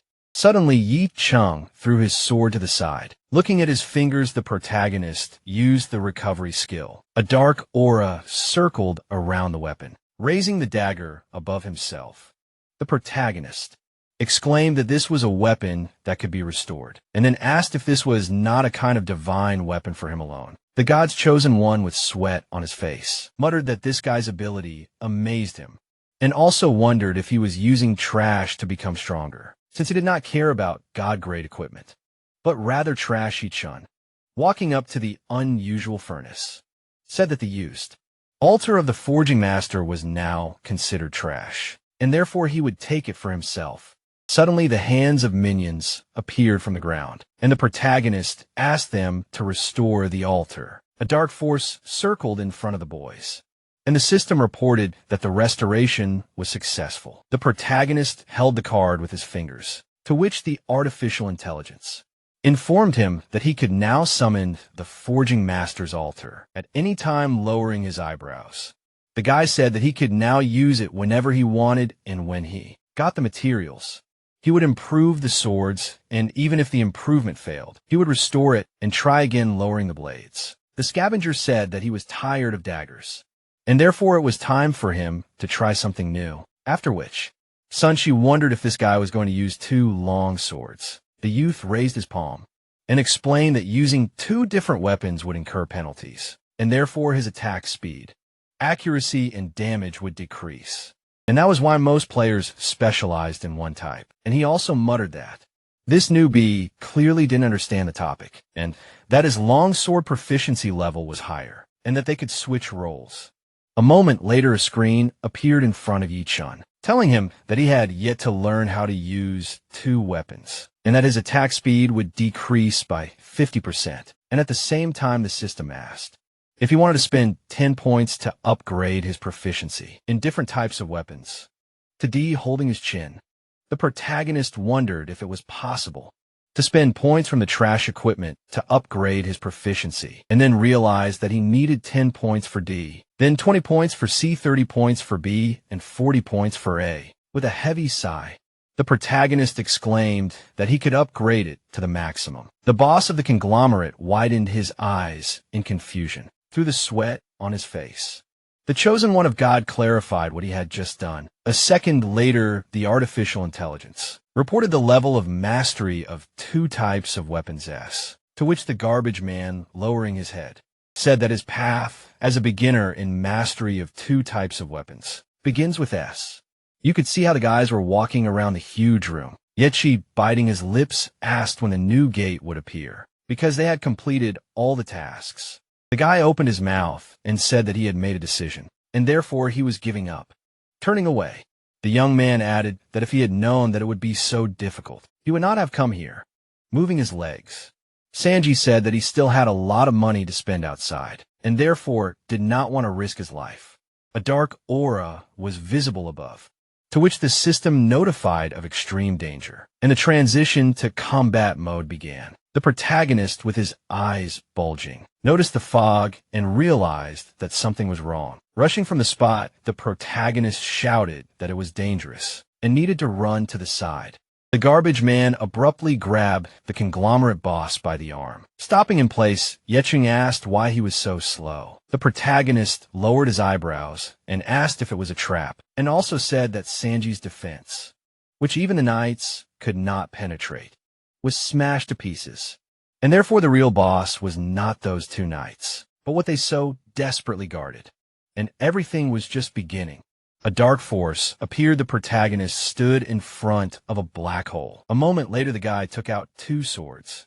Suddenly, an unusual aura began to attack the young man. Yichin quickly cut the magical essence around himself. The protagonist thoughtfully lowered his eyebrows, having placed the blades in different directions. The protagonist realized that something was coming out there. A second later, the king of the Dark Elves, the master, appeared, and the system reported his features. The man jumped into the bloody portal. The wounded hunter tried to escape from the enemy. The card with the image of a wolf emitted a bright light. The protagonist frowned menacingly and thought that he had pumped up his mastery of 2 types of weapons to S rank, and now it was better for him to use swords rather than daggers, since the strength and attack speed had been increased. Yaking jumped forward and protected his comrade, blocking the attack. The guy spread his arms and used a strike with many blades. The master's eye widened. The system reported that the attack was ineffective, because the boss only takes damage from the player he is focused on. The Dark Elf King rushed forward. The young man rushed after him, and realized that his attacks did not cause damage. The scavenger gritted his teeth and decided that he had no other choice. The monster swung his sword. He cut the soldier in half. The heroes waited for news. Standing on the other side of the portal, the man in black pointed at him and said that one of the hunters had died, because only one signal was being tracked. His colleague licked his lips and assumed that he was talking about the confident newbie. and explained that this abyss was only accessible to players of level 30 and above, so he had no chance sitting on the ground. The guard decided that the boy had at least found the abyss with a legendary creature, and reported that a team of hunters would soon arrive and take care of him. His friend said that as soon as the legendary creature dropped the runes, the real slaughter would begin. Dark energy swirled in the portal. The villain said that normal people needed them to enter here. Demosthenes lowered his hands. The notification said that the boss had become stronger after committing a murder. His eye lit up with a red flame. The main character stood in front of him, and his attention switched to him smirking. Yicheng realized that he didn't know whether it was good or bad, because now it would be much more difficult to defeat the enemy. Raising his hand, the guy apologized and said that he needed his corpse. Dark energy enveloped the body of the dead hunter. The system prompted that the user had learned, pairing with a long sword and several other skills, shrouded in purple haze. The young man said that he was forced to skip classes and get to the point, since his level of sword proficiency exceeded the number of skills. He knew the player raised his swords and called his opponent to attack. The king of the dark elves looked at him carefully. The monster dashed forward and swung his sword. The scavenger's eyes widened in shock. He managed to block the enemy's lightning attack. His body turned into a bloody nightmare. Crimson energy appeared behind the monster. The main character put his weapon forward and used Meteor Strike. However, the villain easily dodged. The system reported that the boss was immune to sneak attacks. The master swung his blade, yet he used a whirlwind strike. A bright light illuminated the face of the Dark Elf King. The guy dodged his attack and was outraged that even his clones could not fool him. Waves of dark energy appeared around the monster. The young man parried his blow, gritting his teeth. The player thought about how the slow recovery of health affects all his characteristics, and realized that it would be very difficult to avoid death. The monster summoned a clot of bloody energy in his hand and used a gravity whirlwind. The scavenger looked at it tensely and wondered what it was. Waves of energy pulled him towards the enemy. The villain hit the enemy in the face. A cloud of dust rose from that place. Having remained on his feet, the protagonist realized that his enemy was too strong and asked himself what to do. Yicheng looked at the carnivorous plant card and realized that he had to buy some time to restore his health, even if the healing efficiency dropped by 10%. The guy looked to the side and noticed that the master had disappeared from his sight. The Dark Elf King appeared behind him and swung his sword. At the last moment, the young man dodged his blow. He had to lean back to avoid the attack. The player jumped back. The monster used a whirlwind again, and a clot of energy appeared in his hand. An unknown force made the scavenger soar into the air. The protagonist approached the dark sphere. At this time, the enemy appeared behind him.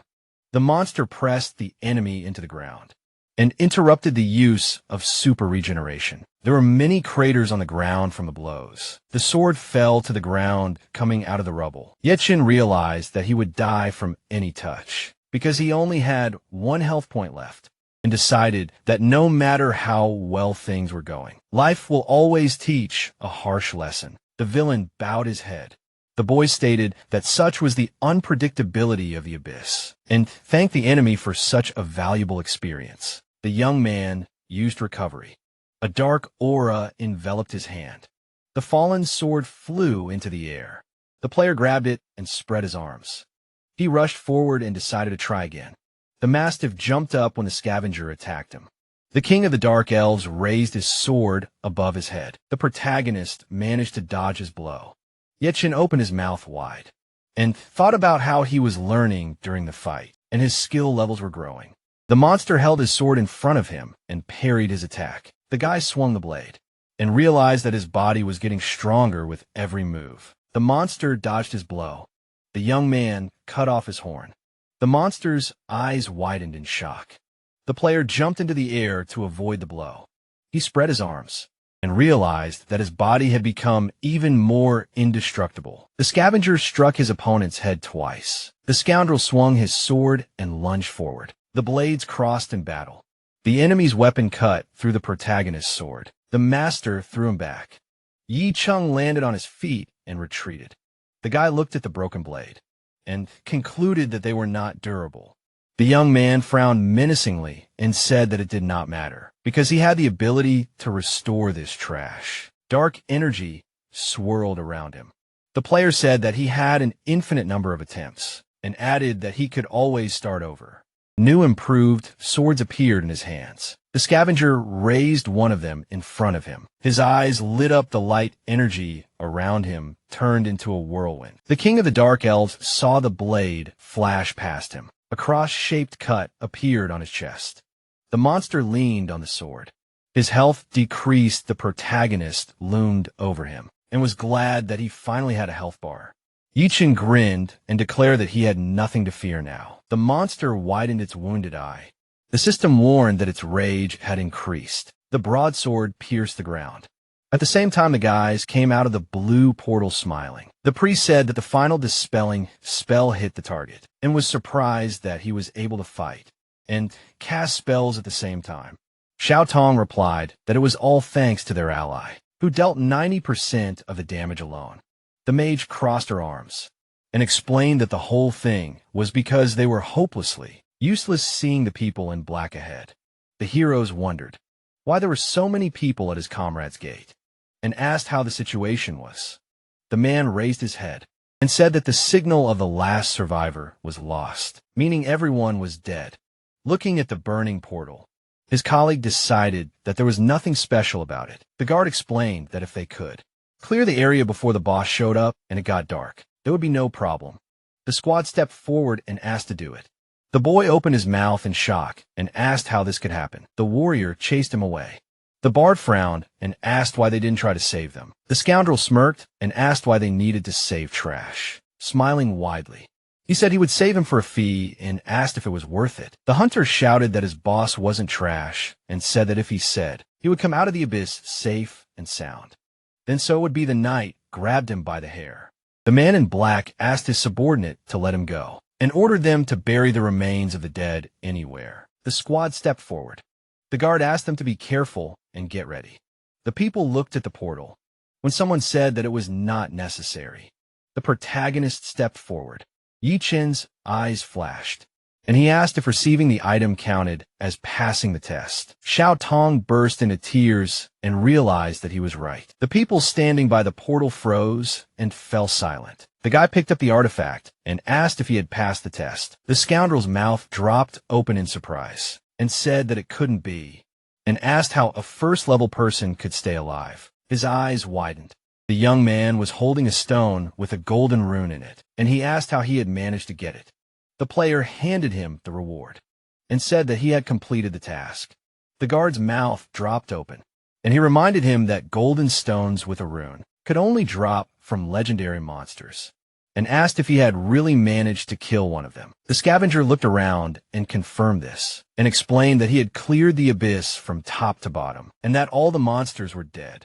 Looking at the rune, the man in black thought that it was simply impossible, and that it was some kind of bluff, and suggested that a legendary monster of a lower order could have appeared there. The villain frowned menacingly and said that such an enemy could never be defeated by a first-level person. The protagonist silently scratched the back of his head. The man explained that he probably stole the rune from a hunter with a god-chosen profession and took the victory for himself. The guard smiled nervously, and he had every reason to accuse the newcomer of killing Sanchi. Zhou Tong threw up his hands and asked how he dared to talk about his comrade like that, and said that he had enough strength to deal with any enemy. Yi Chun turned around. The man in black wondered where he could get such strength from, and suggested that he simply held out until the end, thanks to Sanchi, and then betrayed him because there could be no other explanation. The boy opened his mouth wide and asked him to check the body of the god-chosen hunter for traces of weapons and stop these baseless accusations. The boy narrowed his eyes and said that they would not be able to find his corpse. The brute came out of the dungeon and reported that the notifications at the beginning reported that the abyss was empty and that there were no remains of monsters anywhere. The scoundrel frowned tensely and asked if this was some kind of bug. Closing his eyes, The young man said that they would not be able to find any evidence and explained that the other test participants were not his concern. So accusations of murder were of no use here. The man frowned angrily and realized that he could do nothing without proof. The player raised his hand and asked if he had passed the test. The guard gritted his teeth and said that he was sorry to admit it. The man in black spread his arms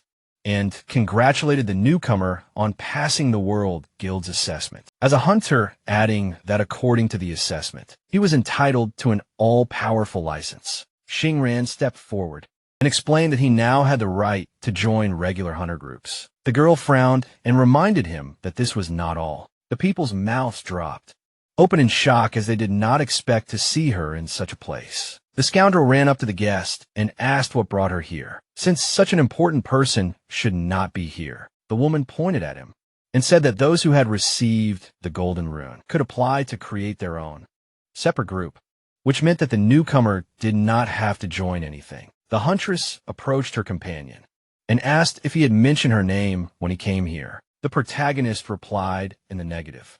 Yi-chun lowered his gaze and admitted that he had simply forgotten about it. The swordswoman asked what was wrong with him.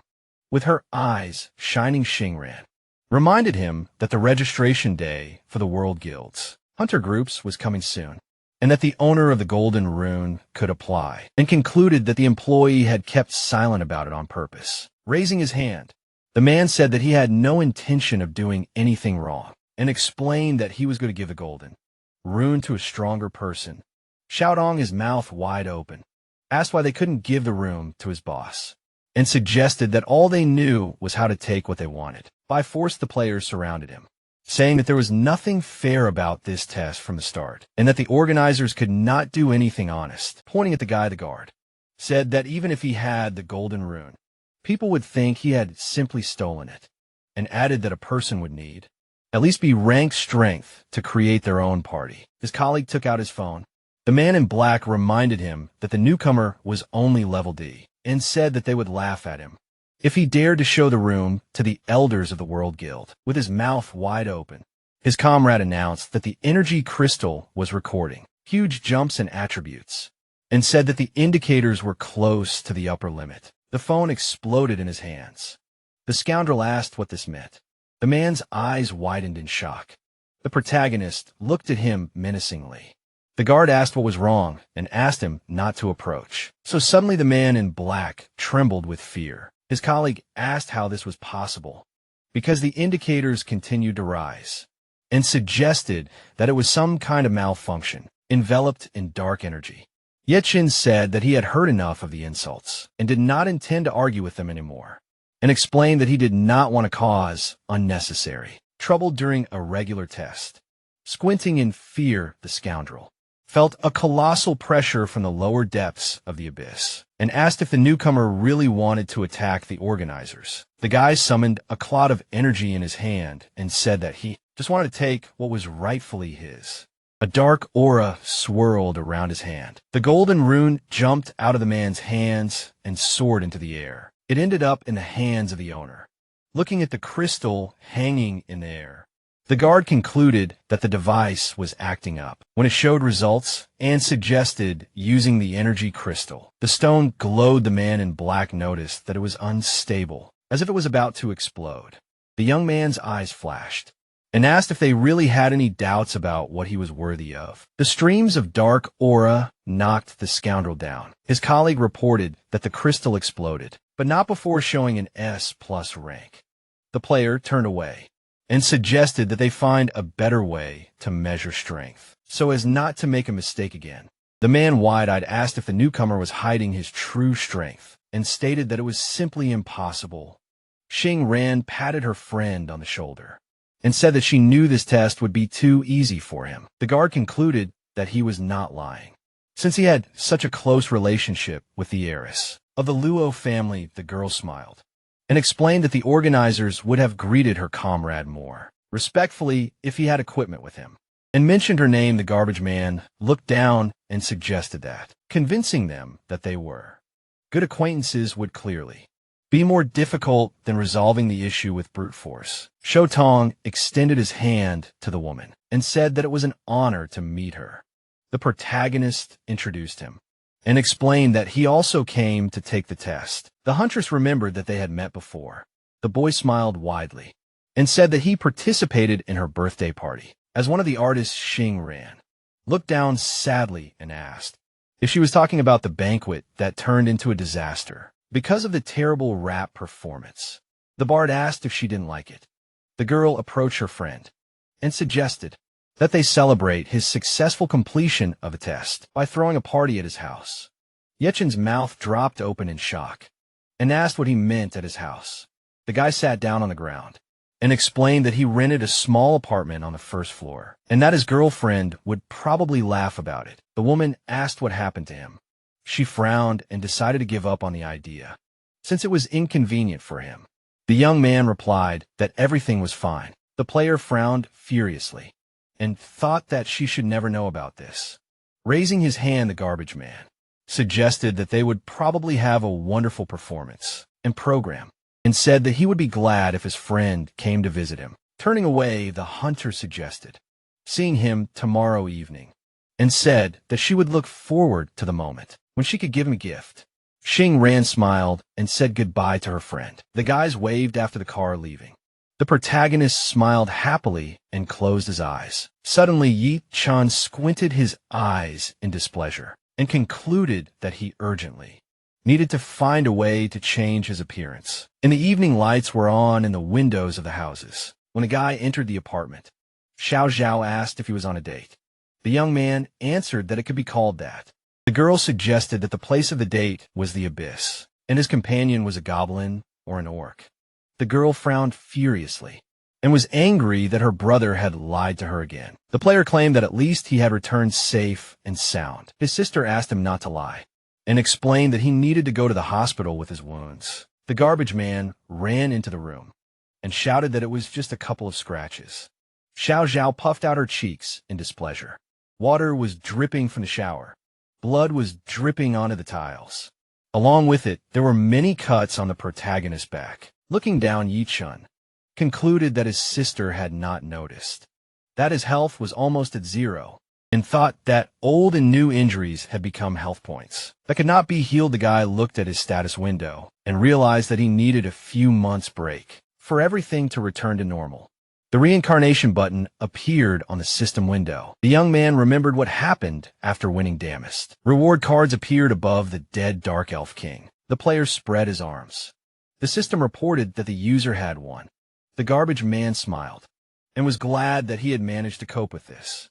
The card with the image of a gravity vortex lit up. The protagonist slightly frowned and concluded that this time he had hit the jackpot. The system suggested that he had 140 attribute points available. Yatsen clicked on the window and decided to distribute them equally. The guy looked at the characteristics and noticed that the plus sign turned gray. When all his indicators reached the mark of 512, the young man clicked on the plus and found out that the attributes had reached the limit and that they could not be increased. The player lowered his hands.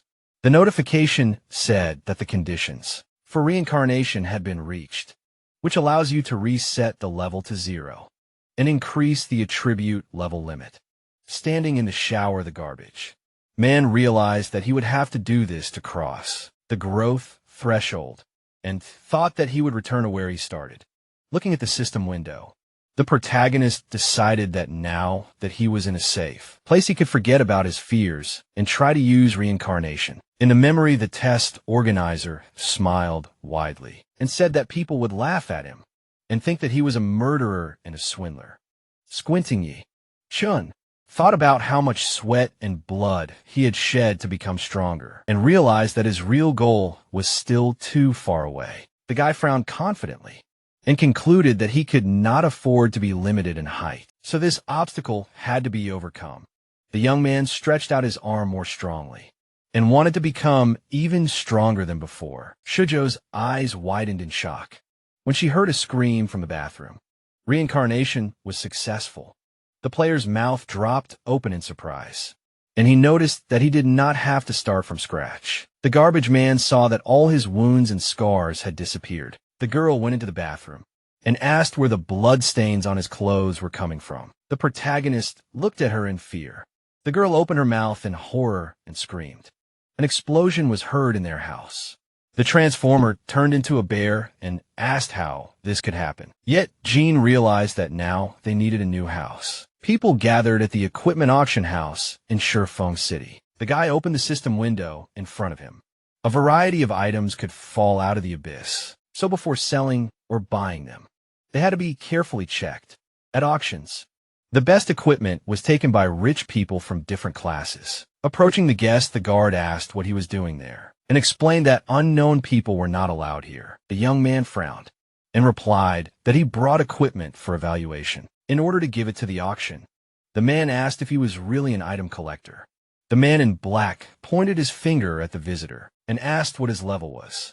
The player squinted and realized that he couldn't impress him, even if he reached his maximum level, and replied that he was level 1. The guard took him outside and asked if he knew that it was noticeable because only the richest people spent money in this auction house, because the equipment on display here was of the highest quality. The garbage man pulled out a dagger and offered to check his things first, and then talked, putting his hand in his pocket. The man asked if all the trash needed to be appraised and decided to do him a favor anyway. He pulled out a calculator and put a 0 on the screen. The guard knocked the dagger out of the visitor's hands and said that he wasn't even going to charge money for working with this junk. Suddenly the man's eyes widened, noticing that something was wrong, and he saw that the knife was very sharp. The auction employee looked at it through a magnifying glass.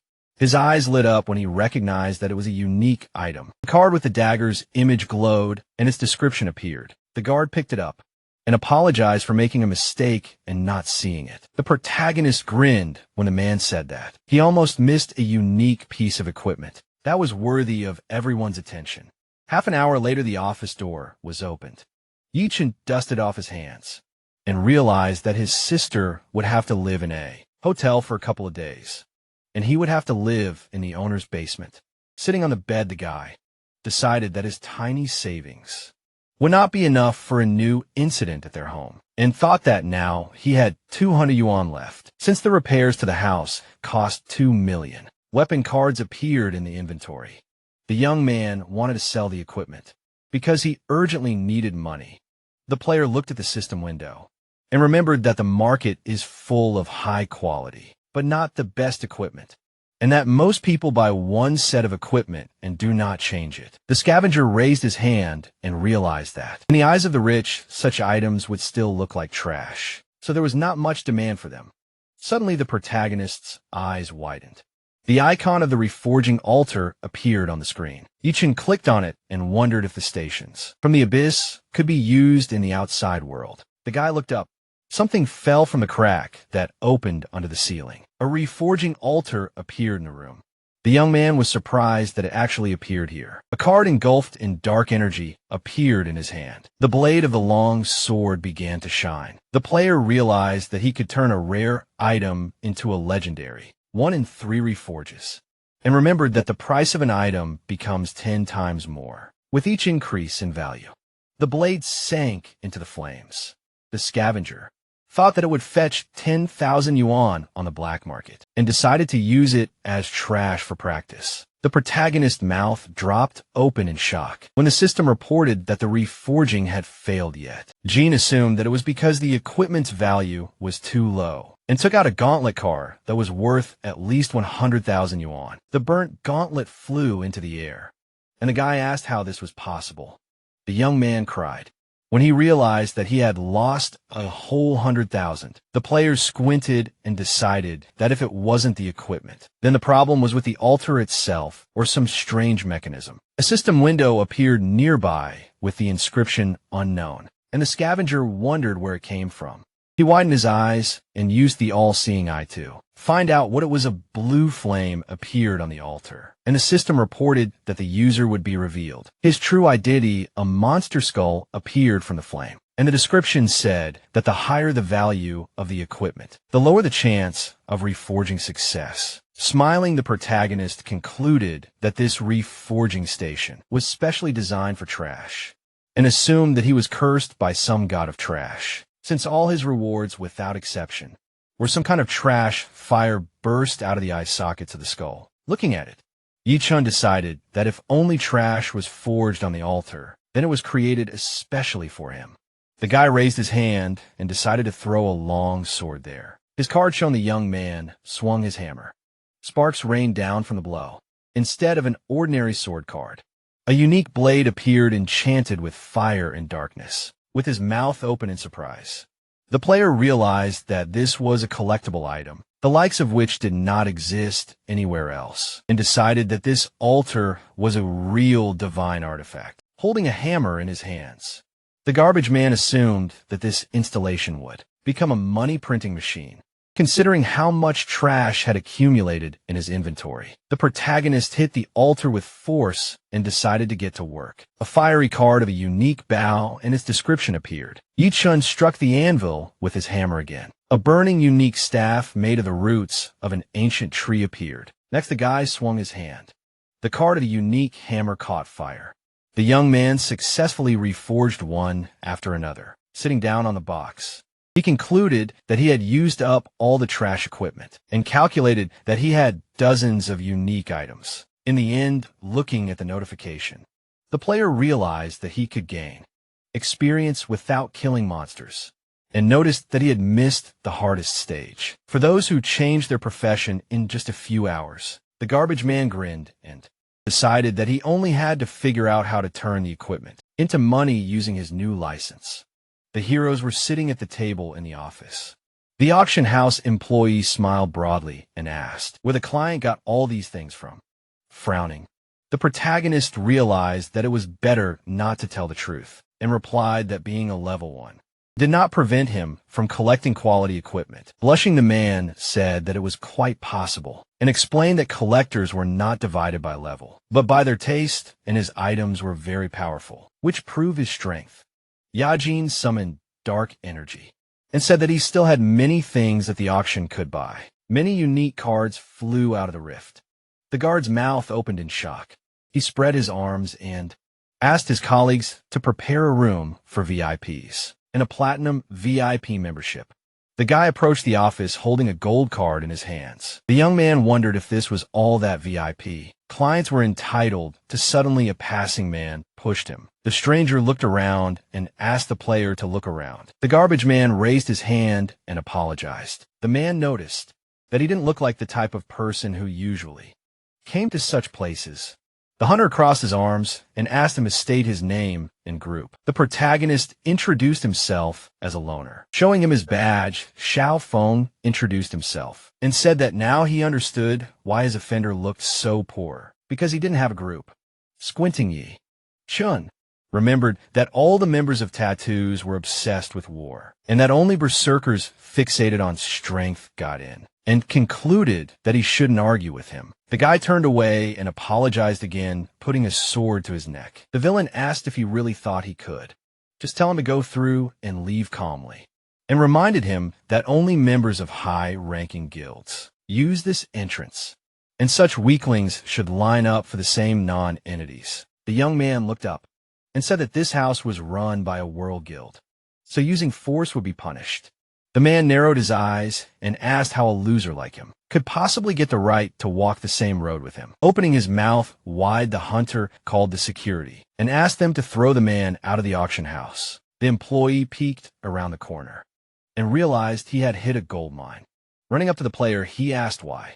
The customer entered through the common room and said that he should have used the platinum entrance. Xiao Feng frowned menacingly and asked if this was some kind of mistake. The man ordered the security guards to restrain him. The guards pinned the scoundrel who was still shouting against the wall. The auction house employee apologized for what happened. The garbage man replied that everything was fine. The hunter looked back and said that no one would dare to treat a Tattoos member like that. The guard explained that this establishment belonged to a world guild, so his membership could be revoked for disorderly conduct. Smiling, the man said that his client could drop by the auction and doubted that the low-level items on display would interest him. Looking away, the protagonist said that his view of things was a little different from other people and suggested that he could find treasure where others would see trash. The employee spread his arms and agreed with him. In the center of the luxurious hall stood a huge crystal. People were sitting at the table, and discussing the fact that the auction house had put up for sale a batch of unique equipment, which was immediately sold out. And the price of each item started at 1 million yuan. The rich man smiled broadly and said that these people had the financial strength of their hunting parties. Yechi narrowed his eyes and thought that his equipment had sold out very quickly at the auction, and he decided to forge something and put it up here if he suddenly ran out of money. Standing by the crystal, the auctioneer explained that all the equipment put up here would be undefined, so it could be valuable or junk. So there would be no returns or exchanges after the auction. The man raised his hand and suggested starting a blind auction. Right then and there, the card with the ring on it lit up, and the employee announced that its starting price was 500,000 yuan. The guy grinned and called him very curious. Sitting on the balcony, the young man thought that usually the warm-up items were put up first, and that the real treasures would follow. The player narrowed his eyes slightly and decided to participate. To rock the party, the garbage man leaned on his hand and bet 1 million. Xiao Feng gritted his teeth and said that this broken ring was worth nothing. The host asked if anyone wanted to raise the bet. The people sitting at the table were discussing that. The Platinum VIP was willing to give 1 million for the ring, assuming that the person who could pay the membership fee was well versed in such things. Someone raised a sign and increased the bet by 100,000. The guest opened his mouth wide and bet 1.4 million, but his bet was immediately outbid. Yichen raised his eyebrows and said that he was willing to pay 2.5 million. The guild member guessed that this must definitely be a treasure. Xiao Feng gritted his teeth and decided that he could not stand aside, slamming his hand on the table. The hunter bet 3 million and said that this price was unbeatable. The guy grinned and increased the bet by another million. The scoundrel clutched the tablet in his hands and insulted him. The subordinate asked him not to act on emotion, because 4 million for an unspecified ring was robbery. The man frowned in displeasure and explained that he could not let him win, because this ring must be very valuable. The tattoos member picked up the tablet and bet 5 million. The guest opened his mouth in surprise and said that usually the price for unique equipment starts from 5 million. The old man suggested that a small group could go bankrupt if they bet so much money on an unspecified ring, pointing a finger at his competitor. Xiao Feng decided that several million was his maximum and asked how he thought he could compete with him and a large guild behind him. The young man slightly knitted his eyebrows. The player raised his index finger and bet 10 million, clenching his fist. The hunter did not believe that alone Wolf could spend such money so easily, and said that 10 million would be enough to create an average group. The host put his finger on the earpiece.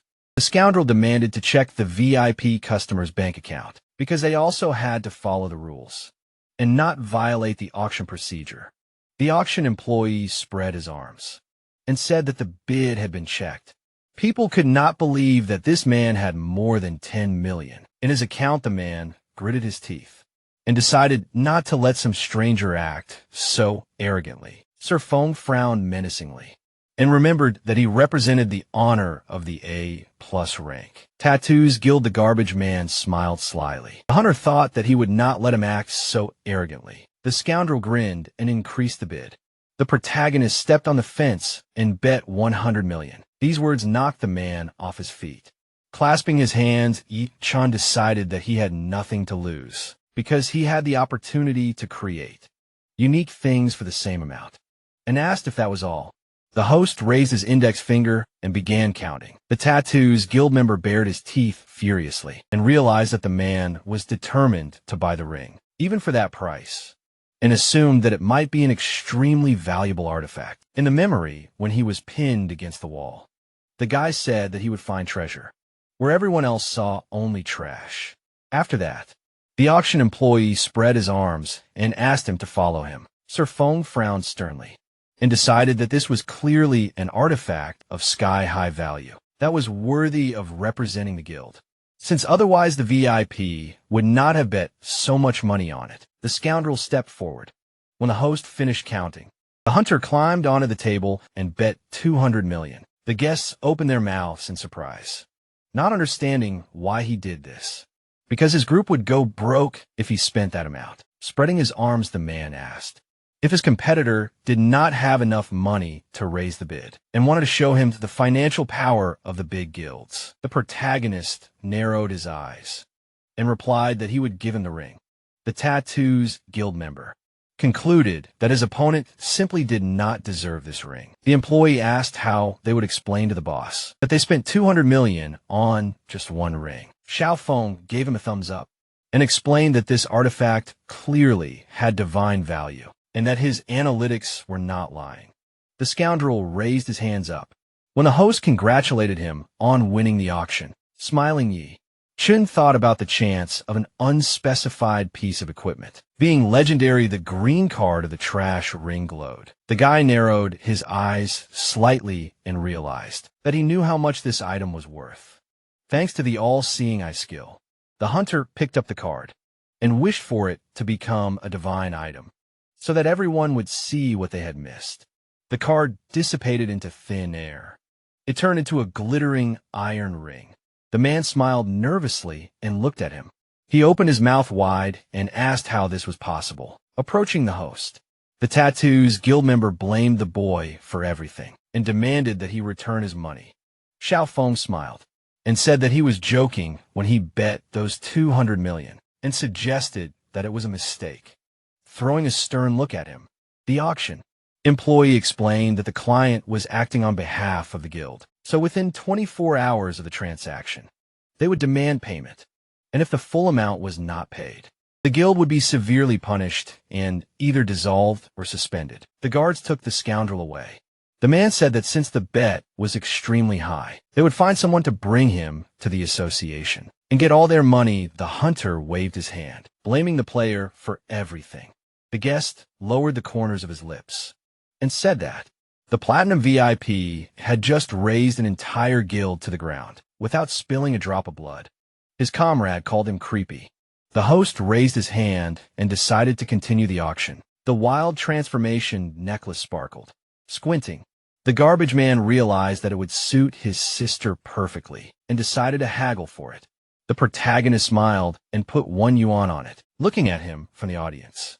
The customers assumed that the Platinum VIP was preparing to make another victim, since he had already managed to make the tattoos. Mad Blade ended up under lock and key. The man stood by the crystal. People were in no hurry to raise their bids. Someone assumed that the auction house had hired this man for their own interests. The employee smiled nervously and asked if no one would really make a bid. The guard opened his mouth in surprise and concluded that only a completely stupid person would fall for such a deception. Grinning, Yetchin wondered if no one was bidding more, because he confirmed that he had a lot of money, and decided that sometimes misunderstandings can also be unexpectedly useful. The host raised his hand and congratulated the mysterious VIP participant on taking the wild transformation necklace for 1 yuan. The guy looked at the people at the table. They did not understand how he managed to buy unique artifact. For such money, someone was indignant that he did not raise the bid. The young man looked at the phone screen. It showed a message that the proceeds of this auction amounted to 180 million. The player smiled and realized that now he had the opportunity to buy something really good. At night, the lights were on in the windows of the houses. Someone told him that these were the best apartments in the city, especially for the rich, with a view of the most luxurious area in the center. Smiling, the girl explained that real estate of this level is designed for the richest people and suggested not to take into account such unaffordable options because they also have ordinary apartments. Standing in front of the model, the garbage man asked her not to offer anything else and said that he would take this penthouse. The woman opened her mouth in surprise and warned him that, with his current credit rating, he could not afford a loan of 100 million yuan. The protagonist scratched his chin and replied that he would pay the full amount in cash in advance. Yichen looked away and added that everything should be ready by noon because he wanted to move into the penthouse today. The heroes entered the apartment. Xiao Tong asked how his friend managed to move into a private mansion in just 1 day and wondered since when he had the opportunity to afford such a huge house. The guy looked away and said that it was so spacious that his sister wouldn't even break through the ceiling if she transformed. Xiao Zhao asked if he really bought this house for her. The boy asked if this room was too big. The young man went to the window and promised to never let his sister suffer again after a while. The bard was sitting on the sofa, and the girl was lying on the table. The heroes went out to the balcony. Xing Ran noticed that her friend seemed to have changed. The player replied that he came out here to get some air. Looking ahead, the garbage man was indignant that, even in the most luxurious apartments, the city smog did not go away. The girl asked if his current situation did not make him happy. The woman congratulated him on receiving his license, and the protagonist looked back and thanked her. The huntress handed him the crystal and said it was a gift. Yichen smiled widely and asked if it was the same stone. The swordswoman closed her eyes and confirmed it, and explained that she had kept it for several years, and wore it every time she entered the abyss, looking at the city at night. Xing Ran explained that the crystal reminded her that there were people in the world who did not want to resign themselves to their fate, and who were willing to challenge it, even at the cost of their lives. The girl smiled and said that she believed that she could get out of any trouble unharmed with him, and the guy agreed that survival was partly a matter of luck. The woman looked at her friend and said that she realized that luck had almost no effect on this, after his words, raising his eyebrows. The young man replied that it was better to show than to explain, adding that this way he could shut up his opponent without saying a word.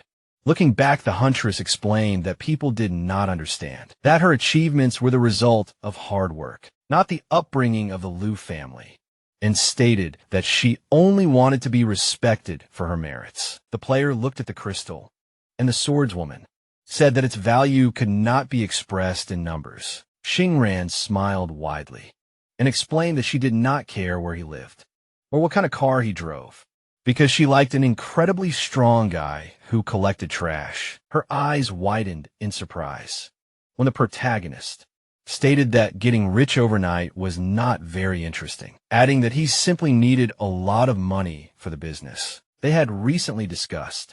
Yaking squeezed the crystal in his hand and reminded him that he could form his own group of hunters. The girl raised her eyebrows and said that this would require a large investment. The boy opened a portal and explained that he wanted to create his own group to get to the most difficult areas of the abyss. The young man took out a golden rune and declared that he should become a law himself if he could not adapt to the rules of the game of this world. A confident grin appeared on his face. In the evenings, lights were on in the windows of multi-story buildings. The player went outside to throw out the trash. Looking down, the protagonist was indignant that the trash can was so far away and wondered if rich people really didn't have trash. Someone approached him from behind and asked which house he was a servant from, holding a banana in his hand. The stranger explained that the servants in this expensive building disposed of their trash elsewhere, adding that if anyone saw this, they would think that they live like poor people. Yechen introduced himself as the owner of the local apartments and extended his hand. The man looked at it puzzledly. He silently gave the boy the banana peel. The young man dropped it immediately.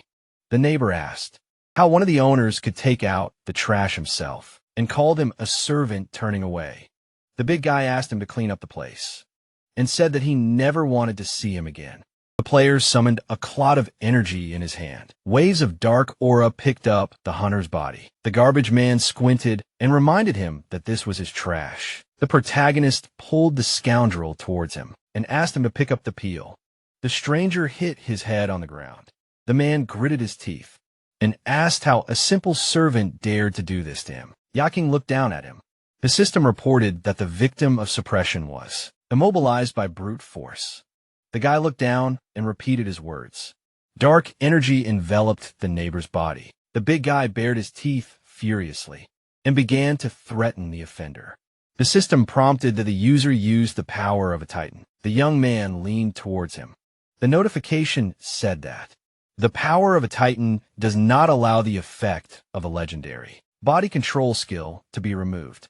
The hunter's eyes widened, and he asked where he got such a strong ability. The player narrowed his eyes and said that the gravity vortex was inherited from a legendary monster, and this skill was much stronger than what they learned in academies. The scoundrel frowned menacingly and was indignant that the servant who was taking out the trash attacked him from behind. The garbage man opened his mouth wide and ordered him to pick up the peel. A powerful aura pinned the stranger to the ground. The man cried in horror and agreed. The protagonist waved his hand and threw him aside. The neighbor fell onto the trash cans. Yachin turned away and concluded that even in the rich districts, troubles are everywhere walking down the street. The guy said on the phone that he had some business in an old house and that he needed to pick up something from there. Day had come, the sun's rays illuminated the park. The young man entered the room. The player sat down by the bed and said that the older the house, the more comfortable it is.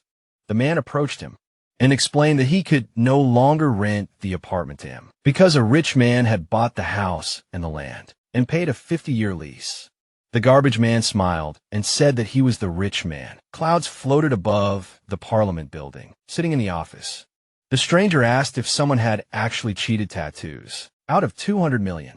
His interlocutor replied that they had blamed Xiaofeng for everything, under the pretext that the bet was his personal and illegal. Crossing his arms, the man said that they had invested in the guild financially, so they did not need any problems now, and asked who the second buyer was. The old man narrowed his eyes and replied that the unknown person had appeared at the hunter evaluation and had received a full license there.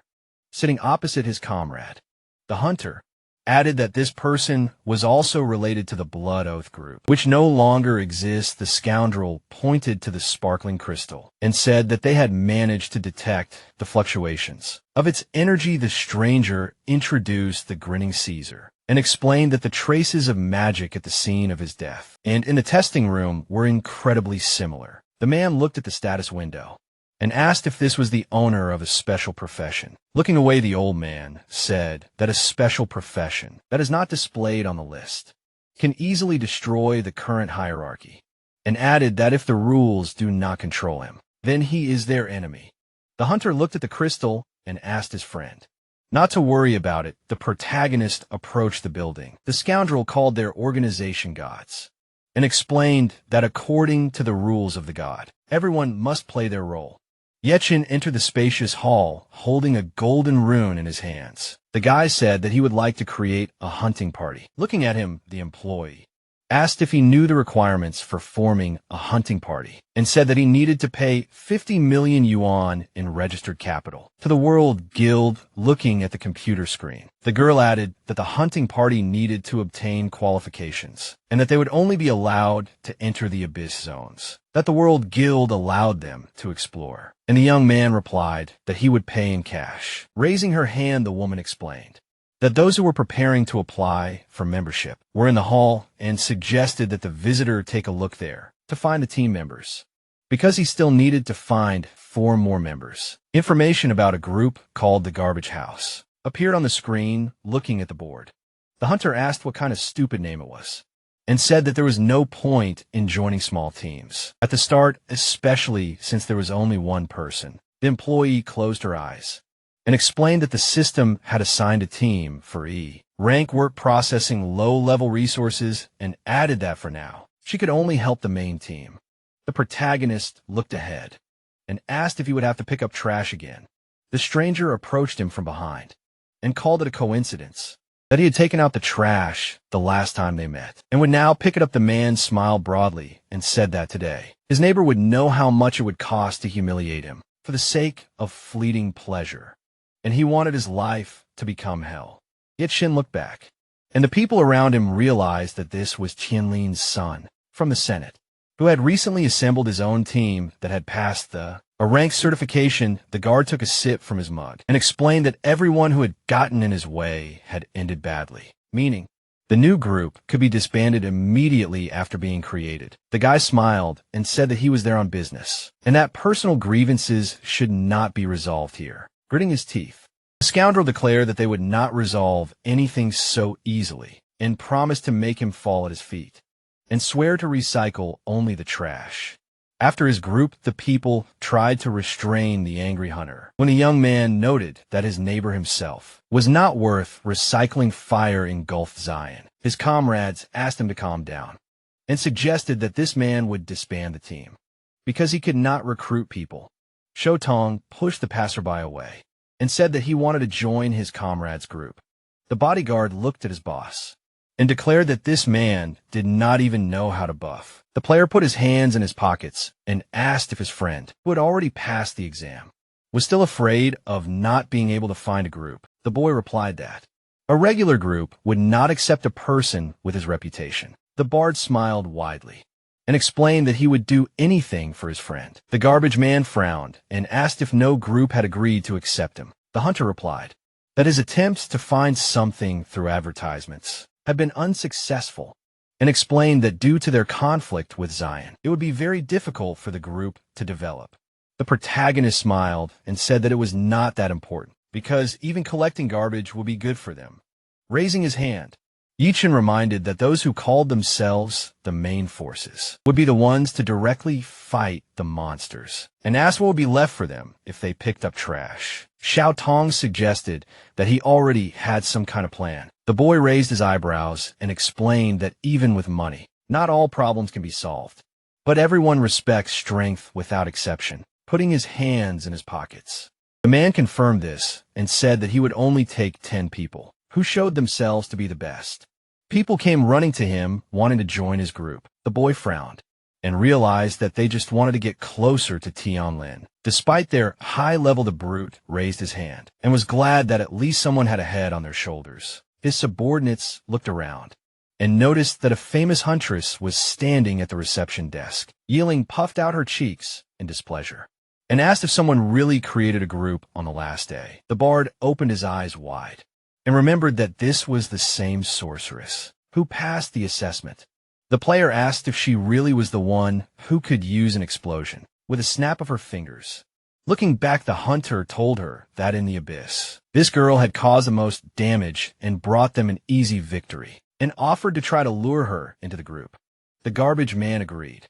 Xiao Tong fixed his hair and said that he would succeed. At that moment, Xian approached the woman and called out to her. The magician sat down on the sofa.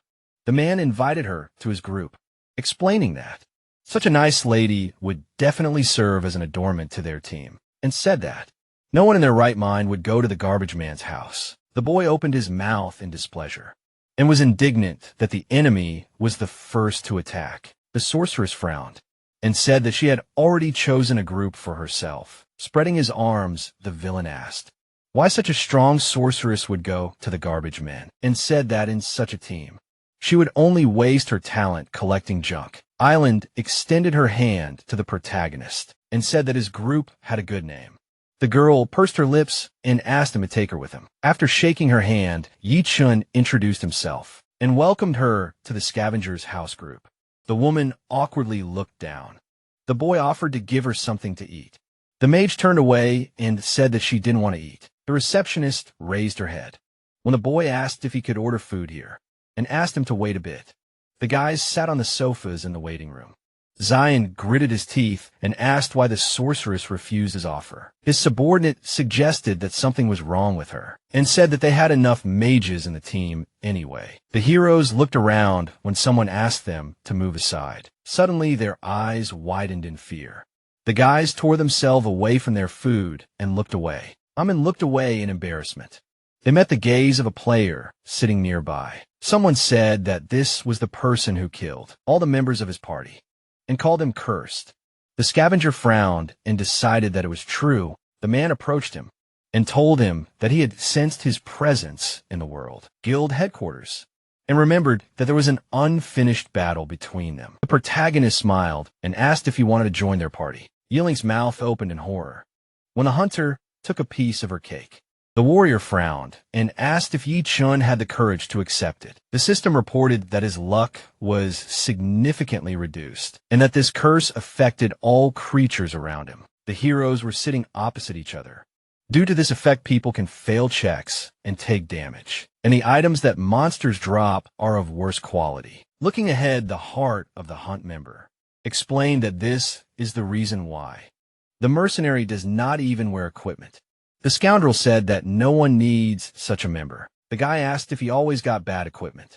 Taking another piece of cake, woman confirmed this and asked if it mattered. Shotong tried to calm his angry friend down The man explained that he made his living doing errands for clients, so he didn't really care about the quality of the items. The young man gave a thumbs up and declared that it was just fine, extending his hand to his friend. The player explained that his special talent was exactly what they were looking for, and thought that the worse the item, the better the reforging would be. Xian smirked and asked if he was completely crazy. His subordinate suggested that the scavenger was completely desperate to accept someone who would lower the luck of the entire party. Pursing his lips, the warrior said that the abyss would swallow the entire team and scatter them like dust in the wind, and declared that the main character should only die by his hand. The mercenary rose to his feet and agreed to join the party. Yichin asked him to prepare for disappointment, because nothing would happen to his party. The villain frowned menacingly and told him that this man always returned from the abyss alone, because his entire team died, for which he was called unlucky. Xian asked if his neighbor would really hire him. Wuming stretched out his hands and said that he was hungry. Yiling promised to kill him if he took her food again. The guy said that the waiter would come soon. The young man grinned and thought that he had to find one more person to gather the minimum composition and get approval before the end of the term. It began to sunset outside. The guys were still sitting in the waiting room. Zhou Tong narrowed his eyes with displeasure and concluded that their group was not popular. The girl crossed her arms over her chest and said that they themselves were spoiling it. The scoundrel smiled widely and reminded them that their application would be canceled if they did not have the required number of members, adding that he had personally informed the review team that their team was to be disbanded due to personality flaws pointing at the enemy. The hunter declared that from now on, he would not be able to lead the party and go into the abyss, and asked if his neighbor regretted his decision. The player turned to him and explained that he already had enough members. The bard narrowed his eyes in displeasure. Shan smiled widely and called him a puny chicken. Yiling looked away. The man called her a stupid woman. Rolled his eyes. The scoundrel said that he could tell the difference between 5 and 4, so his party was still missing one member. The scavenger smirked and declared that there were 5 of them. Someone ran up to the heroes and apologized for being late. In the abyss, Xingran put her weapon on her shoulder and declared that she would go with them anywhere. The girl approached the heart-hunting group. The hunter's mouth dropped open when he heard that Luz Company was one of the sponsors of the World League, and asked how the two could be in the same party. The woman sat down on the sofa next to the warrior. The party member explained that she had given up on the family's training program, which is why they wouldn't give her access to their special resources. The hunter approached the boss and asked if they should wait, since the guild hadn't assigned them any scavengers yet. Sean turned away and explained that they were going on a rank mission, and there was no need for scavengers there, because monsters only dropped valuable items. Standing at the front desk, the receptionist congratulated the visitor on successfully founding a party, and informed him that the scavenger house could now accept job offers. The protagonist placed his hand on the counter and asked if they could follow the heart of the hunt and take on all the scavenging work. The man pointed at him and asked if their rank team really wanted to go on a rank mission yet. Shin replied that the group's rank had no effect on the Abyss's rank, so they could easily apply for the vacancy.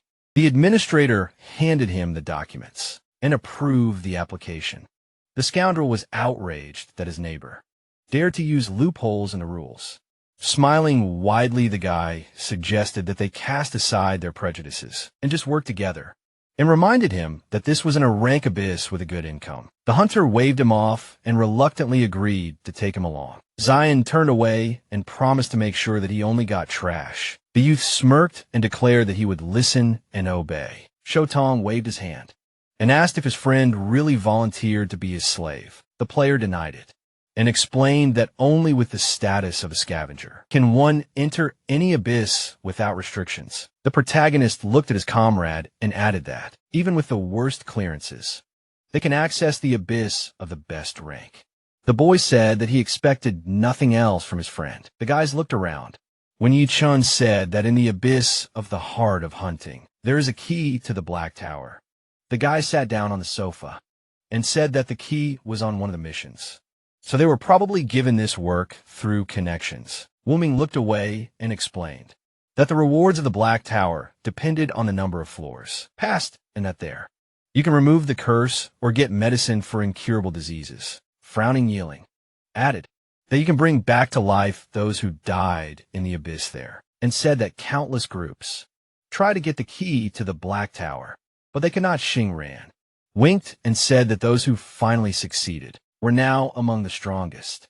Bard smiled and asked if this tower could make him a superstar. The boy simultaneously replied that even it could not do that. Xiao Tong closed his eyes and said that he would become stronger, so that they would stop complaining. The player grinned and explained that if they were lucky, they would find the key first.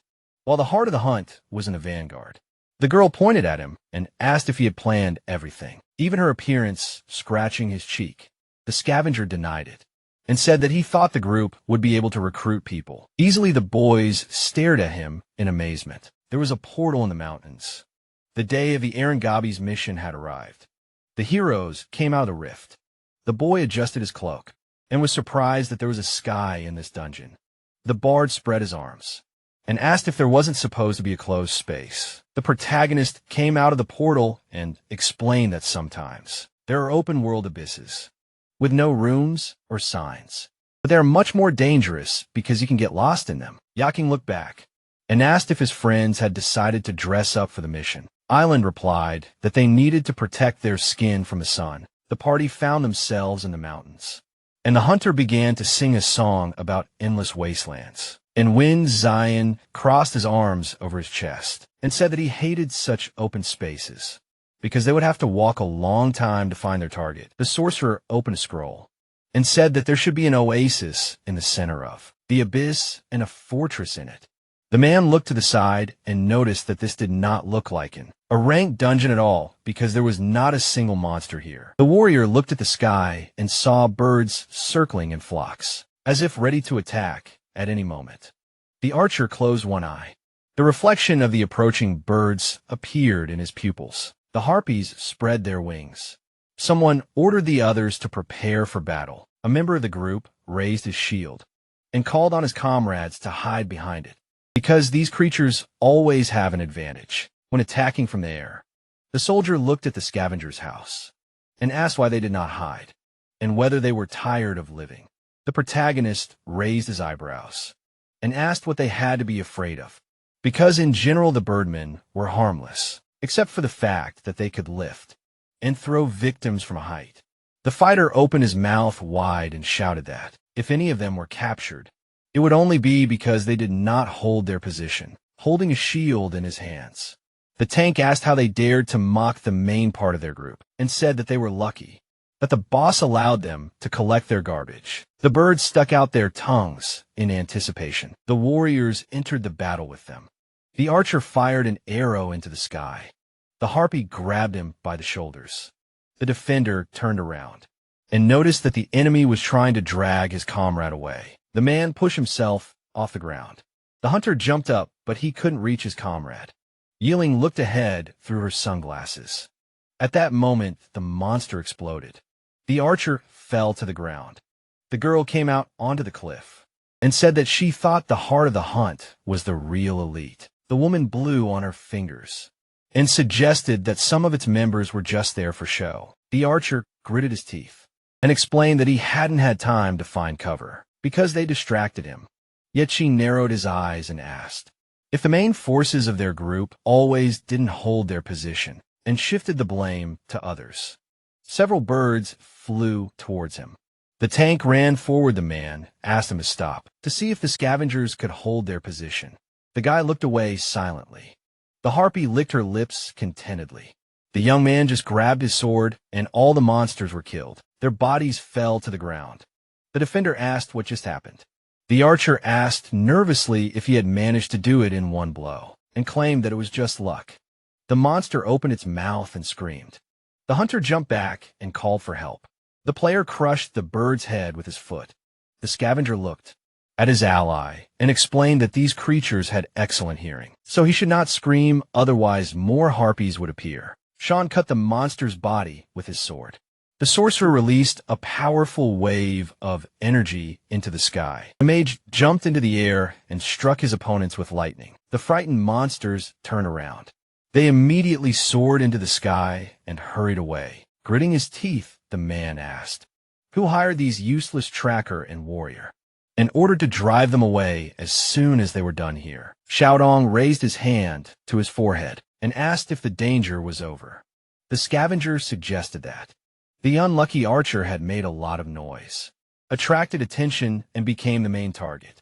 Xingruan frowned and explained that the harpies would target those who were clearly audible from the air. The boy asked if they would target him too. The girl said that they could easily break through the line of tanks and attack the back. Rose the Bard pursed his lips and decided that it would be better for him to remain silent. The sorcerer smirked and said that the monsters were so scared that they would never approach them again. The man noticed how the rocks lying on the ground began to shake. The heroes froze in place and wondered what was happening. The woman crossed her arms over her chest and realized that the monsters were afraid, not of them, but of a more dangerous enemy. Something was approaching from behind the rocks. Huge monsters ran forward. A crowd of orcs bared their teeth angrily. Zion opened his mouth wide and warned his allies of their approach. Raising his sword, the man ordered the healers to move to the back rows, the tanks to hold the vanguard, and the scouts to take up a position on the flank. The hunter frowned and said that he could give orders to more than 20 fighters at once. The scavenger's house stood on a cliff. The scoundrel decided to show them the power of his group. The monsters approached the heroes. The warrior rushed forward and used the power of a titan. He cut off the enemy's head with one swing of his sword. Zion smirked and called them weak. The sorcerers opened fire. The man raised his sword and ordered his comrades to attack. All at once, the protagonist stood at the edge of the cliff. Yichen raised his eyebrows and decided that the main force would definitely be able to withstand the attack of the ogres, because they were not very strong opponents. Yiling clenched her fist and asked if they would join the fight. Shotong said that he wanted to go home. The guy grinned and suggested waiting for the fight to end so he could take all the trash.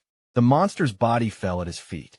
The monster opened its mouth wide and growled furiously. An explosion immediately sounded behind him. The young man gritted his teeth and assumed that his neighbor had done it on purpose. The man grinned, surprised that they were still alive, and asked them to collect all the trash.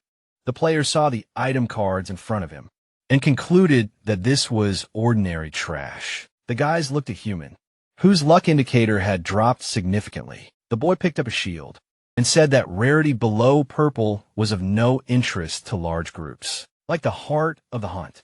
The heroes looked in surprise at the scavenger, who said that he needed gray items. The scoundrel pounced on the monster and was outraged that not a single blue item had dropped with him. The hunter looked at the bone cards and concluded that there was nothing here at all that could be taken with him. The sorcerer shot to the side and noticed that neither they nor the monsters had ever dealt critical damage. Zion shuddered and realized that today was his unluckiest day, because even the equipment enchanted with luck was useless here. The protagonist frowned and noticed that the main forces of the ogres were in no hurry to attack with all their might, and this was quite unusual. Xingran opened her mouth wide and said that the monsters should be mindless and attacking crowds when they see an enemy in their territory. Squinting yet, Shin remembered how he met the dark elf during the testing and realized that the monsters communicated in their own language. The guy pointed his finger forward. The ogres looked at each other and said something to each other. The tank stepped forward. The man ordered the healers to restore the health of the others. The defender repelled the attack of the monster. The archer fired an arrow forward and shouted that he finished off the enemy. Something burst out of the ground behind him. The archer looked back and saw several monsters. The ogres opened their mouths in fury. Two of them threw nets at the ranged fighters. The sorcerer frowned menacingly and asked if they should break through the enemy lines. To the back lines, the scoundrel rushed forward and shouted that they should continue the attack. The mage asked what would happen to the one bringing up the rear. The hunter opened his mouth wide and ordered him to show the enemy where the scavengers were, and declared that they themselves should move forward. The rifleman took a smoke bomb from his pocket. His comrade frowned menacingly. They threw the shells into the air. An explosion sounded above the ground. The monster covered its face with its hand. Its aggression dropped. The monsters froze in place, bewildered. Suddenly, their eyes sparkled. They ran towards the cliff. Watching them from above, Wuming reported that someone was approaching. Zhu Tong asked if these were the ogres that had slipped past the group. At the front, Yiling lit her hand and suggested that they were lured. Here on purpose, Xing ran. Said that since they appeared in the abyss, they had not had a chance to show off. The protagonist put his hands on their shoulders and asked his friends to do nothing. Avoid battles and conserve mana as much as possible. The girl looked ahead and asked if she was not allowed to use magic. Yasin stepped forward and explained that the crowds of monsters were luring them into a trap, so they should hold their positions. The boy put his sword on his shoulder and said that he could hold the flanks himself. The youth jumped off the edge of the cliff. The ogre pointed at him. A huge net appeared in the air. The monsters ran after it. The player was behind them. The monsters turned around in horror. The scavenger kicked one of them. The other two ogres pounced on him from behind. The hunter jumped into the air to dodge their attack. He swung his flaming sword. The protagonist landed on his feet and dealt a crushing blow. The woman's mouth dropped open in surprise, and she asked how he had managed to become so strong in just a few days. The monsters surrounded Yi Cheng. The swordswoman noticed that she could barely make out his movements due to his incredible speed. The monster fell to the ground. The boy wounded his fellow. The severed body parts flew into the air. The young man spread his arms and dealt with the enemies in his path. The surviving ogres trembled with fear. They burst into tears and ran away. The player narrowed his eyes in disdain. The ranger looked back and assumed that the monsters had probably dealt with the scavengers. The sorcerer said that they would be able to fight peacefully, thanks to their sacrifice. The monsters ran forward. The hero's eyes widened in shock and said that this could not be. The ogres ran out of a cloud of smoke and dust. The scavenger only watched them from the side. The protagonist raised his eyebrows and decided that, unlike simple monsters, they were smart enough to attack the weak and run away from the strong. The tank's eyes widened in amazement. A giant club with spikes appeared in front of him. The monster hit the defender on the head with all its might. The fighter opened his mouth wide and asked how they managed to deal with him so quickly. Sean frowned furiously and asked why no one was monitoring his health. The healer frowned tensely and replied that he hadn't even noticed how it happened. A giant black silhouette appeared in a cloud of dust. The monster hit the ground with its paw. A huge ogre entered the battlefield. The heroes froze in front of it, standing in its shadow. The man said that this group of monsters was too high level, as if they had come from a different difficulty. The villain turned his head and ordered his comrades to organize a formation and hold the line. Suddenly, the hunters' eyes widened as they ran away. The fighters reported that the monsters had cut off their back rows, and that they were now surrounded. The protagonist frowned and concluded that the first ogres were just bait. An explosion was heard in the gorge.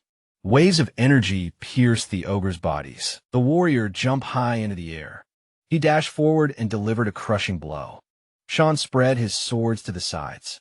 His eyes lit up. The man asked if anyone was scared and declared that they were nothing against his titan power. The monster bared its teeth angrily. The villain jumped forward and wished him death. The monster swung its hand. Its fist collided with the hunter's sword. The leader of the group clenched his teeth tensely. The powerful blow threw him far back. The warrior stayed on his feet and asked where the enemy got such strength from. His eyes widened in fear. The ogre lunged towards him. The monster kicked the enemy in the face. Sean's body crashed into the rock and destroyed it. The man spat out a clot of blood and threw his head back. The sorcerer looked back and called out to him in fear. The monsters continued to advance. The magician summoned a clot of energy in his hand. The knight ordered the others to protect the leader. The villain rose to his feet. The archer shot at the enemy and wished him death. The goblin raised his sparkling staff. Red lightning pierced the ogre's body. His furious eyes lit up. The monster pounced on the shooter, who did not understand anything. The girl looked at the fallen monster in amazement. The fighter asked what was wrong with this creature. Bright energy used from the ogre's eyes. The woman spread her arms and shouted that this was necromantic magic. Several explosions were heard on the battlefield. The hunter raised his hand in front of him. The healer explained that they did not have time to heal anyone. The heroes threw smoke bombs into the air. The group leader ordered them to retreat back. The protagonist looked at the exploding bombs and concluded that the enemy was using a necromantic spell to turn the bodies of their dead brothers into bombs. Yichin looked back and asked his comrades to stay away from the corpses. One of the monsters crawled towards him. The guy squinted and wanted to recycle it. Demonic hands grabbed the monster. They dragged the corpse into the black rift. The bright sun illuminated the desert. Yiling looked ahead and noticed that all the bodies had disappeared. Zhuotong called his friend. Very cool woman. Put his sword on his shoulder and asked what kind of ability it was. The young man replied that he did not have time to explain and said that they needed to remove all the corpses so that the shaman would not have time to resurrect them. The player closed his eyes and thought that he would have to do everything quickly and indiscriminately. Xian rushed to run and called out to the house of scavengers. The man ran up to the protagonist and decided to make him a very generous offer. Yichin frowned sternly and asked what he wanted. Raising his hand, the scoundrel asked if they didn't want to show off and promised to write in the report that the group of garbage collectors made an outstanding contribution to the battle, shoulder to shoulder with the heart of the hunt. The guy scratched the back of his head and asked if his neighbor would definitely not complain about their competence again if he poked his nose into someone else's business. The hunter reminded him that his ally himself suggested casting aside prejudices and working together. The leader of the group winked and said that he was offering them to cooperate from the bottom of his heart. The guys narrowed their eyes in displeasure. A few minutes ago, smoke bombs exploded on the battlefield. The warrior squatted down and concluded that this enemy was very difficult to deal with. The ogre raised his hand and looked around. The sorcerer smirked and said that they didn't need to go straight for the high-level enemies because the abyss was open. Sean realized that they could simply go around them and return to the beginning in a circle. The man looked away tensely and decided that in that case, the monsters would be able to attack them at any time. The wizard clasped hands and suggested leading the monsters to a group of scavengers so that they could weaken the enemy. The villain smiled widely and called it a great idea. The wizard added that no one would blame them for anything if the scavengers accidentally died. The hunter crossed his arms over his chest and invited the scavengers to join his team. Xiaodong raised his hand to his mouth and explained that they just wanted their squad to become cannon fodder. Wu Ming agreed that they just wanted to lead them into a trap. Xingran put her hand on her comrade's shoulder and asked him not to miss the chance for a great training. The warrior raised his hand and promised to give them a share of the reward. When they reached the end, the protagonist agreed. The boy grabbed him and was indignant at his decision, but the girl, on the contrary, was happy. The leader of the group smiled widely and suggested that, as a sign of their friendship, they immediately rushed to the attack. Yi Chun waved his hand and said that they needed some time to talk to each other. The bard said that this man definitely wanted to get rid of them. The guy took out a map. Xiao Tong asked if he really wanted to work with these people. The young man handed him a shield so that he could protect himself. The boy noted that it was legendary. The bard burst into tears and said that he could not even afford to repair it. The player asked why he would repair it and promised to give his friend another shield if this one broke. The garbage man approached his friend and asked if she had a healing skill. The girl confirmed this and warned that this was not her strong point. The protagonist pointed at her and said that she would now be a nanny. The woman was indignant and reminded him that she always went into the abyss alone. Yi Chung looked at his friends fighting and explained that the allies should support those in the back rows so that they could get out of the abyss unharmed. Xiao Tong waved his hand at her and said that he trusted her. Yiling said that she was not that fragile. The guy put his hand on his friend's shoulder and hoped for her skills. The woman promised to test her healing skill. The mage took the shield and lit a fire. The young man asked her to aim at the monsters that get too close and stay away from the corpses, because the shaman can explode them in 5 seconds. The player looked at his comrade Wimming waved his hand, and asked what he needed. The scavenger replied that it did not matter to him what he did. The protagonist smirked and explained that their goal remained the same. Shin stepped forward and said that they needed to defeat the boss without the help of those guys. Sean waved his hand and asked the squad to lure the monsters out, while their group brought up the rear. The heroes headed towards the cloud of smoke. The man wondered if they were that stupid to go into battle without buffs. The guys disappeared into the dust. The hunter ran back to avoid accidentally catching the eye of the ogres. The monster stood ahead. The guy called out to them. The enraged monsters immediately rushed into battle. A powerful explosion was heard. The dead ogres fell to the ground. Their relatives froze in horror. The monster opened its mouth. The goblin on its head said something, holding a sword in his hands. The young man was outraged that they were saying something unintelligible and began analyzing the language content. His eyes lit up. The system reported that the user now understood the enemy's language. The shaman raised his hand and shouted that their clan had been appointed to guard the valley where the emperor slept, and that anyone who invaded their territory would have to die and pay. In blood red, lightning flashed through the monsters' bodies, hiding behind a rock. Xiao Tong warned that this looked like mind control and suggested that if the sorcerer was killed, the rest of the enemies would not be so scary. A group of ogres were carrying a giant axe. The boy's eyes widened in shock. The brute took the cleaver in his hand. The monster placed it on his shoulder. The system reported that its resistance to control was increased. The bard's brows were furrowed in tension, and he realized that one blow from this king would kill him. The hunter turned his head and noticed that the heart of the hunt was actually using them as bait, which meant they should not act like this. Woman frowned and asked what they would do now.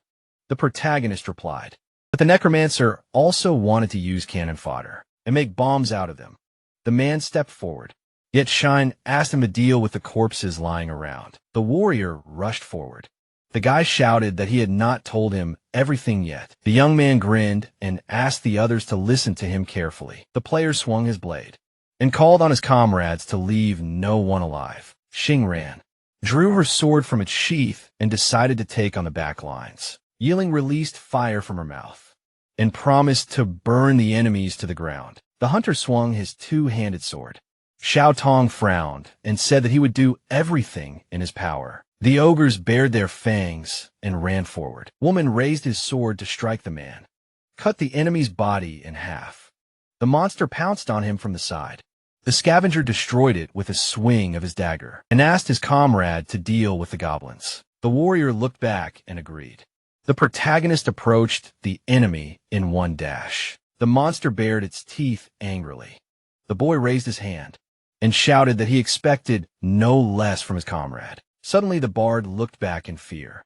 The hunter noticed two ogres approaching them and warned his allies. He released chains forward and ordered them to grab the enemies. The chains bound the monsters by the hands. Xiao Tong clenched his fist and was glad that he had learned to sing. Even better, Yiling called for fire and was surprised that her ally was not balanced. The girl released a wave of fire forward and asked her friend to dodge. The boy pointed at her and asked if she hadn't seen him standing nearby, blowing on her finger.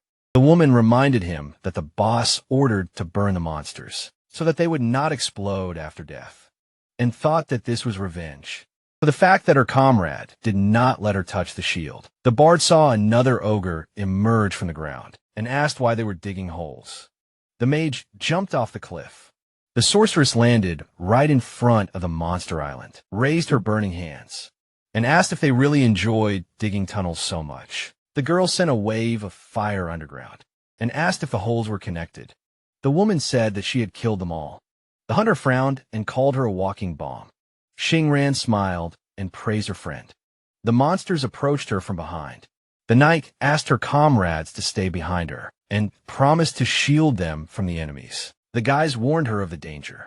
A blue haze appeared between the swordswoman's fingers. The girl turned her opponents into blocks of ice and said that they definitely shouldn't explode this way. The hero's eyes sparkled. They called their comrade very strong. The woman looked back and wondered where their leader was. The huge ogre swung his cleaver.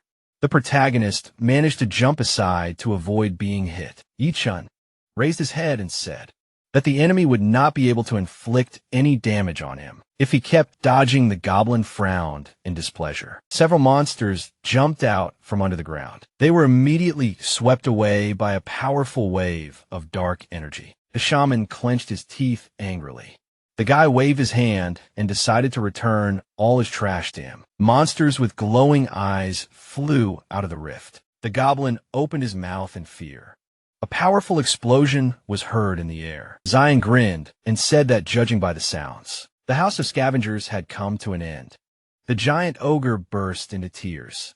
He immediately ate the shaman, who had been sitting on his head all this time.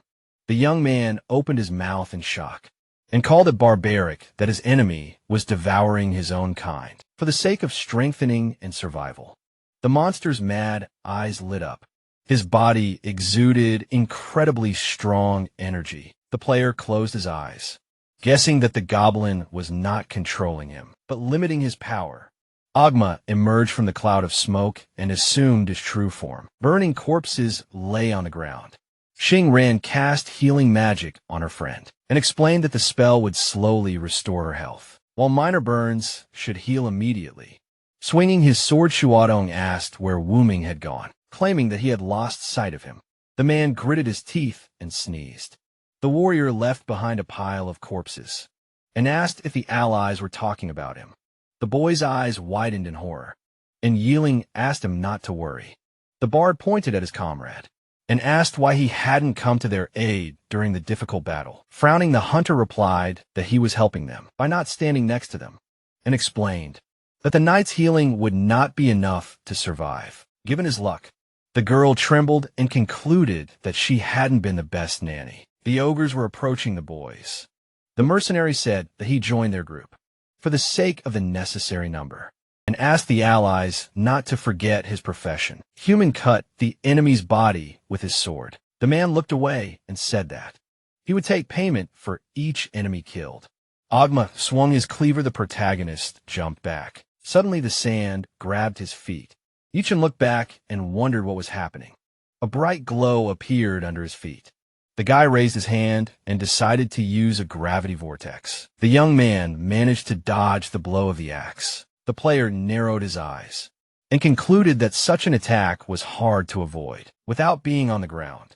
The scavenger jumped onto the rock and sent a wave of energy forward. He opened his mouth wide and realized that he needed to be more aggressive because this could not continue. The hunter suddenly jumped forward. The protagonist dealt a crushing blow to the enemy. A swing of the sword cut off his hand. The monster swung his other hand. Yichun dodged the attack with a gravity vortex. The guy found himself above the enemy's head and decided to hit right on target. A huge cut appeared on the top of the monster's head. Suddenly the wound began to heal. The monster swung his hand for another blow. The young man crossed swords and parried his blow. The system warned that the user would still receive 30% damage. The blade of the blade began to crack. The player looked at the debris in amazement. Agma threw him far back. The scavenger fell to the ground. The system reported that emergency. Dodge and movement skills were no longer available to him. The hunter raised his left hand with difficulty. Demonic paws immediately pulled him into the rift. The protagonist pointed his finger forward and said that they needed to retreat first. The carnivorous plant card caught fire. Moving along the sand with the help of the refining skill, Yichun decided to heal his wounds first. All this time the ogre was chasing him, the guy refining his equipment. Suddenly the young man turned around. The monster raised his axe over his head. The wolf card lit up. The player dashed forward and struck. The system reported that the enemy was affected by the effect of severed tendons. The monster furiously opened its mouth and growled. The scavenger hit him in the back. Agma's eyes lit up. The hunter grinned when he noticed that his health had decreased significantly and decided to act in the same spirit. The ogre bared its fangs menacingly. The system warned that it had activated crushing sands. Lightning threw the protagonist's back. The guys saw their leader soar high into the air. Yichun fell to the ground right next to them. The guy got to his feet and concluded that victory would not come so easily to him. Zotong's eyes widened in fear and asked if everything was okay with him. The young man replied that everything was fine. The monster raised its head and activated super recovery, removing the effect of severed tendons. The player lowered his head and noticed that the enemy activates this skill if you do not attack him for 3 seconds, and another 3 seconds of inactivity is enough for him to restore all health. Woman raised his eyebrows and said that Zion was smart to bypass him, because there was no point in fighting to the death with the boss of this location. The garbage man looked at him and said that he would not be able to sleep without regrets if he did not receive a reward from him. The man asked how his comrade was going to defeat such a monster. The protagonist smiled and explained that he himself was not strong enough to cope with him. But if everyone worked together, then it was possible. Agma stood in the distance. Yi-chun told about the enemy switching to the one who attacked last. So melee fighters should take turns inflicting damage, so that the enemy does not focus on one and attacks less often. Xiaotong pointed at himself and asked what he should do. The guy asked him to just survive. Smiling awkwardly, the boy remembered that he had an interesting skill for seeing the enemy's weaknesses and asked if his friend wanted to know what their chances of winning were. The player looked around and guessed that their chance of winning was 20%. The bard suggested that they follow the example of the escaped group. Yiling nudged him and stated that 20% was not such a bad bet. The scavenger raised his index finger and explained that they would have to escape once the ogre's health was restored again. While he distracted him, Xingran raised her hand and said that she would give it her all and would not retreat because she believed in her friend. Shuadong clenched his fists and agreed with her. The mage pulled on her hat and stated that she would go with them because she still had a lot of mana. Woman frowned and called them a bunch of suicides. The protagonist looked at his hand and concluded that his friend's healing spell could be combined with regeneration to restore health twice as fast. Yechian smiled confidently and explained that he could enter a triple berserker state without any fear with double healing. The girl's mouth dropped open in surprise and asked what that meant. The man narrowed his eyes and said that the effects of the berserk multiplied as many times as it was used, but at level 3 you could still die, even if you found a balance between damage and healing. The boy looked ahead and agreed with him, but he still needed to get stronger to win. The woman took a step forward. Flames ignited around her. The sorceress promised to provide fire from behind for her comrades. Meteors fell from the sky. Agma's eyes widened in fear. He managed to reflect the fireballs with a swing of his cleaver. The ogre hit the ground with force. The knight jumped into the air to protect her friend from the rock fragments. A few swings of her sword, and she was able to destroy all the fragments. Xiaotong raised a shield in front of him. The young man ran forward and asked his comrade to strengthen the ground with ice magic. Xingran summoned an ice wall in front of her. The player jumped on it and rushed on. A moment later, he got very close to the enemy. Several meteorites crashed into the monster. Yiling smirked and declared that that was not all. An explosion occurred right in front of the monster's face. The scavenger jumped up to avoid its blow. A powerful stream of energy destroyed the ground. The girl tensely clenched her teeth. She managed to block the wave of fire. However, the ice barrier in front of her began to crack. The guys ran back. The woman frowned menacingly and concluded that she would not be able to hold out for too long. Aming pushed her away and swung his sword. The man cut through the ice wall. A deep crater from the impact appeared on the ground. Frowning, the warrior asked his ally not to worry and promised to cover her. Adma threw forward several more fragments of earth. The knight jumped into the air and summoned a block of ice. The protagonist swung 2 daggers and called for the enemy to pay attention to him. Yiling dealt a powerful blow to the head. The enraged ogre swung his cleaver. The swordswoman froze his right hand along with the weapon. The monster turned around. The guy asked his girlfriend to retreat. Xingran summoned a block of ice in front of her. The young man approached the enemy from behind and swung his dagger. Another blow knocked the monster off its feet. The player ordered his comrade to attack. Yiling took a sip of a refreshing drink. She sent fireballs forward. An explosion sounded above Alma's head. The ogre hit the ground with force. A cloud of dust almost fell on the magician. The garbage man dealt another blow to the enemy's chest, his health slowly falling. The monster swung his fist. He managed to catch the main character at that moment. Human swung his two-handed sword. With one swing, he managed to cut off the enemy's hand. Yeching landed on his feet and praised his comrade for his excellent work. The boy raised his eyebrows and noticed that the enemy did not enter a super recovery state due to the attack interval, so they would be able to defeat him dry. The young man opened his mouth wide and ordered his team to continue the attack. The man furrowed his brows sternly. Xingran frowned menacingly and declared that she would slow down the enemy. The sorceress drank lemonade furiously. The monster bared its fangs. Yiling waved her hands, and another explosion sounded in front of him. The girl looked to the side and asked the enemy not to be so annoying. Adma threw his cleaver forward. The woman's eyes widened in fear. The player turned around and ordered his comrade to block the axe. The knight raised a wall of ice in front of him. However, the weapon only cut through it and rushed on. In the memory, Shuadong opened his eyes wide and asked what he should do. The leader asked him to stay alive. The boy jumped forward some time ago. The garbage man looked back and declared that their chance of winning was 20%. Bard gritted his teeth and suggested running away, like Heart of the Hunt did. The hunter put his shield in front of him and blocked the cleaver. He opened his mouth wide and ordered him not to move any further. In the past, the fighter sat on the floor, thinking about how he wanted to earn money, to fulfill his unattainable dream of becoming a star. Xiao Tong looked up and realized that he was unworthy of this, because he was just trash. The boy walked up to the microphone and concluded that his voice, timbre, and diction did not allow him to sing well. Bard took the microphone in his hand. Suddenly, someone else put their hand on it. The dark clone smirked and said that his original was not fit for this at all. The hunter looked down and agreed with him.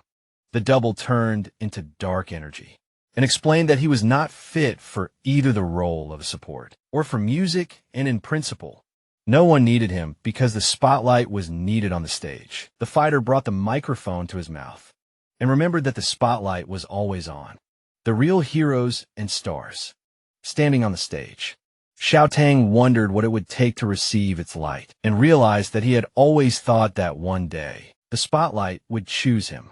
The bloody man opened his eyes wide and said that he was no good. The boy frowned sadly when he was called trash. The bard gritted his teeth and admitted that he never had the talent to light up the crowd. From the first notes, the spotlight appeared in front of him. The hunter realized that he could not accept it and watched from the wings as other people shine. Ghost flew under the ceiling. The fighter thought that he wanted to go to the center of the stage, at least once, and touch the light. Evil spirits held him back by calling him trash. Xiao Tong extended his hand forward. There was a bright light in front of her. The boy decided that he would never be able to become a star on the stage. Bard ran forward and realized that he could finally be a protagonist. On the battlefield, the hunter angrily clenched his teeth, cursing everything around him. The huge axe crashed into the shield. The fighter shouted at this moment, and the spotlight belonged only to him. Blood gushed from his mouth. The recoil threw Xiaodong back. The protagonist opened his mouth wide and called out to him. Yi Chun put his hand on the ground and used gravity vortex. Dark energy enveloped the cleaver and stopped it. The boy directed it forward. Agma leaned back to dodge the blow. The ogre bared his teeth furiously. The young man spread his arms and used the triple berserk skill. Debris from the ground jumped into the air. They were engulfed in bloody energy. The player stood right in front of his opponent. The scavenger frowned menacingly and promised to grind every bone in his body into powder. Xingran raised her hand over the boy and realized that it was glass, made of sand that had melted under the influence of high temperature. The protagonist jumped up and ran forward. The monster threw huge boulders at him. Yi Chun grabbed one of them. The guy opened his mouth in rage and screamed loudly. The young man grabbed a stone and swung it. A sharp fragment pierced Dogma's head. The ogre opened his mouth in horror and screamed shrilly. The girl clenched her fist joyfully. The player pulled out a shard of rock from the monster's skull. At the same moment, woman chopped off the enemy's hand. The woman froze his legs. He linked through several fireballs forward. The scavenger again stabbed the stone into the enemy's head. The protagonist opened his eyes wide. The fragment pierced the skull of the monster through and through. Yi-chan summoned a clot of dark energy in his hand and wished for the enemy to turn to dust. The boy threw it straight into the hole that had formed. Powerful magic burst out from Agma's mouth. The upper half of his body dissolved into the opening.